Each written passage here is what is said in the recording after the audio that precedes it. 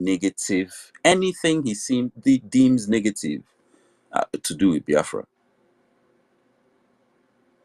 I just ignore it because I've seen it all before, even from 3 years ago. He sent me almost everything he's still posting today. You know, they're not just denying the genocide, they're threatening us subtly with another genocide. That's what it is. That's why no matter how much you break down what we are doing, the process we are following, or their conclusion is, oh, if you declare Biafra, it means war. If you declare Biafra, it means war. You guys want war. Well, we've been asking you to the negotiating table. You guys keep acting like kids, ignoring it like you weren't signatory to the UN Charter. Like literally playing ostrich. Like, oh, let's just pretend we can't hear them, we can't see them. Oh, okay, so that what? So that if they do what they want to do, then what? Anyway, yeah, just looking at Nigeria. Nigeria is a failed state. So yeah, if we declare, I'm sure they'll try and they'll throw ape shit. Oh, the first whatever battalion go to the east, and yeah, they'll throw ape shit and they'll commit crimes against humanity. The Nigerian army has never won a war against on their own. They've never won a war against another standard army. Never. You know, and their stock in trade is brutalizing civilians. That's all they've been doing since they were created by the British. In fact, they were created by the British to suppress other West Africans. Yeah, Starman. Yeah. That is the same question I keep asking them. Nigeria, giant of Africa. What has made them giant of Africa? Because for you to be a giant, meaning that you fought a war and you won a war. Are you getting me? Nigerian army has killed more of its own citizens than enemy combatants. That is their only war, killing their citizens. Yes. Going on places that they have not fought a war and go to decree a war on them and kill them. Women and children. Imagine an army that has killed more of their own citizens than enemy foreign combatants. Imagine that. You know, and I was even going to say something. But yeah, I see a few hands up. I'll land it there for now, I guess, and maybe so you just continue talking. I see Justice on the speaker. Okay, my brother. Let me just put in something. Just like an announcement. Can you hear me?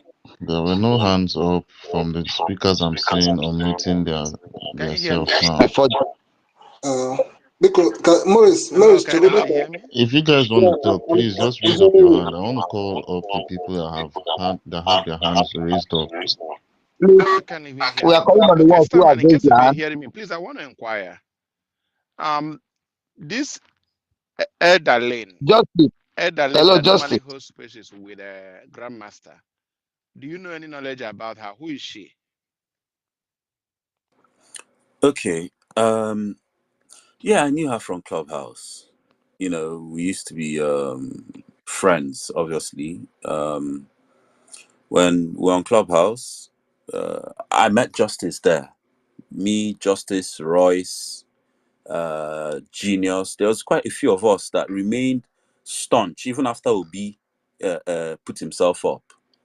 So, but before Obi, there was this big, you know, we're talking about Biafra, we're talking about self-determination. The Yoruba nation, they came, they joined us. And Erdalin was actually a loud, powerful voice. And then something happened. The elections period came. They did that, you know, remember they'd been promising us Igbo president for 8 years. No, Starman. Erdalin come as a Niger Delta person and was defending Niger Delta. Then we we have an Igbo nation room we normally have. So at the point, we now have alliance of self-determination, both Yoruba and Igbos. Then they went and Endalin and some people, they went and formed Niger Delta room. So when he stepped into Niger Delta room, and as a Neoma person, they told him he's not a Niger Delta person. He cannot co-host in that room. They told him she's an Igbo. By that time, he have jettisoned us as we are not part. She's not an Igbo girl. So when he went to Niger Delta room and they treated her like that, she now came back because I remember him and the Hisba got into a fight. When Hisba called her an Igbo girl, she don't want to accept that, and they fought, and she left us even before we formed Rubicon. So finally, the Niger Delta people kick her out because they told her she's an Igbo. She cannot be a moderator or a co-host in their space. That is when he now started coming up to accept that she's an Igbo girl.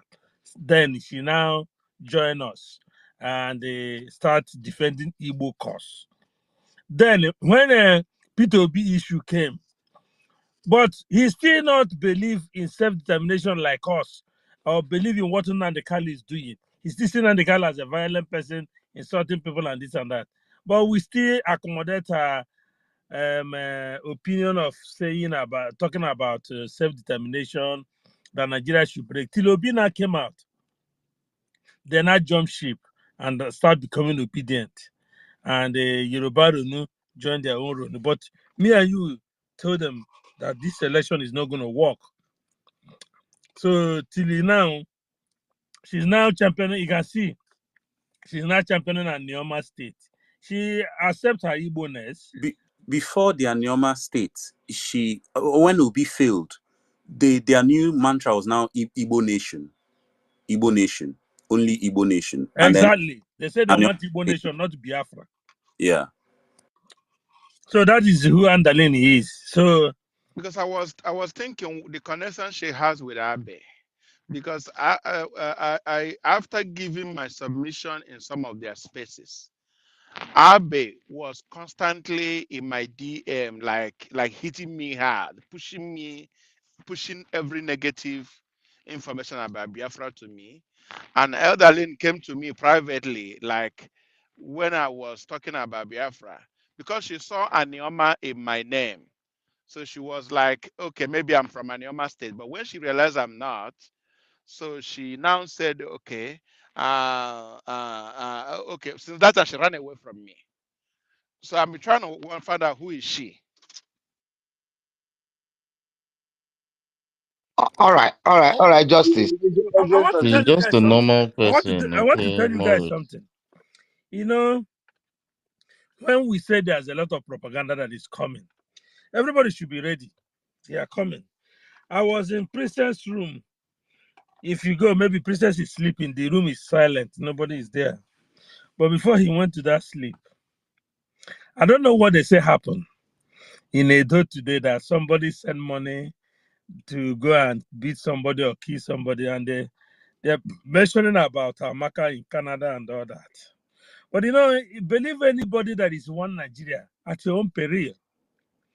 You know, this BC of a guy that opened space the other day, all of us were there talking. Went to Princess Space and said that Princess should not allow me, Starman, Akokaria, or any IPOB member to come and speak on their space. That he hate them the more. They went and pushed for propaganda that made them to go and burn and open university in his state. But this guy opened space today, and invited me to come on his space. Do you see how can these people can be evil? And dare me to come on his space, which I didn't go anywhere. But she invited me. Now he went to another person's space, telling that person not to allow me to come to her space to speak. And he went there, tried to please the people there that he didn't support, that it was a propaganda. He didn't support the burning of the place, but he will also not accept the IDP camp to come to his village. That And they got one guy there was now calling him out that, oh, you supported if you now support if he was not university, they should burn it if they are bringing IDP camp to your place. That means you don't even believe in Nigeria. And I now laugh. If you go to that princess, you will see where I said you will open your mouth and said you hate your own people. But at the end of the day, they will still the enemy will not still even believe you. That Bisin tall. Now he went and said, and I will begin to wonder what kind of people that is this. What kind of people? My brother Justice, these people are paid to I'm do what telling they are doing. you. Then They are paid. today I went to Harry Space too, and I don't know how Christopher does that. Christopher is a good. He will put you in a very tight corner with question. I don't know how he does it. I wish I can learn it, because he will come with question upon question to the point you use your hand to tie yourself rope on your neck.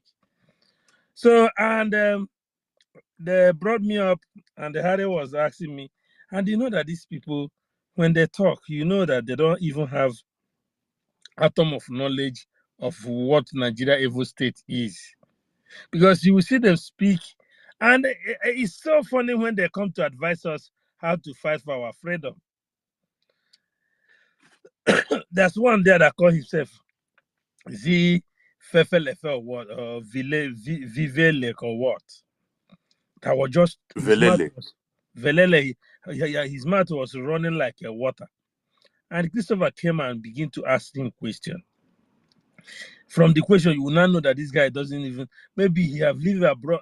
I don't know when last he even visited his village. And I asked her in that space, you begotten against people. And when I talk about Biafra, you not try to tell me that I am causing violence in the eastern region, or I'm trying to make Nigeria people to kill our people. But do you know that what you're doing is more dangerous than the violence you are accusing us of? You begot against people. I'm not against your whatever you're doing, but why do you Yeah. still? And then, Mazda K, what's up? Everything good? Everything good, man, on the space? Everything good, my bro. Yeah. Everything good, my brother. I want to break record this night, too. Starman. I'm not like you. We are It's going 24 hours. But Chukwu I know you're, Chukwu mezie yeah. ọ na-anụ ihe m na-ekwu. Yeah, Mazi On an Justice. my brother Justice. So, Yeah. and I told him that what you are even doing, you Justice afọ onye a Chukwumeze, not okay, Chukwumezie. Chukwumeze, yes. So the thing is, I was trying to tell them they were not accusing us of doing this. I said, show us your proof. But for you, what you are even doing is the worst, because you and people are on a bigot war, and you still want to be in the same country with these people. How does it work? And I even go ahead and ask him, Larry, Harry, can you go, this Nigeria you are supporting, can you comfortably enter flight now and go and visit Nigeria? You cannot be able to do it. But people like us goes there, which they say whatever they want to do, let them do it. Let's see. We're not going to run out for them. But you cannot even step there. But you are begotten, your begotten war are putting the life of our children even at risk more than we that are saying we don't want to be part of Nigeria. Because where I work here, I can tell you the animosity that is going on between us and Yoruba people. They want to outdo you at any point. You mistakenly fell asleep on your duty post. They snitch on you without even looking back. People, you think that they will watch your back if anything happens, then you sleep. They snitch at you because of all this bigotry that is going on. And I was trying to make Harry to understand that if you want to go on a bigot, go, but you cannot finish bigotting and you still want to live with that person on the same space. There's no way it's going to work. You are setting people for destruction, which is what Zeke and the Awolowo have set us to do. And Britain love it when we set ourselves up in this way for destruction. Bigot, okay. But you don't bigot after you bigot. You still want to insist that you and these people will be on the same country. You are not projecting us for another program. You think you can call people score minors, and at the end of the day, you still want to be in the same country, and you think they're not going to mind the score of your children? Justice. And after he told him that, I asked him, which one do you prefer, a Biafra or a new Nigeria? The clown still said, if there's a way they can structure Nigeria, and if it works. This is my fear about these people. These are small children I think that don't themselves. understand. I even want to put her that now you are in Italy, you cannot go home, and you are putting these people, maybe they have another undertone there. There's another one there that call himself a fan. He talk all the English he talk. He say he understand the whole thing. His father fought in Biafra army, this and that. But whenever he's going to his village, he carry his escort. He's a chief. He what did he say again? He said this old mama knows him. I said, know you for what? Tomorrow, the old mama you say you know, you still come and say they are the one causing insecurity. They didn't kill you, but you come out tomorrow and These guys are cowards. eh? Cowards. And I say, you people that are cowards, step aside. Make yourself clear that you want to join politicians. It's only a dirty person that will go to his village with an escort. You see that we don't have money to put escort? Why am I going? In 2021, I was in Nigeria. Justice, Biko, one last interjection. You see that fine guy, I've set up a space for tomorrow about Nigeria at 64 and Nigeria being a failed state. Please invite him and that. He have already blocked me. I said, he didn't see when I said I have shifted this one. He blocked me. Okay. Back and forth. I'll invite them. There's no problem, morning. someone. I'll try to morning. send some people invites for that space tomorrow. This clubhouse, wait, they always clubhouse. Is it was it a group on Twitter or is it app on the team? No, a clubhouse is it used to be. It was one of the original audio apps. You see this format, Twitter, this Twitter Spaces. Clubhouse was one of the original ones that went popular and viral. And it became very popular because Clubhouse could dialogue with people direct, get your message into their brain. So it really became popular. But then, another good thing about Clubhouse is please give me a second. I want to acknowledge the presence of our lobbyists, Elias Berasolis, and we see the work you've been doing for We Be Biafrans. We don't mind hearing your voice for 1 or 2 minutes, my brother. Oh, okay. Mr. Elias, mute your mic. Thank you. Can you hear me? Yeah, loud and clear, Elias. We can hear you. Oh, good. Well, this is the same Chukwumaeze I met in New York, right? I'm speaking with the same person.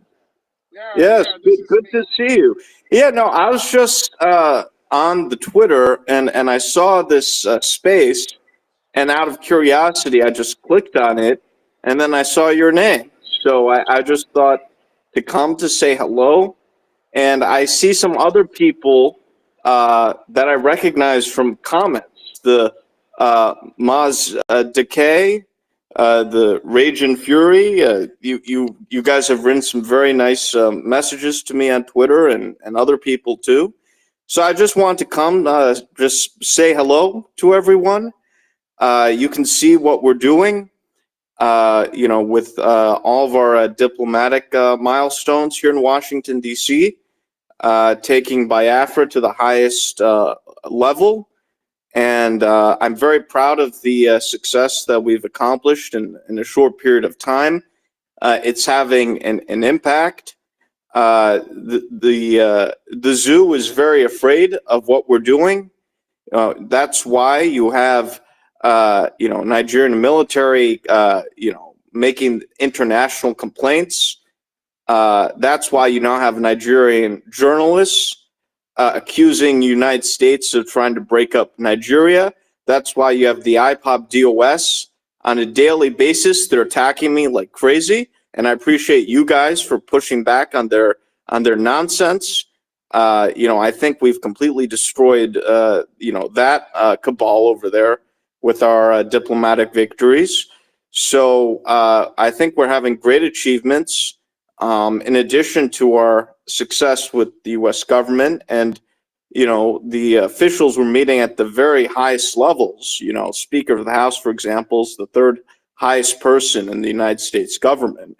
So we're dealing, you know, we're spreading the Biafra message to all the important decision makers here, and we've already gotten some important commitments that I'm working on behind the scenes with the officials that we're meeting with. So you're going to see, and this is just the beginning. You're going to see more and more things, and if we're going to defeat Nigeria, it has to be a multi-pronged approach. The Prime Minister, and we're lucky to have such a great leader, has always talked about the multifaceted, multi-dimensional approach, and that's important because arms alone won't do it. We also need the diplomacy and the politics. That's how we're going to defeat the enemy here. And that's what we're doing. And I'm working very closely with the diaspora here to help them become politically organized. If we're going to defeat the zoo, we have to understand how politics is done. We cannot be ignorant, about politics. And that's, the one area where we have to educate our Biafran friends. And I think all of you can educate your Biafran friends because there's still, work to be done on that front. And there's still need for improvement. We have to help our Biafran friends understand that, if there's supposed to be a diplomatic progress, it needs to be done through the proper channels.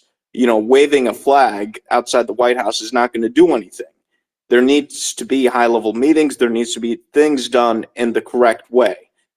So, we're going to work very closely with our friends in the United States. I'm helping teach our Biafran friends in the United States how politics is done in the correct manner. So I'm very proud of what we've been doing. I thank all of you for all of your support. I'm very touched by the very lovely messages I've received from many of you. So I thank you, all of you. And I just want to give you my greetings since I stumbled on this space. So thank you, and good to see you again, my friend, Chukwumaeze. Good to see you. So glad to have you here. Like we have been on this space. I started this space by 2 p.m. It got brought down. I had to bring it up again because of lately the zoo and their paid agents are running crazy. They're opening spaces 24 hours, and we cannot just be silent. So we need to debunk everything that they are saying, everything they are trying to push, all the propaganda. And so we've been on since 2 p.m. up till now. And very soon I'll go down, another person takes over because I think now it's like their masters really gave them a lot of money, so they are working real hard now.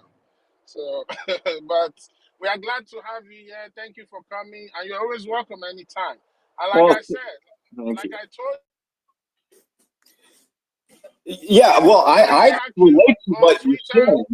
I can relate to what you're saying, Chukwumaeze, because as you can see, I mean, these people are attacking me on a daily basis, which I don't mind because it shows you that, I'm successful. Otherwise, they won't be attacking me.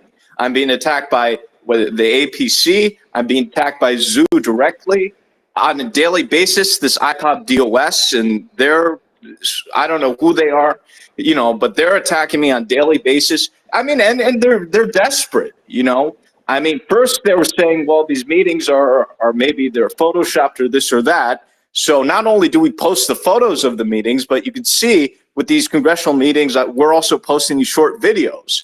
So now they can't use this whole Photoshop nonsense. So what do they say? Oh, maybe Elias is a clone and real Elias is somewhere else. I mean, they've gone into complete insanity. So we've totally destroyed them. But you know, again, they're on a daily basis. They're attacking me, you know, like crazy. Whether it's the zoo agents directly, or whether it's their proxies and these other groups like the iPod DOS. Even some of these, I think they call themselves Obedience, these Peter Obi supporters, some of them have even attacked me on the Twitter. So it would be helpful, because I can't respond to all this nonsense, if, you know, whenever you guys see me being attacked, that you guys can push back on this nonsense. And I anticipate, as we achieve more and more achievements, that I will be attacked more and more. So, and I appreciate all of you for helping push back on this nonsense that I've been receiving. So I relate to what you're saying. So I just wanted to mention. Alias, I want to appreciate you. We want to give you our 100% support that we're going to do the job for you. You know, no matter how they try to, you know, attack you, we'll give them boza, because they know they can't do anything. This is just their way of ranting, their way of trying to, you know, come up, look for a way out. You know, these guys are not relevant. That is just the truth. They are not relevant, and they are nobody. So we appreciate what you do. We are asking that you do more. Don't look at them. That's their way of natural life. That is zoo for you. That is zoo for you. But we appreciate you. We love you. I will continue to support you and do our best. God bless you. Thank you so much. And And Elias, thank you so much. I 1 minute, please. okay.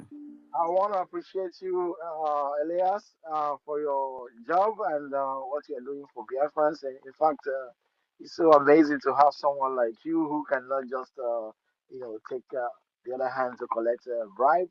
And as all of us are here, we know what freedom means, and as well as you.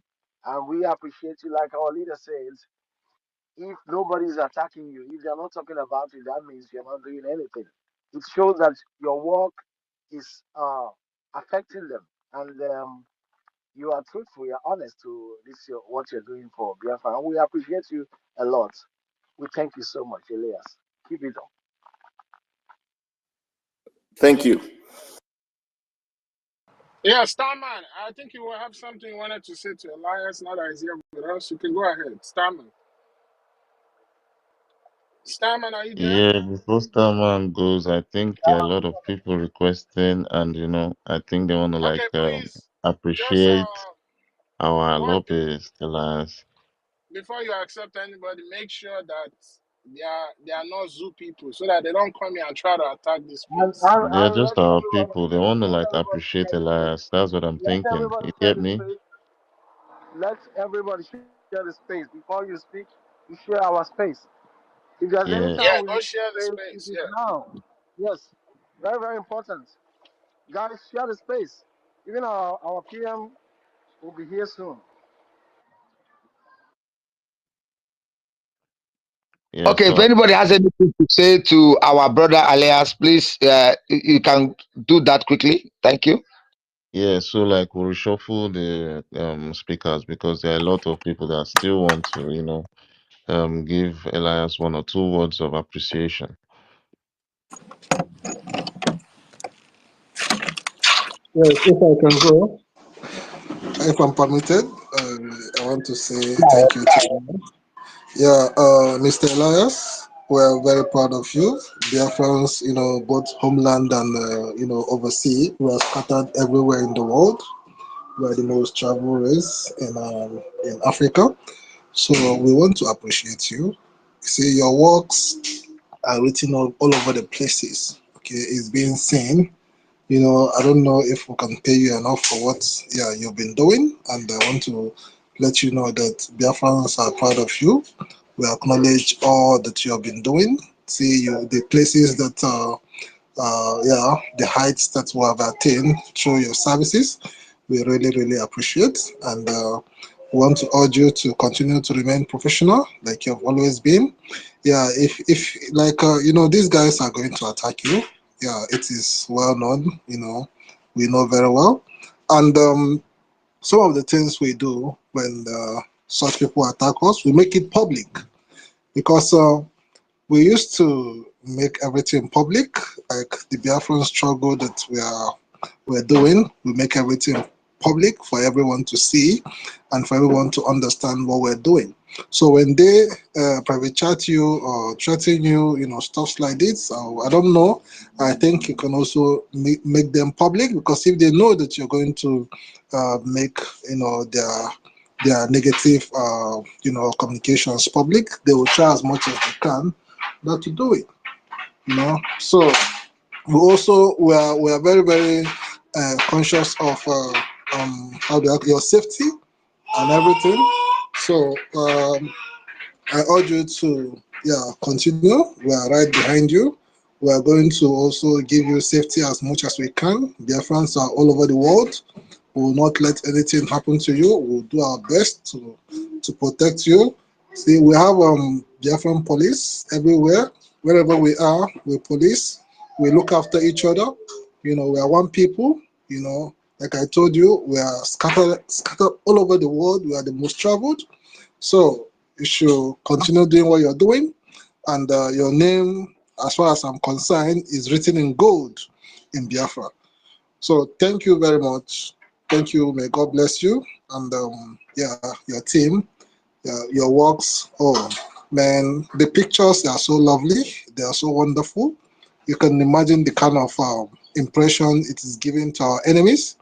They are so wonderful. They can't debunk it. They are just so moved. Everyone is marveled.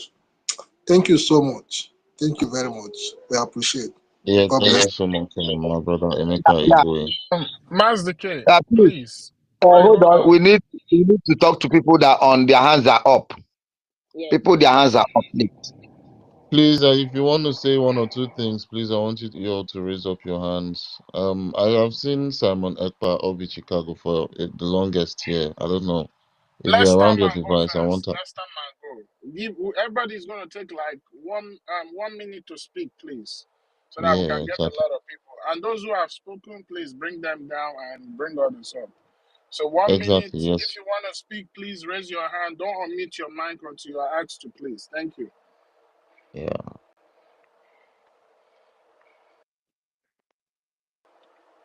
So So, Starman, Starman, please. Starman go after Starman. Ugochukwu we go, then Nkiru next.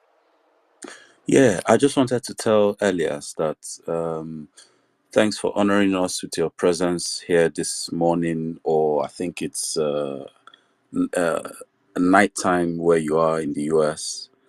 And you can rest assured that the Biafrans will form a veritable firewall around your handle. None of that nonsense will be allowed to even remotely dent anything you're doing. We will form a firewall around your handle. You've shown up. You've come amongst us this morning, and you can see the appreciation. Just see what happens in the next few days. I'm sure many of us here who weren't following you before are now following, and the feed from your handle is going to be coming through to many of us. Don't worry, you are in good hands. And I'll also like to I'm sure all of us here would like to invite you and welcome you to possibly the greatest party the human race would have yet seen, with our final reactualization of Biafra. We're welcoming you to the great Igbo hospitality, and we would definitely like you to be with us when we sell. I've actually dreamt of this party. I dreamt of a party in Igbo land, in Biafra, all across Biafra land, for a whole month, to the point where there was a shortage of kola nuts and palm wine. And these are two things that we used to, like, welcome, visitors and share hospitality. There was a shortage of these two things. So I can guarantee you to be the most epic party this planet has yet seen. to date, and you are very welcome. Thank you very much, Elias. Thank you very much. Thank you, guys. I just want to take it from here.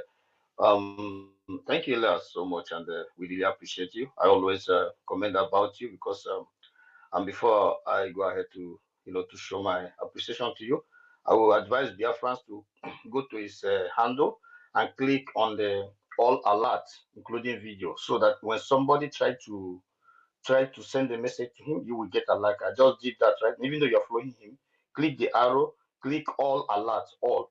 So whatever that goes to him, you will get it. Like as PM on, like anything PM, just pump out in space. So immediately when we see all those nuisance, all those never do well people who see a brother from another mother, which is great professional, doing everything humanly possible, embrace us with all his heart, using his extraordinary profession to save us. And there, because of the zoo mentality, zoo contamination, this attitude of fraud and this backwardness that the zoo has imparted into their life with the bribery and criminality, attacking a brother from another mother, a wonderful human being, person that are choosing, doing everything humanly possible, flying around for our sake and the sake of our people to have a freedom, to test freedom in our life. So please click on the arrow, click that button, you will get a lot. Immediately they send any word of insult, we just go there and tell them what they look like and explain to them that they are nothing but a zoo animals, proud British commodities. But we that have chosen to get our freedom, Elias, my brother, and a wonderful friend of Biafra and a Biafra family member at this moment, we love you. We appreciate you. We are all over the world. We gonna do exactly what you asked us to do because right now you are part of the mouthpiece of the Biafran people. You have shown us love. I want to show you Biafran people, when you show them love, bro, you're gonna run away from love because love will be too much flowing all around you. You're gonna like sleeping and see people replying to these vagabonds, this proud terrorist state of Nigerian polluted and the contaminated ones from our own territory who have chosen the other way around. Thank you, sir. Thank you so much. We appreciate you. We love you. You don't know how much. If you check our space, I also, when I'm, greeting my prime minister, the prayer answer himself, Mazin Namdekan and the rest, we always call you what you are doing. Thank you, sir. And God bless you and your family and PM keep is you in here. peace. Our PM is here. Thank They you. try to bring down the space, but I cut it back up. I think our Okay, PM PM is is here, here. sir. I salute you, my own great man. Our PM is here. Our Prime Minister is here. Greetings, my honorable Prime Minister, and welcome to our space. Thank you for joining us. I don't know. PM, do you want to speak? I think I he's can't still. even see I think he him for haven't get real. ready to I've been speak. trying to look for him in Well, the this listener. is speak. Oh no, okay. It's all be It's Chicago. It's all it's be. all big Chicago. It's not. Ah, this guy, Here this will be thank here will God be today like is not so. April I just April 1 stop oh. here so that other people can go. I If think not GBK has been here before me. Raise his hand up. Okay, Thank you, brothers. Chukwuma is Nkiruka. nearly joins us now. Okay, I'll be very fast with my own. Oh, good morning. Oh, sorry. It's morning where I am. So, but I greet everybody. I greet our leader, Mazi Namdekano. I greet our able Prime Minister. Then, Mr. Elias. Oh my God. Oh my God. Oh my God. Thank you so much. Thank you so much. I'm one of our ladies, Biafran ladies, that is in this struggle. So God, I appreciate you. We appreciate you a lot. Please, thank you, thank you, thank you, thank you, thank you from our deepest path of our hearts. We appreciate this. Biafra is a very touchy, very emotional. How will I put it? It has been going on for so long, from our fathers down to and now it's our turn to fight this cause. And I have said that this cause must stop in our generation. This fight, our children will not continue it. And that is why we appreciate you to have thrown your support behind us. We appreciate you. We appreciate you. We appreciate you. All of us we are going to follow you. And all these people, including some obedience. I'm so disappointed. Some obedience that are coming to your page to try to do that nonsense. We are now out for this. We are out for this. We appreciate you. Thank you, Elias. I love you. Yeah, thank you so much, our sister Nkiruka. I see there are lots of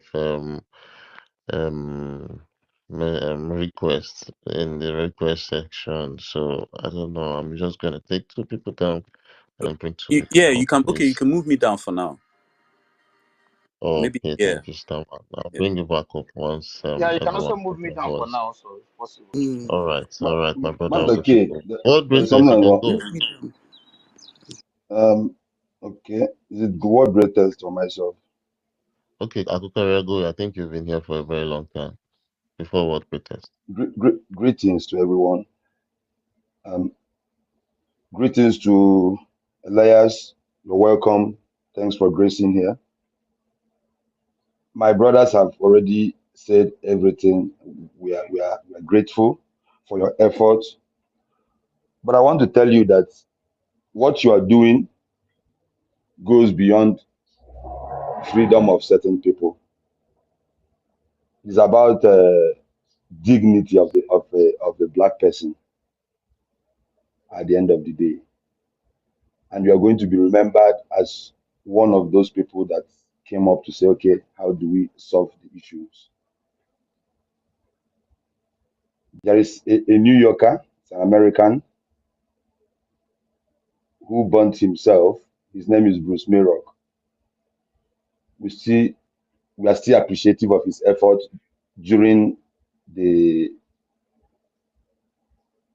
pogrom in the 60s. So these are some of the people that did the same job that you are doing today. I don't know how to put it properly to you, but I'm telling you that what you are doing, you are going to be remembered. See it that you are doing the Lord's work, and it goes beyond anything, any monetary value or any appreciation we are going to give you on this space. But I thank you. You're welcome.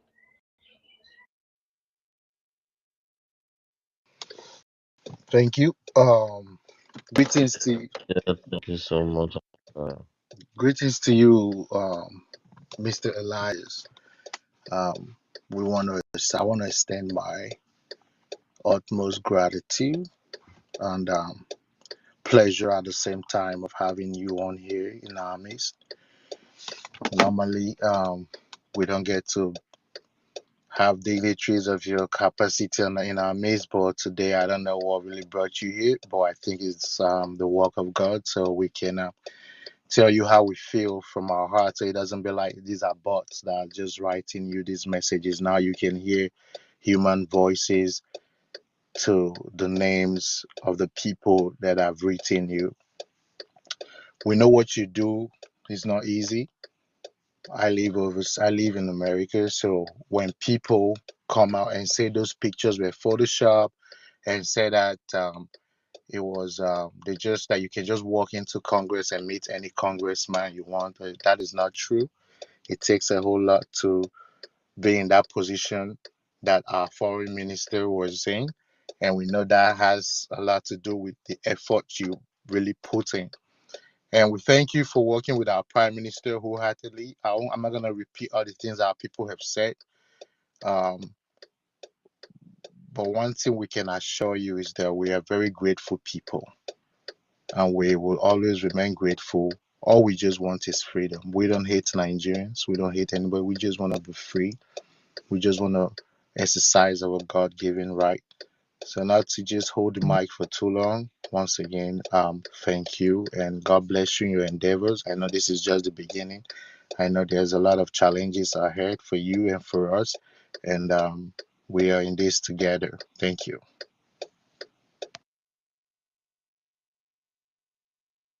Yeah. We'll look at Mr. Elias, thank you so much, everyone. And Mr. Elias, all I have to say this morning is there is an adage that says that whatever you do in life echoes in history. So what you're doing for Biafran people, it is what that I want to assure you this morning that of course you know that your name has been written or is going to be written in the gold in the history of time. What you are doing is not different from what the patriarch of America who ended the slavery of the black people did, and their names are still echoing to today, even in generations to come. Now, I want you to know that you're going to wear a very, very tough skin, because by the time Nigeria done sending their ERATs to attack you, and if they see that you did not succumb to their blackmail, emotional and media blackmail, they're going to send another powerful delegation of another lobbyist to you with a huge bag filled with money. By the time they will send that bag filled with money to you and dangle it in your face, it takes a man of a great heart, a man of principle, a man of discipline to reject that money, because you know you are fighting for humanity. So we have confidence in you that when this attack of media will be over, we have the confidence in you that when they will come with you with a money bag, because they're going to give you the kind of money that if you are not a strong person, your faith in what you're doing will be shaken. And so we believe that as long as you have that same strong faith, no, haven't had the amount of people that died, the amount of suffering that we are going through, the eager and thirst of freedom that we are struggling with. If you have it at the back of your mind, you'll be able to tell them to go to hell with their money, because you know that the history you're making is more important than the money. At the end of the day, Biafrans and our grandchildren will never forget this name, Elias. Thank you so much, and God bless you. Thank you, sir. Yeah, thank you. Please, guys, 1 minute, don't exceed it. Mass decay, please time everybody. And once somebody speaks, please take them down so that we can bring others. So that we need Exactly. to Thank you. we need Yeah. to we need to tell an Elias how appreciative we are of his work, because honestly, he's doing an amazing job. Most especially when it comes to Biafra, we know before you take up this mantle, you got to be ready for a lot of bullets. And so far, he's been doing the job very, very good. And I can tell you, this is somebody that's kind of like, I would say he wears the same shoes that we wear, because only those who wears the shoes know where it hurts. And I can tell you, after speaking with him, I tell you, he's a man of integrity, a man that's determined to help us get what we are looking for. So please, let's be proactive with the mic and try to bring as much people as possible. Yeah. Thank you, my host. And the next person we're gonna go to is our minister, our honorable minister, Otto Wamwanya. Then next will be David Enana, then Region Fury, then we go like that. So, honorable minister Otto Wamwanya, it's over to you. Please, you can take me down to the listening section, please. Yeah. Thank you. Yeah. Uh, Master K, please give the mic to someone else. Please. All right, Dr. David Enana, yeah. You can go then Region Fury.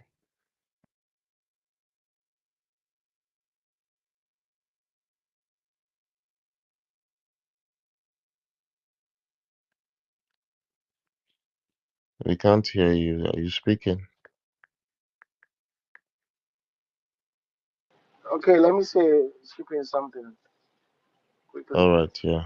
Yeah, Just Biafrans, David Enana, I can see you are off your speaker, but we can't hear you. I don't know if you're speaking. let me let me say, Take him down and bring him back up. Let our honorable minister go ahead. Take him okay, down. Bring him up. Biafrans, you can see we have our brother here, And Pastor D. we have Elias with Yes, us. Oyesi, I can hear you. Do you want to say something? Go ahead, Minister. Please don't come off your mic, please. Let's be civil here.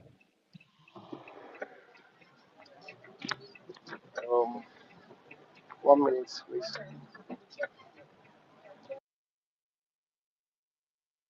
Okay. Simon Ekpa, Obi, Chicago. Please go ahead. Simon Ekpa, Obi, Chicago. All right. Rajan Fury, go I ahead. think I should be. All right, Yeah, thank you very Rajan much. Fury. Am I coming out? Am I coming out? Yes, you are. Go ahead. All right, thank you very much. This is to you, good Biafrans. My name is Legend. Rajan Fury, I know you're in Homeland. Please, I want you to just take a little bit, like 30 seconds, 1 hour, 1 minute and 30 seconds to express to Elias how our people back in Please Homeland are tell them happy I for the can't job say he's doing. Please anything. go ahead. If I say anything, All right, thank you very much. I am Legend Fury, and I am calling from Homeland. And to our great brother, Lord in Twitter Elias is hearing me. honestly speaking, you have brought joy to the people of Biafra all over the world. Right here in the homeland, now we are so confident of our freedom more than ever because we have the best prime minister, his excellency prime minister Master Simon Ekpa. Everybody that God brings around him to work with him to give us his freedom has always been the best. This is why we have a great man called Elias Gerasolis in the building this morning. Who is in the building? It is Elias Gerasolis. Thank you very much for the great work you are doing for Biafra. And I want to submit yield by saying that, do you see the smile on our faces after you have done what you do? Do you see satisfaction on our faces as you dey fight for us? Be free. You don't think it's much, but to us it means the world. We wake up every morning and wish you were there. You don't have to laugh again. You will always have our people's pride. We always love you, dear soon. Your every contribution takes a lot, a little bit safe every day. You are the hero. You are the hero. Thank you very much for the great work you are doing for us. We are friends all over the world. He is one of the reasons behind our being able to access Capitol Hill. He is one of the brains behind our being able to access Washington, D.C., being able to access men that matter, decision makers in the world. And we love what Elias Gerasuli is doing for Biafra. Thank you very much. History will be very kind with you, sir, for the great work you are doing. I am Ranger Fury and I live from here. Thank you. I'm so excited. We are happy. Thank you for coming. Thank you, Raging Fury, and I follow your comments. So it's good to finally hear your voice. Thank you. And thank you to everyone. Thank you very much. Yeah, Thank you. thank you so much, our brother Elias. We go next to David. And try your speaker again if your voice will be able to come out.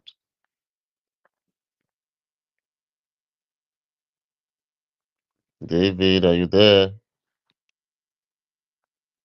I'm back now if David is not ready. All right, Minister. Yeah, Biafrans, we have our lobbyists and a congressman here with us, our brother Elias. You can see everything he's doing. His transparency to everybody. And these criminals, they are seeing it and they are still doubting it. If you are among those that are doubting, you're on your own. We have moved on. Elias is taking us to the White House. He's taking us to meet a lot of important people and telling them what we need and what is to be done. It is transparency. He's honest, and in fact, we thank God for giving us somebody like Elias. He knows what it takes and he's doing it well. Biafrans, keep supporting the PM. and keep praying for all of them because I think prayer is what we need because enemies, they are many, numerous, you know, but we have defeated them and we have spoiled their job, everything they are doing, upon, with the lives of other people, it is all ruined. I thank you, Elias, and we will appreciate you always. Thank you so much.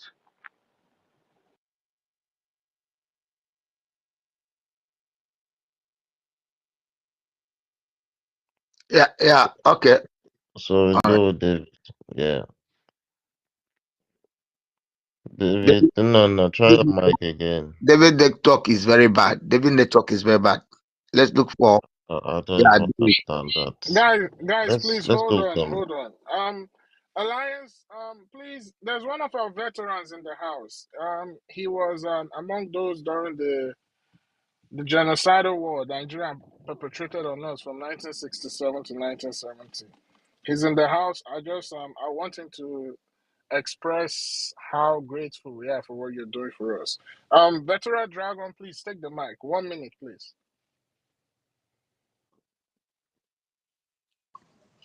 Yeah, thank you. Thank you. I'm very grateful this morning to have one of the greatest friends of Biafra among us in the person of Elias.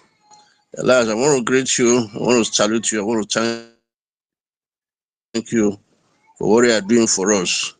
I want to tell you that the Biafrans will love you. I believe in you because you told us the history, your history background, your family lineage, that your family lineage is acquainted with freedom fighting. So we really appreciate you. We've seen what you are doing, and it's showing. It's not in the hidden. It's everywhere. What you are doing, and it's taking us so far deep into the Congress and American representatives. We so much appreciate you. I want to tell you that Biafrans, we love people. Those who lead us are people that are fearless, people that are principled, people that speak the truth, people that are not moved by money. So, and we also, Biafrans, we are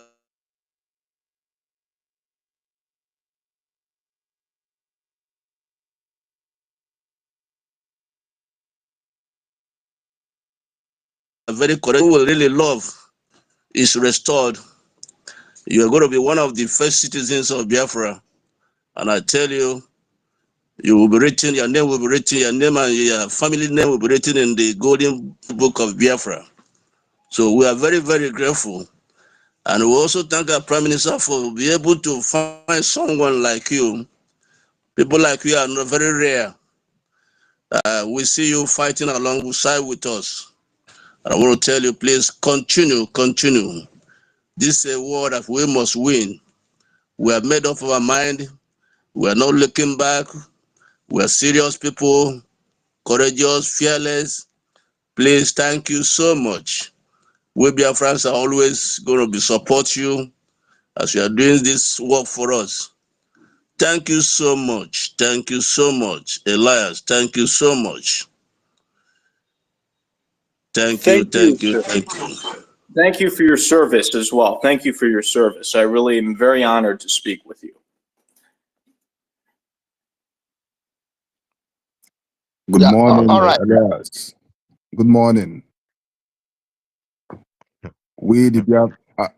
Can anyone hear me?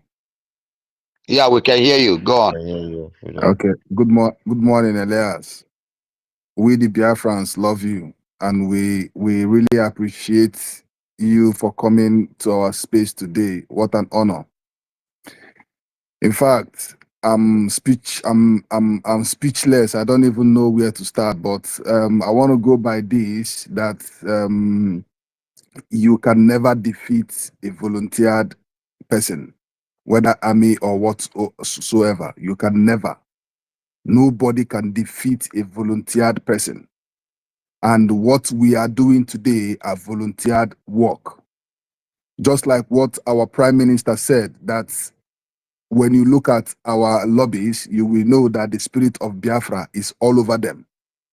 And when you see what our Elias, our lobby Elias is doing, the way he goes around, the way he debunk what these people, all these obedient and all these one Nigerianists are doing, you will see the spirit of Biafra is all over him. We the Biafrans, we observe very well, we know what is going on. When we see somebody who is not genuine, we know. And we want to tell you today that you are genuine. We want to tell you today that our Prime Minister said and what our Supreme Leader said, Mazi Nnamdi Kanu said, that there is a time we are going to separate the chaff from the wheat. This is the time. And you are among those people that are the wheat. The chaff has been separated.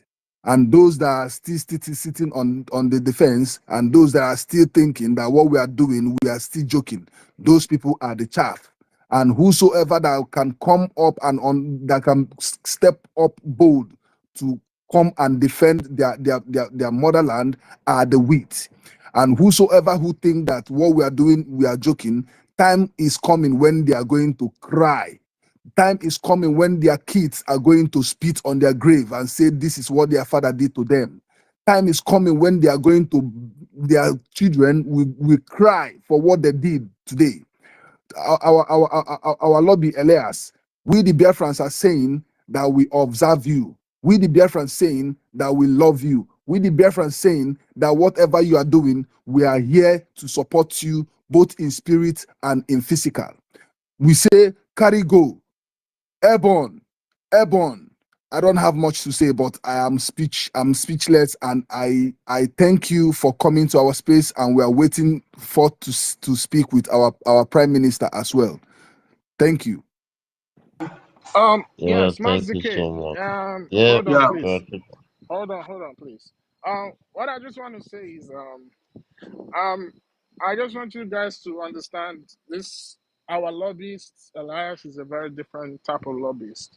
You know, if you know the history of Biafra liberation, we have hired other lobbyists, and we all know what the story was and how it all ended.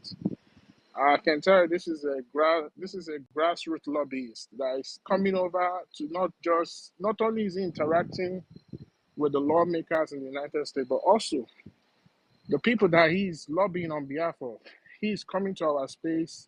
He's trying to familiarize himself with us and also interact with us so that he can know where he hurts us the most and know how to take the message to the people who are in the power of authority that makes the law. So I can tell you, honestly, like I'm just thinking about it. Like I don't think lobbyists will come and they only speak to like the people in the higher up.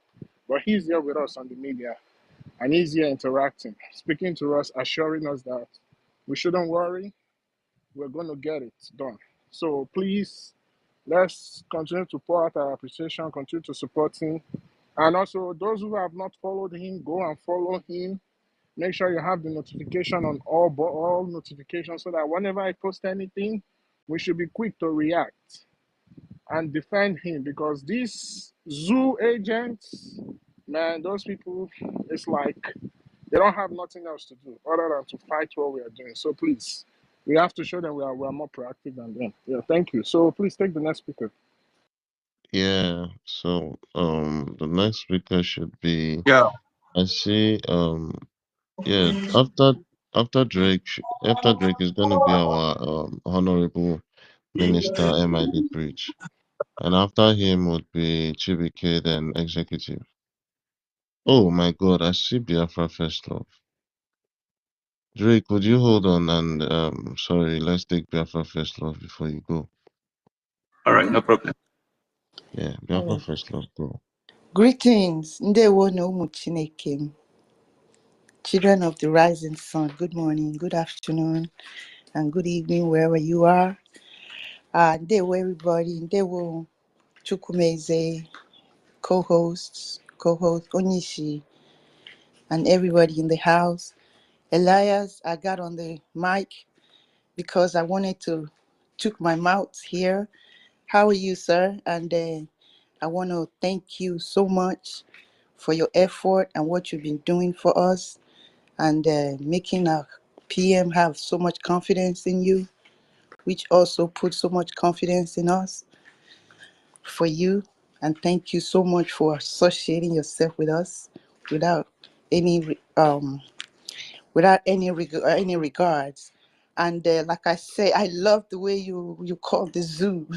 Thank you so much for understanding and helping our race. You know, we're lovely people, and as you can see, we're peacemaker. We're not those things they call us.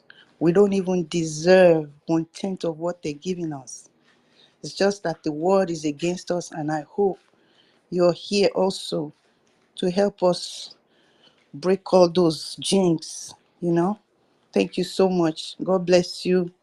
Chukwu Okike Abiama, bring you to us continuously. And I know you're part of us now. Thank you. And hope to work with you soon. And I see you in America. God bless. Ndewonu. Thank you. That's our sister. We love you, our sister. We also go to our brother, Derek, please. Yeah, greetings everyone. Greetings my Igbo Prime Minister. Greetings our Igbo alliance.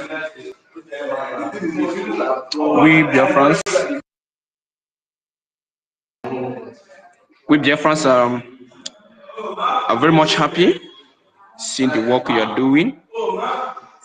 We are really happy having someone like you. We this generation, we are happy. A second, sorry.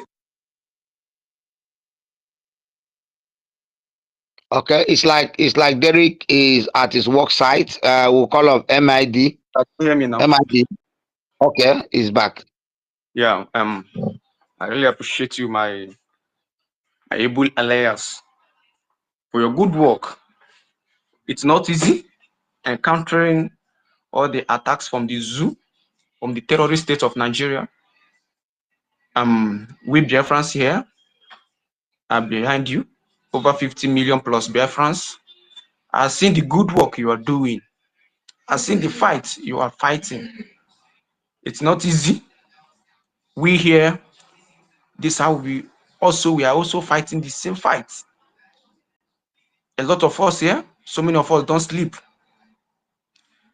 because of this fight. And this is the right time for us to fight out our way from this terrorist state of Nigeria. We are so much happy for aligning ourselves with a great man like you. You know, despite everything, you still stand strong. You still stand gidigba gidigba. It's not easy. We really appreciate you for your good work. We ask you to keep on moving, keep on pushing. We are behind you. And there's nothing that will back us down. As long as this movement is concerned, I do appreciate you so much. Thank you. Yeah, thank you so much, my brother Drake. Thank you for that quick submission. You squeezed it in a very little minute. Our Honorable Minister Mighty Bridge, can you go on unmute your mic and go on with your submission? Yeah, good morning, brethren. Special greeting to our able lobbyist, Mazi Elias. I call you Mazi Elias because we Biafran people duly appreciate you, heartfully appreciate your personality. We know historically your lineage has been the propulsor, one of the propulsors of liberation, especially in the Europe and America. And today, the spirit of Biafra has chosen you to help us to come out of the dungeon of that zoological republic. We always appreciate you because we know you are distinguished in your profession and in your humanity. So, Mazi means Mr. in a bigger way. You are highly welcomed by the Biafran people.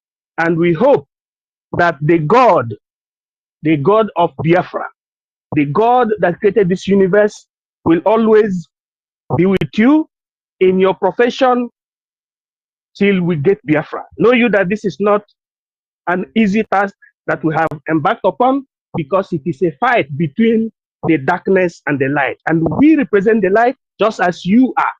So we say much kudos. And we give you 3 bozas. Boza is a military salute in Biafra.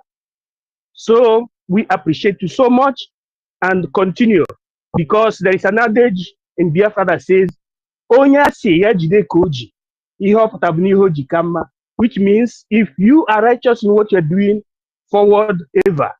I thank you, and I thank all the Biafrans here listening, especially our Prime Minister, His Excellency Mazi Simon Ekpa, the dragon of our own time. All the ministers, all the Biafran people, as I'm trying to use my mic because I'm in a very, very tight corner. But I so appreciate this space this morning that we use to appreciate what our lobbyist is doing. Thank you, sir. Thank you for all these kind comments, and I'll just make a few quick comments to the things that have been said. Number one, I appreciate you following me on Twitter, and in fact, this has an impact because some of the officials we've met with, apparently you guys have followed on Twitter, and so many of you have boosted these people on Twitter that some of them have even called me, very important people, officials in Washington, and said, how is it I have all these Biafran followers? So they notice these things. So when we're meeting with Congress people and so forth, if you follow them on Twitter, it makes a difference, because I get those phone calls saying, how do I have all these followers now? So people are noticing what you're doing. So continue to do that. In terms of the previous comment, I feel very much part of the Biafran family. I'm not in this for the money. I believe very strongly in this cause, and I agree with the previous gentleman. If the zoo ever comes to me with the bag of money, I'm going to tell them to go to hell, and also give them a slap in the face too, because it's just ridiculous. So they shouldn't even approach me. I'm saying that openly. They shouldn't even approach me, because I'm telling them ahead of time they're going to receive the slap in the face from me. The thing that I know, it's been very traumatic with the zoo and the bribery that they've been doing. I think when you're in a situation like in Nigeria, where the situation there is so bad, it's easy for the zoo to especially bribe people who are hungry, right? People who are desperate. They are very susceptible to these sorts of things. But you're aware of my family background in terms of, I come from a lineage of freedom fighters. We helped establish Greece as an independent country, liberating it from the slavery of the Ottoman Empire that enslaved our people for several hundreds of years. And it was a similar situation where we were under an Islamic caliphate, and we were badly abused. Many of the Greek people were brought into Turkey as slaves. So my family was one of the families that helped liberate that country. And I come from 400 years of that lineage and Greek chieftaincy. So I'm not going to give up 300, 400 years of family lineage and chieftaincy for some peanut from the zoo. I mean, that's just ridiculous. So whatever they did with the hungry people in the IPOP DOS who are hanging out with the Catalonian farmers, I can assure you that that's just not going to happen with me in any way. So rest assured, you have someone who's a true friend of Biafra and myself, and I feel very committed to your cause, and I feel very much a part of you, and thank everyone for your hospitality. So I just want to make some of those comments to some things that have been said. So thank you again. And by the way, you should feel very encouraged as well, because I can tell you that in all the meetings I've had, not a single positive word has been said about Nigeria. Okay, we've had overwhelming sympathy in terms of the case that I've been making. So I think we're very easily winning the diplomatic war against Nigeria here. So I think that should give everyone some positive comfort. We're really moving very quickly. So I just want to mention that as well. Yeah, thank you, our brother Elias. So, based on what he has said, does anybody has anything to add up to it, or maybe say something concerning all that he has said? Thank you very much. Let's move on with the mic. David, David Nana, yeah. David Nana, can you unmute yourself? Can you hear me? Yeah, we can hear you. Can you hear me? Who muted? Yeah, David, we can hear you. We can hear you. Just I did take your. mute. Please don't Okay. get off your mic until you are asked to. I don't know. Please Thank you so much for giving me opportunity on this hallowed platform to speak to one of the greatest lobbies that the world can ever produce. Our alliance. There is something that you just said now, and I want to go to your tweet, which you made some time ago. You said, I feel the spirit of my ancestors have guided me to become involved in assisting the Biafrans in their struggle for independence. I also feel that divine providence has brought Prime Minister Ekpa and myself together. I look forward to working to achieve freedom for the Biafran people. That is very interesting. That gave us the confidence that you, Elias, you really come from a revolutionalist family. We appreciate you for taking up this responsibility to help the Biafran people for their freedom, just like your family, you said. Elias, the ancestors of Biafra and the ancestors from where you come from will be glad that you are towing that line which you're in today. We Biafran people, we are solidly behind you, and we say, Imela, thank you so much for what you are doing for us. May the gods and goddesses of our land continue to be with you. I yield my mic. Thank you so much, our brother David Nana. We go quickly to the next person, Executive. Go with your submission. 1 minute.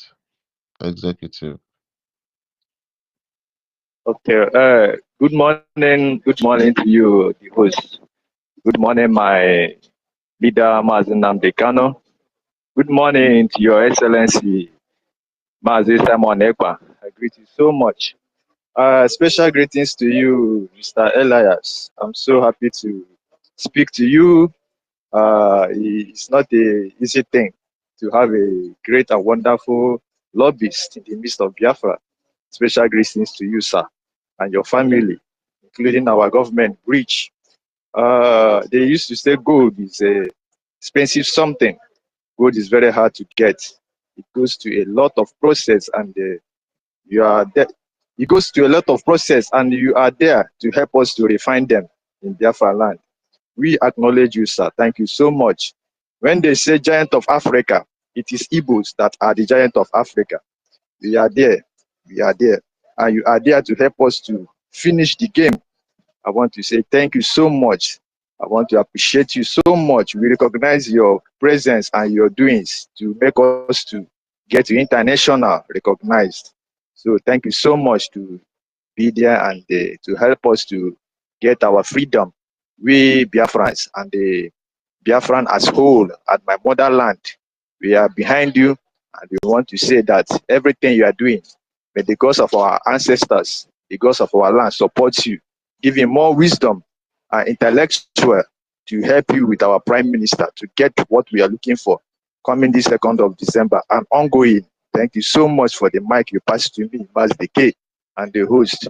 Special greetings to you all. Thank you so much. Thank you so much. I yield. Thanks. Yeah, thank you so much, my brother. Thank you for squeezing that in 1 minute, and we go quickly to the next person. Simon Ekpa, Obi Chicago, are you there? Are you around your device? We've called you twice before. Are you around your device? Leave her be Chicago. She's streaming it on the other platform. So just leave her. Oh, okay, okay. Yeah. It's very important. All right, we'll go with the hand up. I see Brian Williams. Brian Williams, you can unmute yourself and drop your submission. Thank you, Chukwumaze. You're really doing a great job. For many hours now, I've been busy listening and you think keep calling me up, I keep coming in. And you, together with the co-host, Mazdeke and ICB. Yeah, I just want to kind of appreciate the lawyer, Elias. One thing is to be a professional in your area of field. Another thing is to have the spirit of the people you're working with, because not every lawyer or attorney can be representing someone and still feel their plight. But you have taken the cause of Biafra as part of you. You feel our plight. You made it a cause that is yours, not just a client having been paid or just abandoned, just get paid and do the work like that and move along. But you took it as your personal cause. That in that case, I say thank you and may God keep blessing you. And we Biafrans will never forget you. Just like one of our adage said that the hand never forgets people. That we cannot forget people that helped us in times of need. So at this point, we Biafrans believe that you are not just an attorney or contracted for this job as a lobbyist. You're a Biafra by not by birth again, but by nationality to me, and I believe that's what all Biafrans are saying us. Because when that celebration comes that day from December 2nd, you will not only see yourself as a lobbyist, but as Biafra coming into our country then freely like one of us. Thank you. May God bless all of us here that's been propagating this great work in the media. Thank you and thank you all. Thank you so much, my brother Brad. And we quickly go to the next person, Ben Jukes. Ben Jukes, unmute yourself and speak. Thank you so much, Mazi Dike, Chukuma, the host, Onisi, Biafrans. I thank you this morning, and more especially our visitor Elias. It gladdens me so much for you to be in our midst. You have shown that you are really, really proactive in what you are doing. Mr. Elias or Mazi Elias, if I can put it in our own value language, Mazi Elias. I wanted to ask you one question. You see, in 1967 to 1970, the zoo suppressed us with the two things, media and starvation. But one, we have overcome them, media. Is there any way also you can push? We have seen what you have been doing.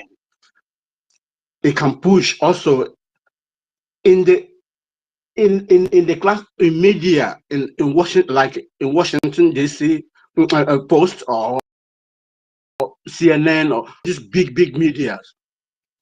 Is there any possible means you can also push us as well as you are doing in Washington DC? Thank you so much.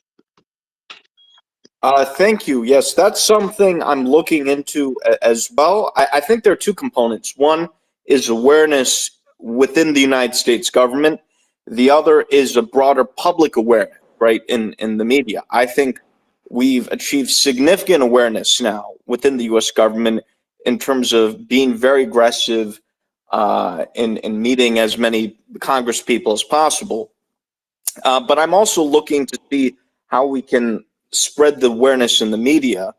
For example, I had a major, and you may have seen this, a major think tank, the American Enterprise Institute, write a very favorable article about Biafra and the Biafra government, talking about the Biafra self-referendum in the National Security Journal. Michael Rubin who's a very major think tank official here in Washington, D.C., wrote that article. And I had engaged him to write that article because I've known Dr. Rubin for many years. And in fact, he remarked to me to show the impact you guys have. He told me that, I got so many Biafran followers now. I have so many people following me on Twitter. And I said, oh, that's a good thing. Let's write more articles. So I think there's a lot more that can be done in the media in terms of the CNN, the New York Times, Washington Post. I think the fact that we're having these congressional meetings will be helpful in that regard as well, because it gives us more material which we can relay to the media outlets, right? So I really want to do a push in the media as well. And also, when the more media reports on these issues, then that makes it easier with Congress as well, because then they could say, oh, we saw, the article in the news and so forth, right? So I think, I think it is an information war. I think when people know about the situation, we're on the good side. As I've said, in every congressional meeting that I've had, and we've had many, many meetings, not a single person expressed, not a single congressperson expressed a position in favor of the U.S. government. It was always a position favorable to us, right, to the Biafran cause. So the biggest issue is really people not knowing about what's happening in Biafra. Once they're aware of it, then they're supportive. So I think we need to be as aggressive as possible in filling the information gap, making sure people know. We're doing that with the U.S. government, but I think more can be done in the media. I think one way to do that, which we're doing, is the think tanks and getting major people in the think tanks to write articles. But there should be more done in the media. I am looking at the major news outlets, at like the CNN and others, and we're going to also see what we could do with the media. So that's a great point. It's something we're looking into, and if we get some major media news publications, I'll be sure to post it on X so you can view it for yourself. So thank you for your question. Thank you Thank you so so much. much, I'm highly delighted. Elias. Yeah, Benchuk, we're going to move on to the next person. I Please, see. guys, let's try and share the space so that Yeah, people retweet the space. Retweet the share the space. space. Yeah. Yeah, And please, if you want to speak, you have to raise your hand. So, because I'm bringing down exactly. people so that more speakers can come up. And Elias, please, whenever you're ready to leave, just let us know, please. Thank you. Exactly. We go to Vade, then we go to Chibike, then Biafra activist. All right. Thank you, Master K. Chukwumeze, I greet you from here as well. And when you say Biafra, I greet you as well. I want to greet my Prime Minister, Simon Ekpa. I appreciate your works, tremendous works you're doing for the Biafra cause. And our Madike Mazenamdi Kanu, I greet you from here as well. Our wonderful, wonderful Elias, I also greet you from here. You are doing a marvelous job. Ever since you came into this liberation, every of your activities have been top notch, and I really, really want to especially appreciate you for that. I would have loved to greet you, the way we do greet our people in the homeland, but I'm not sure you would understand. But I just want to let you know that we love you so much, and every of your activities is not taken for granted. We see everything you're doing, and we love you so much. I mean, words cannot express the gratitudes in our hearts of every of your works. I mean, this is not sugarcoating these words. So yeah, I really appreciate every of your efforts you've put into this liberation. You're really God sent, just like our PMS. you've proven and shown to us that you are God sent. So I thank you so much for that. Yeah. So I just wanted to, greet you and every Biafrans in the space. Every one of us, I see every work every single one of us do every day, speaking on spaces, Biafra activists, every one of us. I appreciate you all. So remain blessed, my wonderful Biafrans. Thank you for your kind words. I really appreciate it. And also, if I haven't already, I just want to also acknowledge, and I don't think he's on the space right now. I don't know if he is, but regardless, I just want to acknowledge our great Prime Minister Simon Ekpa, who I've known for some time before I signed him as a client. And he's truly a remarkable visionary, and he's someone who's not only a client but a personal friend. And he's someone who had the vision and to do the lobbying and to create the partnership with myself. And he's truly a tremendous leader and individual, and very grateful for his confidence in me. And I do think it was very fortuitous and divinely providential that we connected. So I just want to mention briefly our great Prime Minister and thank him for giving me the opportunity to serve you, the Biafran people. So thank you. Yeah, thank you so much, our lovely Elias. We're gonna go straight to the next person, Chibuike, then Biafra Alliance, then no, Chibuike, then Biafra activist, sorry, then Biafra Alliance, then Chibuike, you can unmute your mic. Please, Okay, so you have to raise your hands up if you want there's to my speak. Raise your hands up, please. Mazi Frank, I don't know if you want to speak. Please raise your hands. please, am I coming out loud? Yeah, you're coming out loud and clear. Yeah, go on, go on. Okay, so I greet everyone, all of you, Chukwueze and everybody. I greet our Prime Minister, His Excellency Mazi Simon and Joko, and our own.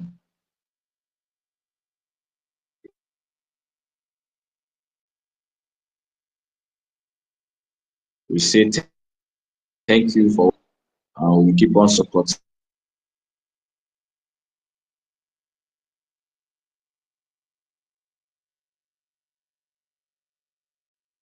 Is that your speaker, Daberechi? I don't know. I think Chibuike went into the bush. Okay. Let the next person go. Daberechi, take the mic, please. This Biafra activist. Oh, Biafra activist, take the mic. Yeah. And also Biafrans, if you have questions, you understand, something that is like a cause for concern, you understand, you can throw it in between too. No questions, Chukuma. Just words of appreciation. Okay, all right. Yeah. Okay. No questions. All right, let me be quick. Please, Elias, please, I want to ask if we, as a Biafra government in Nigeria, after gathering evidence of the mayhem of the Nigerian armed forces occupying our land and their injustice against us, if we are eligible to drag the Nigerian state into the International Criminal Court or any other court, please highlight us on that. Thank you. Well, I just want to assure you that I make it very clear in every meeting that I have with U.S. government officials that the Nigerian government sponsors terrorism. I say it openly, and I'm happy to say this because I say this in every meeting. I tell the top Congress people that we meet with that the vice president of Nigeria is the founder of Boko Haram, And the president of Nigeria, Mr. Tinubu, is someone who has a history as of being a drug trafficker. I mean, which is public information, that he has criminal charges from the United States. So, you know, I'm very direct with these issues, and you know, we've made U.S. officials that we meet aware of these issues. I do think the Nigerian government has committed war crimes or engaged in other activities against both the Biafran people, but also throughout the country in general. I mean, the human rights abuses of the Nigerian government are atrocious, and I do think they could be liable in an international court or through other means. Now, in terms of taking the Nigerian government to international court, that's something that has to be the decision of the Biafran government. You know, I can't make that decision for the Biafran government, but I'd be happy to discuss this idea with the leadership of the Biafran government. So that will be my answer to your question in terms of the Nigerian government could absolutely be liable in international court. You know, but that's something I would have to discuss with them. Another option, which I am looking into, and I've had some discussions with U.S. officials about, is sanctioning the Nigerian government, and that's something that I've had discussions with. This is something that U.S. government officials have suggested to me. So that's something that we're looking into as well. The Nigerian government could be sanctioned by the U.S. government for engaging in gross human rights abuses. We have laws on the books in the United States on that. So that's something I am looking into, and so there are many ways that we could go about it, whether it's through the international community or whether it's the U.S. government directly sanctioning the Nigerian government or specific Nigerian government officials. You know, specific officials in the Nigerian government who are engaging in these atrocities can be targeted. So there are many ways to go about it, and I will definitely take what you're saying into account. Yeah, thank you so much, our lovely Elias. We go to the next question. Okay. I see we just. Please, that will be the last question. So let's just go ahead with the appreciations until when our lobbyist is ready to leave. Then he will let us know. Please, can I go now from the homeland? Yeah, go ahead. Go ahead. Yeah. Good morning. Yeah, good morning, our love. We're so happy to speak with you this morning, and we are so excited. You know, your name is ringing all around in the homeland. I'm speaking to you from the homeland. So your name is ringing bell everywhere in the homeland. We, the indigenous people of Biafra, we are very happy to see what you are doing with our government and to see what you are doing for us, we the people of Biafra. We are so thankful to you. In fact, everybody is excited for you working with our Prime Minister. Even in the so-called capital, the zoo capital, they are so crazy over there. They are running a skater. They are having a sleepless night. I know they will have it because of what you great work you are doing for our government and for we, the indigenous people over here. We really appreciate all the effort you are doing. We want you to continue so that you will rescue us out of this mess our fathers have put us into. You know, our forefathers, they merge us with all these criminals. And we thank you that you and our government and our prime minister are coming to rescue us out of this mess. Things is very difficult for us over here, and we are really suffering from the hand of these people. And we thank you that you have come to the picture. Now that you are around, we have more confidence. We are more determined. We have more assurance that yes, though they have been shouting Biafra for a while, for over 40 or 50 years now, it has not come to reality. But this time around, with you and our prime minister and the government in exile, we know it's going to come. The reality is coming. Everybody is feeling the breeze of freedom. Everybody's feeling the freedom coming December 2nd. We are all happy to hear your voice. I'm happy to speak with you, directly with you from the homeland. Please keep it up, sir. Thank you. Thank you. It's an honor to speak to someone from the homeland, and I'm glad that what we're doing has resonance in the homeland. So thank you. It's an honor to speak with you, sir. Thank you so much.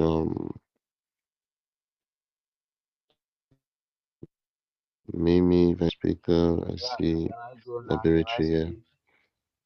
Yeah, Dabirichi, you can go on. Then Ify Esther goes next. I think she's a female. Daberichi, go ahead. Open your mic. Yeah, thank you once again thank you for the opportunity given to me. Greetings, everyone. Greetings to our wonderful lobby, Elias. It's a pleasure to be here with you on this space. I just want to thank you for for what you are doing for us, for your for your resilience and for the good work you are doing for us because we have seen all the things. But I just want to remind you, just to say this to you. I want you to, like, as you are doing what you are doing for us, you just have it at the back of your mind that you are also making a history. It's a history you are doing. You want, put your name in the history book. And that's what you are doing right now. You are making a very big history in Africa, especially in Biafra movement, in the Igbo people. So it's encouragement for you to keep doing what you are doing. We know we have you as our lobbies, but it's a very wonderful thing to have someone like you that have ideology of a freedom, that know what freedom means, that know the meaning of freedom. Not all about the money, but have the knowledge like the the other who understand what freedom means. Freedom is the number one thing before. When you have freedom, you have life. Without freedom, you don't have life. The life you live is a life of a slave. And we do appreciate you for understanding these things, to understanding the kind of pain we have, the kind of agony and all the things we pass through, we're going through in the hand of the Nigerian government. And having someone like you who who is, determined to help us to put a stop to this. I just want to encourage you to keep doing what you are doing, like that you are making a history. This is a history. You are already putting your name in the book of history of Biafra. We all are solidly behind you to push this to the end with our Prime Minister, Mazi Simon Epa. He's a wonderful man. He's a strong man that God has given to us in the absence of our leader, Mazi Nandekano, to take this struggle to the end. You know, we got our strengths, all of us, whatever thing we are doing today, we always look on him. We always look on him. Upon everything that he have been through, he have passed through, he still stands strong. That is where we got our strength. That is where we also, whenever it looks like something is gonna draw us back, we listen to him. We look up to him, and we just encourage ourselves to keep going, to keep pushing, to make sure that we push to the end, and that end we must get to it, so that our future will be bright. Our children will not live the kind of life we are living today. Even us, some of us that live in diaspora, we know the kind of life we live. We know the kind of embarrassment, so many things that we pass through because Please of having round up in 10 seconds, please. yeah, thank you. I will just hang up here. Let me just round up. Just to bear that name, to have that name on the document is a very big mess to us, and that is why we are fighting strong. To keep this, to push, to take out this shame, this big problem that is facing us. So our future generation people, our children unborn, they will not see the kind of humiliation, things that we are passing through today in the name of Nigeria. I just want to encourage you as you are putting your name in the book of history. Keep it on, and more blessings to you and your work. Thank you. I appreciate you. I hear you. Yeah, thank you so much, Abuchi. We go to the next person, Biafra Lazen. I'm sorry, Ify Esther, then Biafra Lazen. Ify Esther, you're on your device. I've been here. He has done greatness for Ify Biafrans. Esther, are you there? On I'm mute. there. Can you hear me? Yeah, Are you she's not hearing talking. the She's nice saying. voice? Go ahead. Go ahead. Are you not hearing the nice voice? She's singing. Are you for He real? has I can't done hear. greatness for the My Biafrans. God. He has done greetings for the Biafrans. Greetings for the Biafrans. Greetings for the Biafrans. Greetings for the Biafrans. He has given us Simon and Elias. He has given us Nnamdi Kanu and Elias. He has done something for the Biafrans. Greetings for the Biafrans. Greetings for the Biafrans. He has done. Oneme. Iena omume. Oneme. Iena omume. Time. Onene. Iena omume. Iena omume. Hello, beautiful and handsome Biafrans all over the world. I want to say good morning from here, from Germany here. I say good morning to every one of you. And I want to say to our lobbies, Elias, may God bless you. May Elohim give you all the blessings in this world. May Elohim keeping you and protecting you. Thank you for everything that you are doing for us, because we see that you are doing it with your whole heart. You are doing it with everything in you. I thank you. May Elohim bless you and your families. Everywhere you are, everywhere you go, may Elohim always be with you. And our children are right. They are also practicing how to write your surname. Everyone is practicing how to write your name, because everyone is grateful for God to bring you in our midst to help us, Biafrans. And I thank God that also make you to come in contact with our Prime Minister, Mas Simon Ekpa.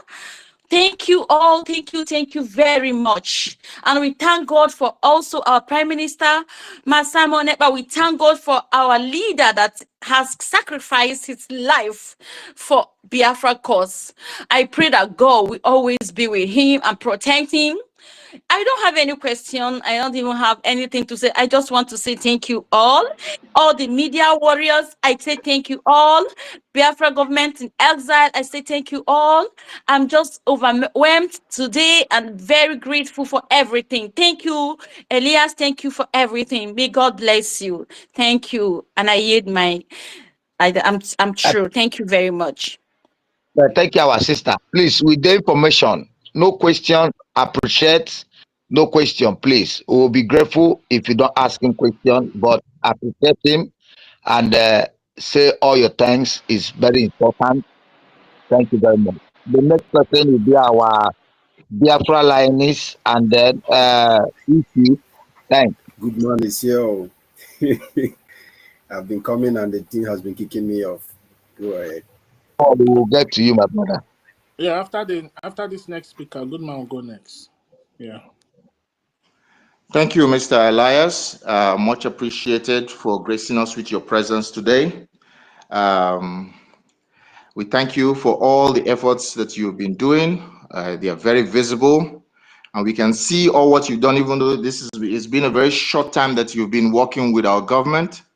And there's a comment you made today where you said it's not all about, and you've also posted out on your Twitter wall, Well, you say it's not all about waving flags, and I believe that was actually referencing to the caliphate-controlled IPOB-DOS political group of miscreants who you were referring that to, and that is the truth. For decades, we have talked at the heartstrings of humanity, employing them to look at our plight, from the programs of the 1940s and 50s to the Biafran genocide, where over 3 million Biafrans were murdered by the Nigerian state, to the marginalizations and targeted killing, Islamization and Fulanization that continues till today. We are only started to fight back seriously. And with your efforts and with your assistance and with your all the actions and words, working with our diplomatic corps and Ministry of Foreign Affairs, with our government as led by our Prime Minister Simon Ekpa, we believe that you will guide us. We're like babies learning how to walk the corridors of power, where world decisions, global geopolitical decisions are being negotiated and discussed. And it is now the time. We've walked in front of the United Nations, we've walked in front of the EU, we've waved flags all around the world, but those things didn't amount to nothing. Only now have we started to sit to get to the point where these decisions can now be decided. The plight of Biafrans can be listened to and negotiated upon. And we believe that as you continue to work with our government, our liberation and restoration of sovereignty is just around the corner. Thank you, Mr. Elias and Airborne. Thank you very much. I land my plane here. Thank you so much, Biafra Zen.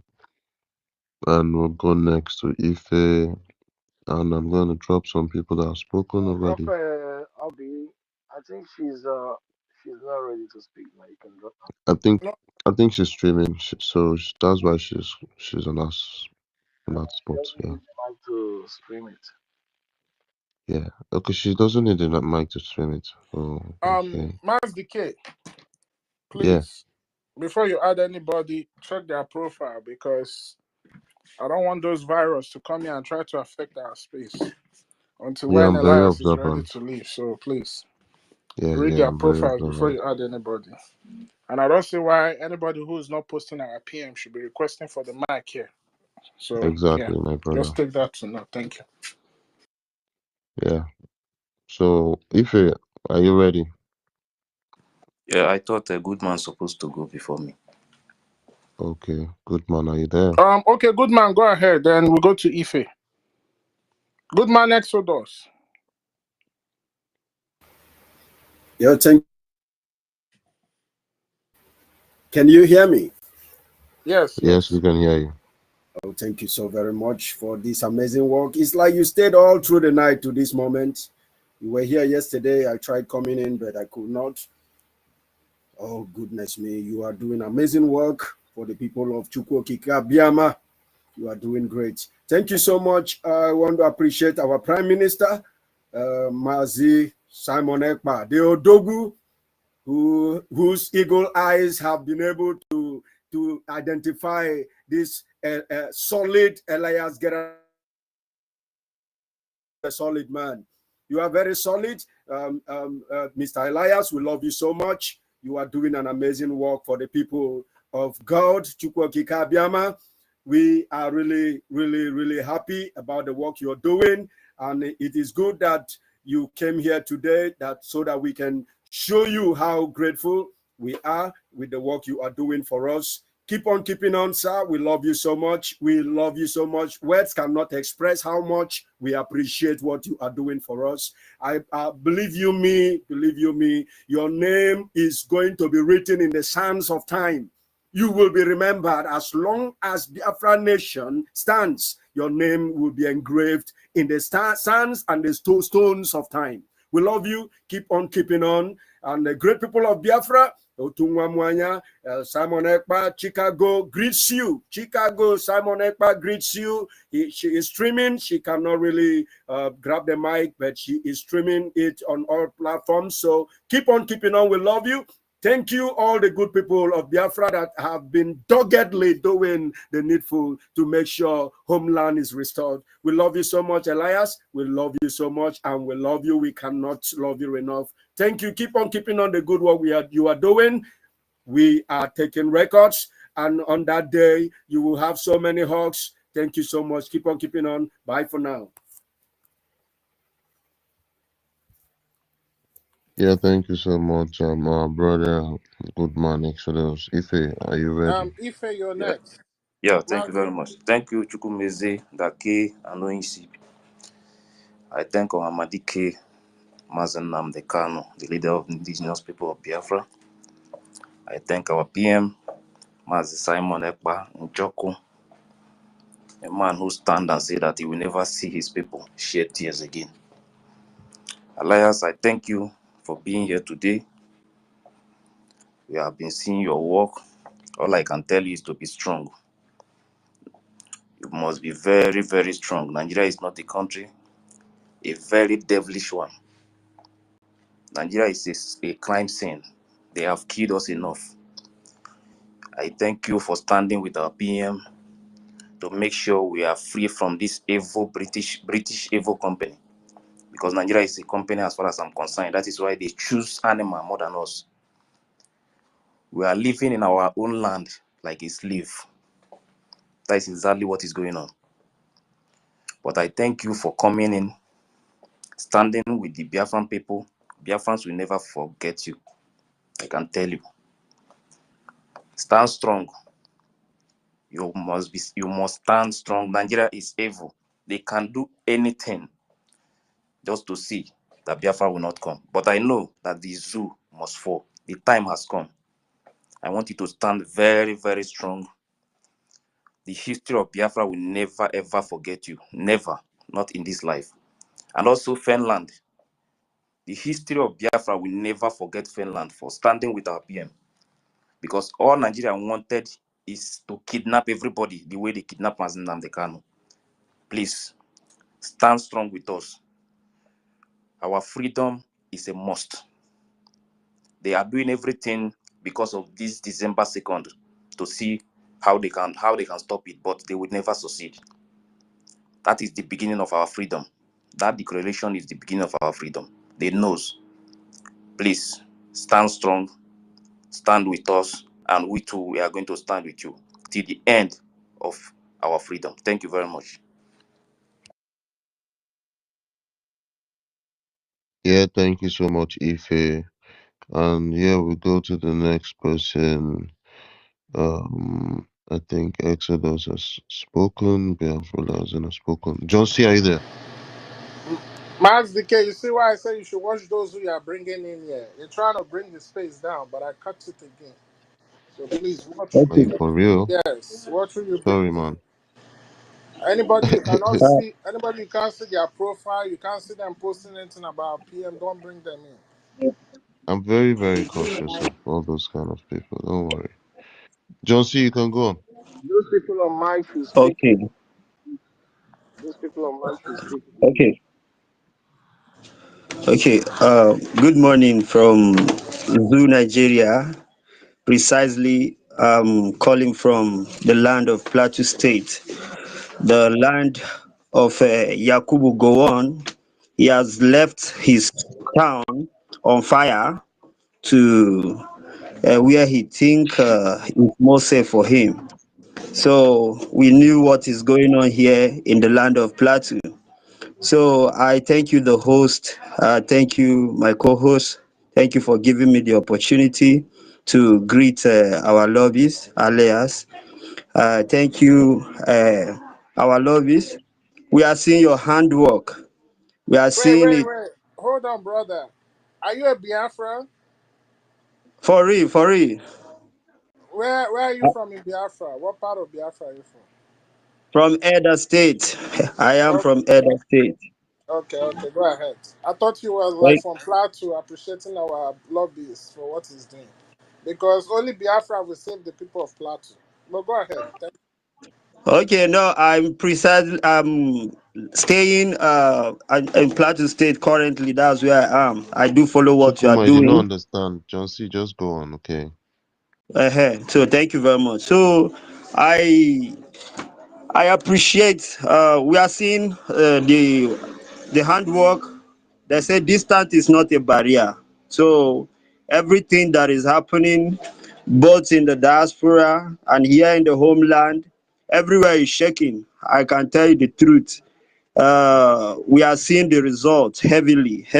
We are seeing the results, and I can tell you this for free that uh, the Nigeria is already failed. If I is a failed state, and Nigeria cannot withstand this hunger that is on the land. Hunger is massive on this land, and it is the work of the brigade and bind together with this effort that our lobbies is putting. So I want to say a very big thank you, sir, that the result of what we are seeing that you are doing is showing, and everywhere is shaking. The whole Nigeria is shaking. I can tell you this. The whole Nigeria is shaking. Everywhere is shaking. Kiti kiti kata. In fact, the Nigeria as a whole is in a state of confusion as I speak to you right now. Complain every blessed day. Every day things are adding. Every day, everyone is abnormal now. We saw the hospitals we have in Nigeria are supposed to be filled up with people for psychiatry checkup. I'm telling you the truth. So, but the solution to this is just the disintegration of Nigeria. So we thank you. I thank you very, very much, sir. Your effort is yielding results. I yield my mic. Thank you. Yeah, yeah, thank you so much, John C. We're just gonna go to the next speaker, Frank. I think Frank was up and he went down before. Frank, you can unmute yourself and speak. All right. Thank you. Thank you, the host, Mazi Chukwumeze, the co-host, Azizake. Appreciate all Biafrans. Everybody gathered here this minute. I want to say a very big thank you. Good morning, good afternoon, good evening, depending where you are spacing from. Mazi Chukwumeze, it has been a very good marathon. I've been listening so keenly with a lovely interest since yesterday. I just pick up this mic to appreciate Mazi Elias. Mazi Elias, we appreciate you. We are so happy to have you today in our space. We appreciate you for what you are doing and for what you will still do.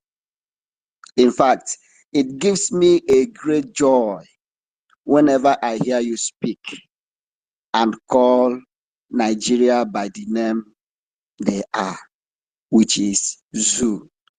The way you call that zoo gives me joy. Anytime I listen to your speeches, I hear you mention that zoo. We all know Nigeria is a zoo, but when we hear it from another person, it gives us this joy. It makes our belly to run with great joy. We deprive this joy when we hear you call Nigeria zoo, because that is what they are. The country that kills their citizen. Mazi Elias, over 80 million Biafrans appreciate what you are doing. We love you from the bottom of our hearts. We so much appreciate you. Never deviate from what you started, never relent. And wonderful speech you made again today on this space. You said even if Nigeria come with bag of money, that you not that you will reject the money, but you will slap them on top of that money. This is a wonderful speech, and it boosts my morale. It boosts my confidence in you. Because Nigeria is a demonic country. They have this money which they generate from our land. They have this bag of money to throw around. They have this money they can break Swiss bank for anybody that will accept their offer, just to destroy the coming of Biafra. They have done this to many people, and those people, without their money, they are nobody today. In the person of our leader, Mazi Nnamdi Kanu, and our prime minister, these two individuals made them to know that. Please, you have 20 seconds left, please. Thank you. Thank you. Thank you. But I have been waiting patiently for this time to come. Thank you. I will not Yeah, even you spend just much. have 1 minute. You just Okay, have 2 minutes, but you've given like 3 minutes. Yeah, let's take 1 more minute, please. Yeah, just 1 more minute. You round up and we go to the next person. We All have right. over Thank you. I six can see. people on the request. Yeah. Thank you. Thank you. Thank you. I see a lot of hands up. Mazi Elias, let me just make it short. We love you.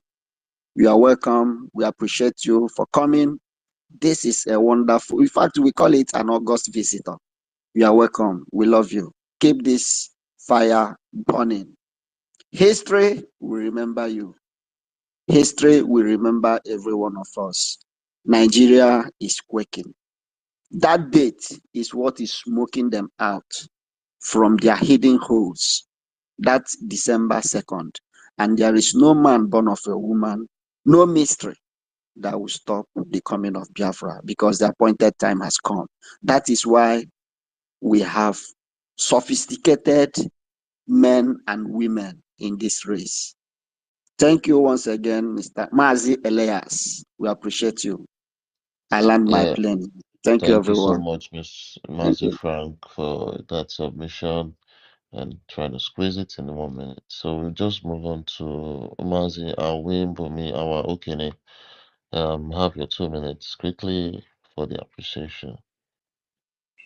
Thank you so much, the host, and everyone that has gathered here. I've gathered here today, and I will stand on the existing protocol. I've heard so much about Mazi Elias, one of the great sons of the United States that have taken the responsibility to, stand on behalf of the Biafran people and the Biafran Republic government in exile, and the Prime Minister Simon Ekpa.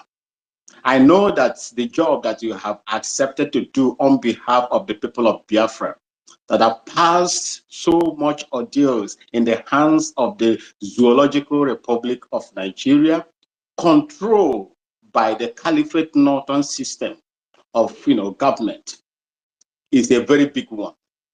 You are fighting a very diabolic nation that can come at you with everything, and I know you still have that sense of responsibility and humanity. When you look at what the Biafran people has gone through, let me say from independence at the time that gruesome war of 1967 to 1970 was fought, you witness what happened to my people in Biafra land.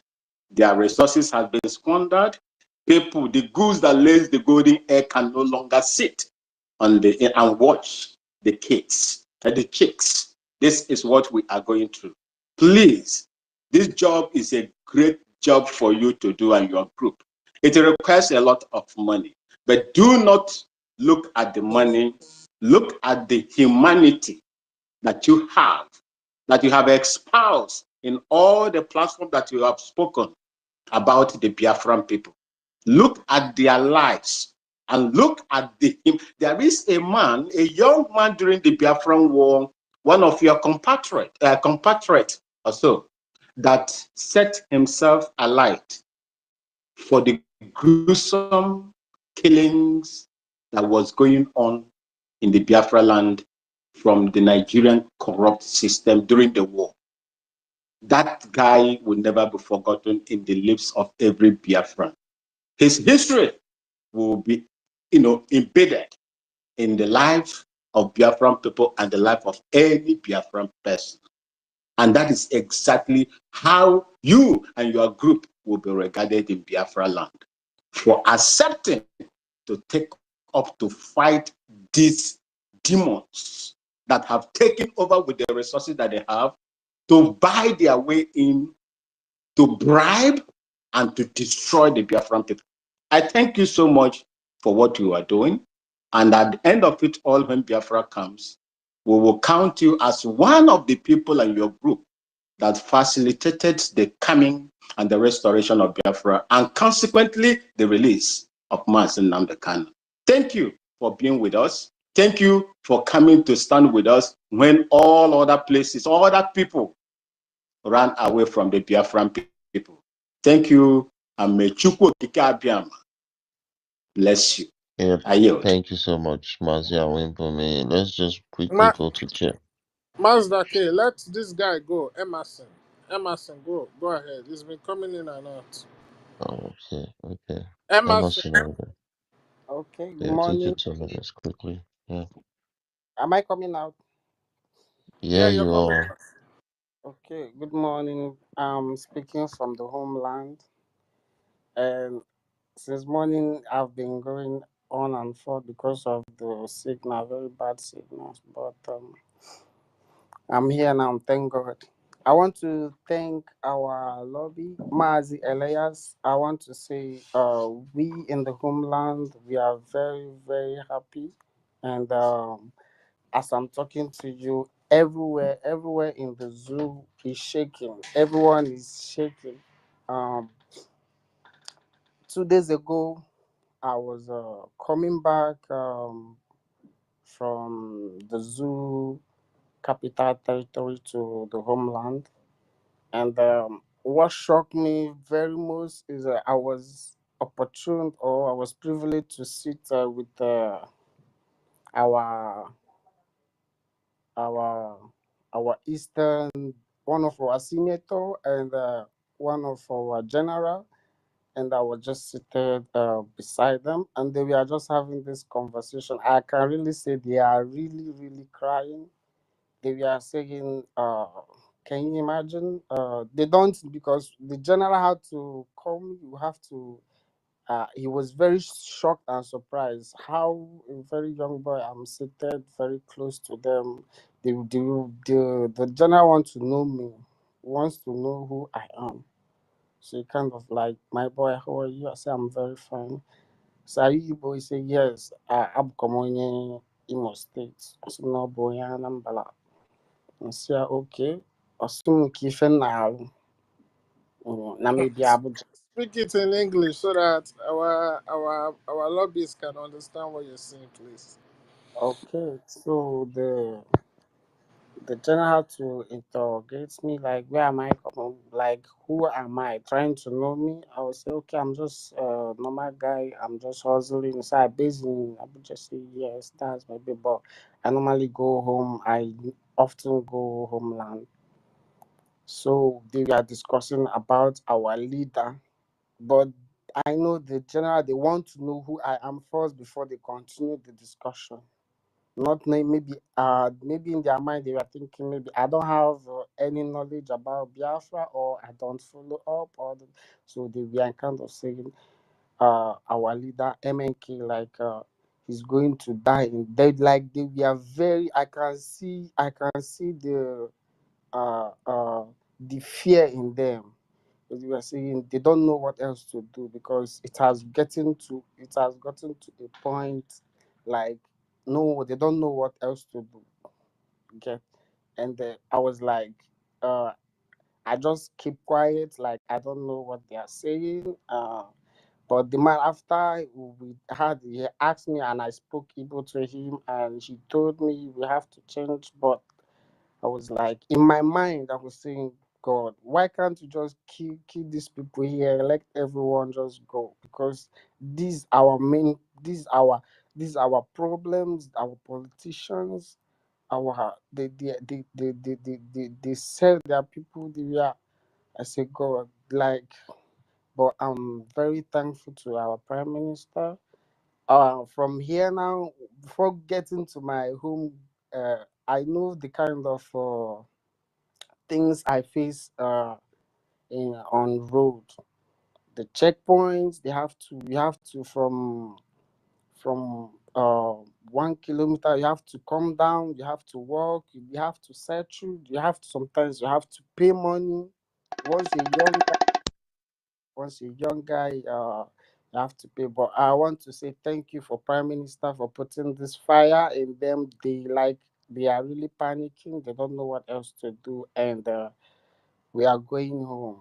Like, I'm very thankful, and I want to say may God bless each and every one of us, especially our Biafra government in exile, and all our executives. I say may God continue to bless and guide each and every one of us. Thank you, Mazi Elias, for all the wonderful works.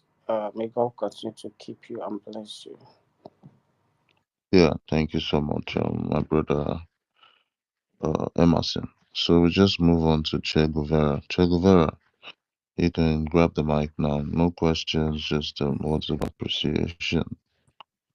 Good morning, everyone. Yeah, I must commend all of you because since yesterday this space has been on. I wanted to join yesterday, but I couldn't. Well done, everyone. Well done. Well done. I'm really, really impressed, and I'm very happy. I'm very happy. I want to give a special thank you and appreciation for Mazi Elias. Mazi Elias, we appreciate you. We don't have enough words to say how much we are glad that you're on our side. Not only you're on our side emotionally, physically, consciously, all of that together. This is something that actually surprised me. You know, sometimes you hire a lawyer or you hire whoever it is, a professional, and they're working with you only professionally. But for you, you're not with us professionally. You're with us emotionally. You're with us consciously, in and out. So that is where you are special to us, and we really appreciate that. We really appreciate that. We are all in a wonderful alignment at the moment in Nigeria and Biafra. Things are coming together in unexpected directions and unexpected ways. Everything is happening at the same time. It's as if, and everything is happening for our good as well. For example, the Ronu gang that came out quite recently to attack us is coming at the right time. People that were on the fence before, who didn't understand where things stood, are now beginning to understand because of that. You know, when history is about to be made, you have a lot of people having their own opinions, their own ideas, and they talk about things they don't know anything about. It has never happened before, so they cannot know. Nobody knows the method, nobody knows the way, apart from the person making the history themselves. The day Cuba fell, they were having a party. They were drinking, they were having merriment, not knowing that in a few seconds' time, the country will change from one hand. They wake up in the morning and it becomes another country completely. That is the fate of Nigeria. They are going to be talking, they will be doing their job, they will be doing contract, they will be doing all sorts of things. They will wake up one day and we are gone. Thank you very much, Mr. Elias. I thank you for all the work you're doing. And I thank everybody on this social media for you to be able to keep up this space overnight. I slept and I woke up. When I saw it, I was shocked. I said, this space is still on. I have to now join. Thank you so much. I'm on the corner listening and I'm just preparing something. You know, if there's need for a longer submission, I'm going to also participate. Thank you so much. I yield my mic now. Yeah, thank you so much, my brother Che. I will just go to the next person. I see Alobi, quickly squeeze it in 2 minutes.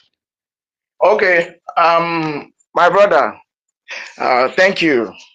Mr. Elias, God bless you. In fact, we are happy.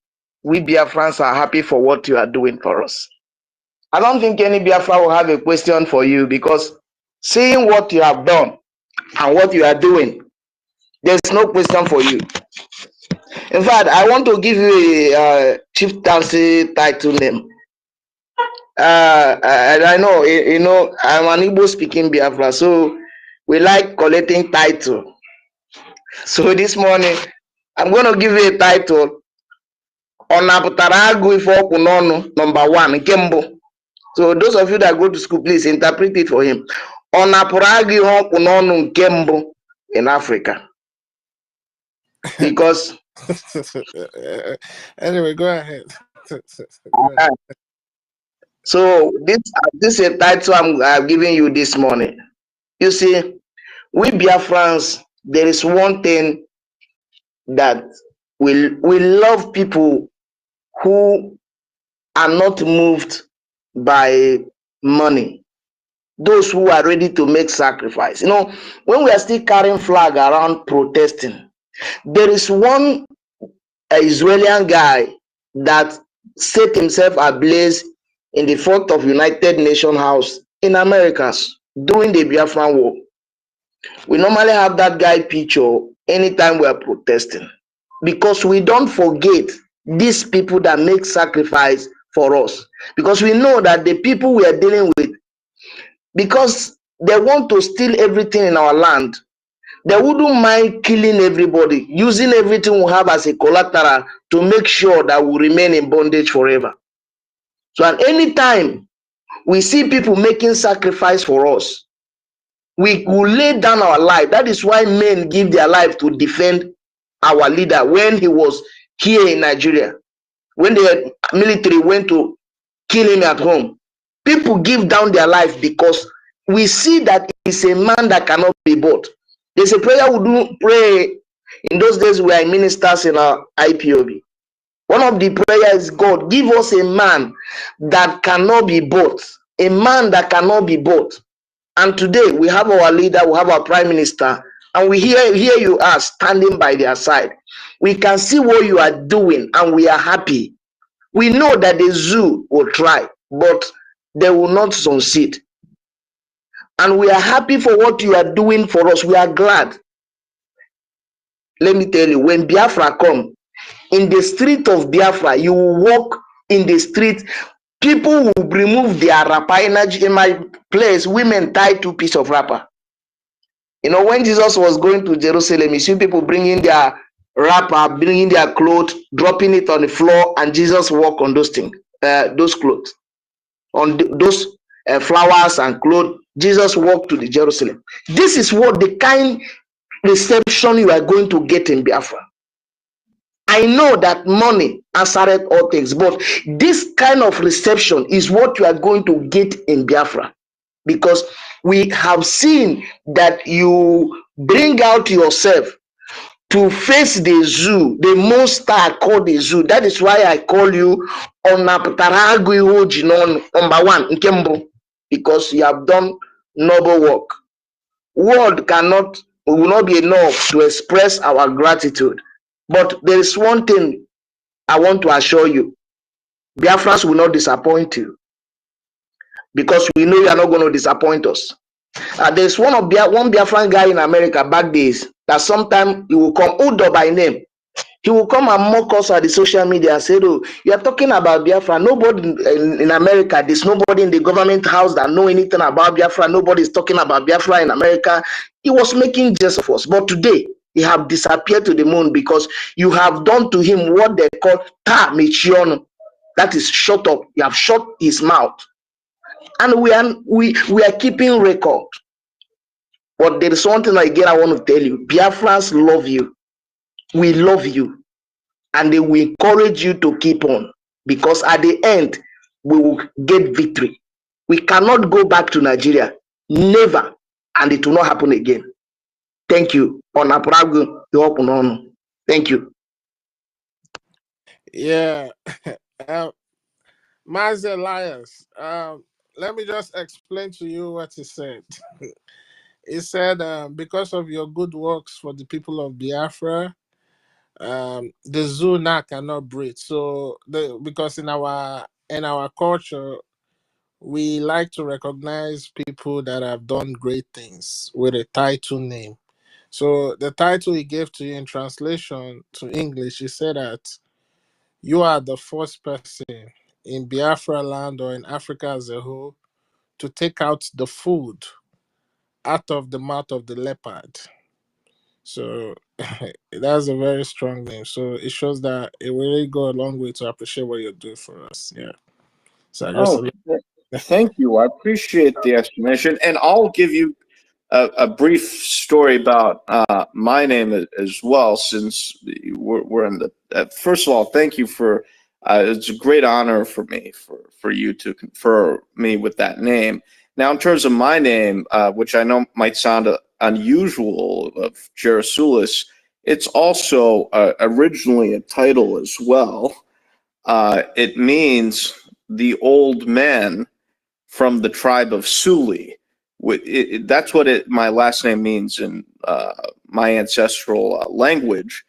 The Suli being a specific tribe in Greece, which played an important role in the liberation of that country from the Ottoman Empire. So that's what my name means. Old man from the tribe of Suli.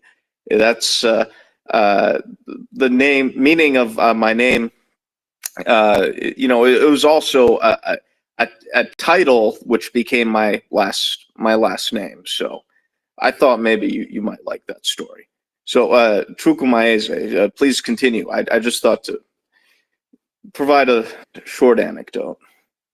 Yeah, thank you so much. You see, you're crossing paths with the Biafra people, with our Prime Minister. It's not by mistake. It was actually destined for this time like this to come to pass. So we really appreciate you, most especially the grassroots work you're doing, man. I know several meetings that we've attended and you are there with us, man. Sometimes I ask myself, like, is this man not doing? Is he not doing more than what he's supposed to do? But I understand the passion and the determination to change the course of history, and also to help us become free from the hands of this terrorist jihadist government. So we really appreciate you, and trust me, Biafrans are not going to disappoint you. You don't have to worry. They are your bulletproof. Whenever those how do I put it? Those nincompoos try to attack you, trust me, Biafra will be here to shield you, and they will take it up as their own matter because you are doing great job for us. So thank you once again. Yeah, Mazda K, you can continue. Yeah, my brother, I'm here. So yeah, thank you so much for your submission, Alobi. Uh, I think we're just gonna go with ancestors. Ancestors, you've been here for a while. Are you there?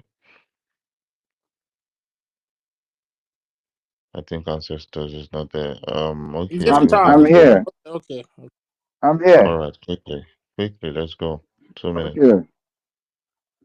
Thank you, everyone. I want to thank the host, Mazi Chukuma, and the co-host. I probably want to thank our mediator, the person of Mazi Elias. So I thank everyone for all your efforts and every of your input. Mazi Elias, I want to sincerely appreciate your efforts. And I want to equally tell you that in Igbo language, na nwata nna ya zuru ohi aga olu owere ọkpa wee gbatuo ụzọ. Amaha m Mr. Maazị Chukwuma ya akọwa nke a. Therefore, we are asking you that you go forth without any fear. That we Biafrans are solidly behind you. I, being an ancestor of Biafra land, you know, this name does not just come. We are legions, and we appreciate your work. And we pray that Chukwu Okike will continue to guide you and give you more strength and the wisdom to, move forward in this your quest to helping Biafrans achieve their goal. I thank everyone in the house. I also thank my Prime Minister the ATI condo. Yes, and also my leader, Martin Namdekan. God has reasons for whatever he does. He has reasons for everything. And that reason, we are seeing it now. Because in the Bible, we are told that Moses, you know, when God wanted to pass, he said, let me see your face. He said, no, I will not allow you to see my face. Rather, when I pass, you see the effect. So I believe at times when God walks, we may not understand it immediately, but with time we'll be able to, comprehend the reasons behind the actions. So we appreciate everyone who has made things, very easy. And we pray that the ancestors of our land, the great Biafra, will continually, bestow on us their blessings and their wisdom and their strength because they fought in order to give us this land that we are in now. And this land, we can never vacate it for any reason. It belongs to us and will continue to fight to remain in this land. Thank you, everyone, for your effort. God bless us. Yeah, thank you so much, ancestors of Biafra land. We're just gonna go to the next person, Mazi No, Ugochukwu. give Charles. Are you Give there? Charles or G because Okay, Charles Oji. yeah. All right, Charles Oji, are you there? Yeah, good morning, my people. Good morning from homeland.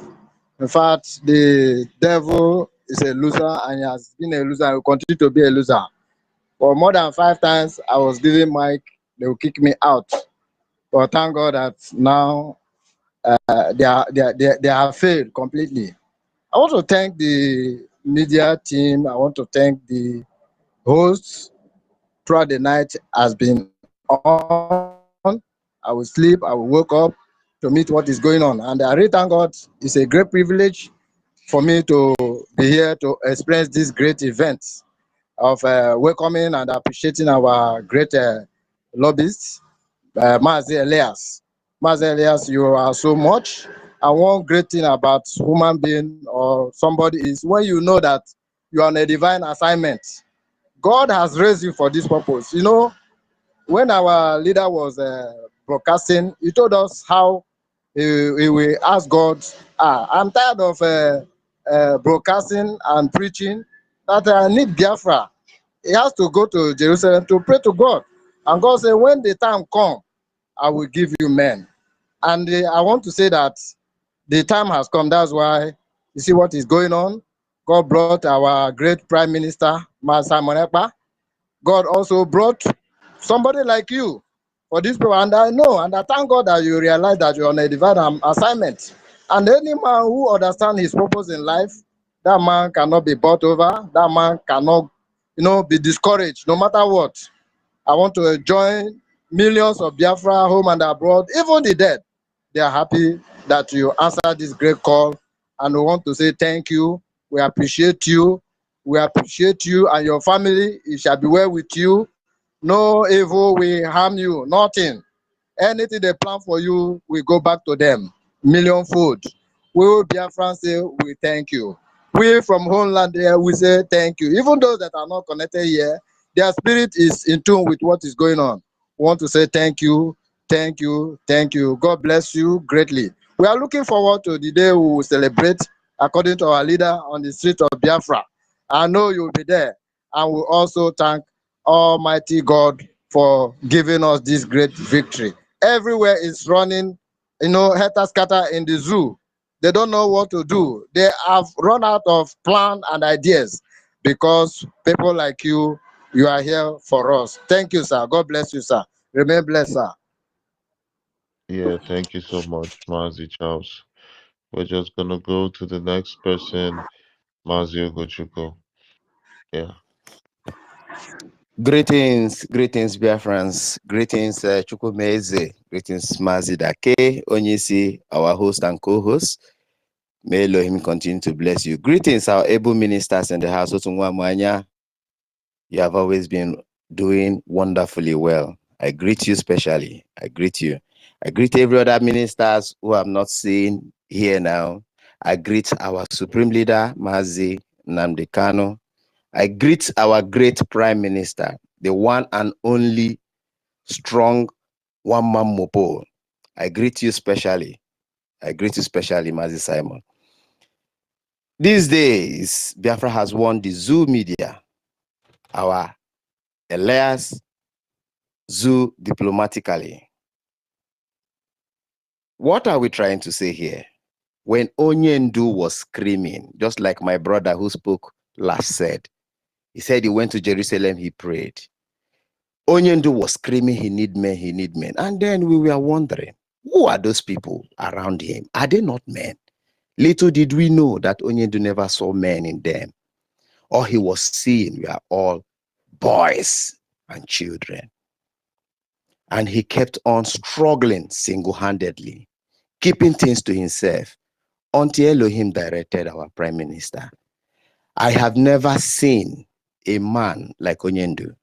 I have never seen another man like our Prime Minister. And the third man who has actually come to continue and propel this movement, our greatest lobbyist, Mazi Elias Gerasolis. Greetings to you, my able lobbyist. May Elohim continue to bless you. May Chukwu Okike Abiama guide and protect you. When Biafra comes, we will marry with you. We will celebrate with you. You will be with us.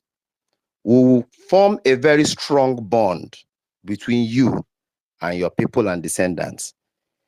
Biafrans are peace-loving people. But if you see those who go about attacking our Prime Minister, you should know that Onyendu has been seeing hell before our Prime Minister emerged. But Onyendu is a man of less words. He doesn't talk too much. He acts silently. Our Prime Minister does not give love to the evil ones. He tells it to themselves and he deletes them from his folder. That is who he is. And he has risen with a strong team. And whoever that is opportune to work with him, I bet you that person has integrity. That person has personality. May Elohim continue to guide every ministers and everybody with the bridge.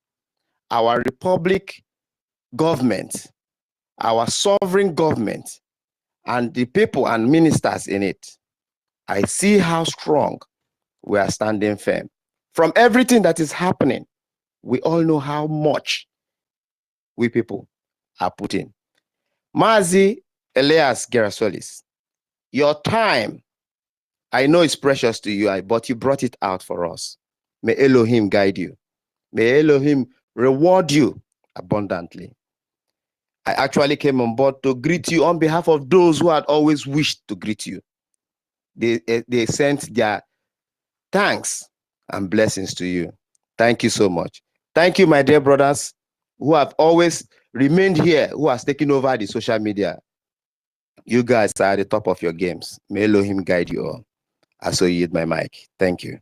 Yeah, thank you so much, Mazi Ugochukwu. Thank you so much for that submission. And Biafra DK, we move on to you. Biafra Diehard, sorry.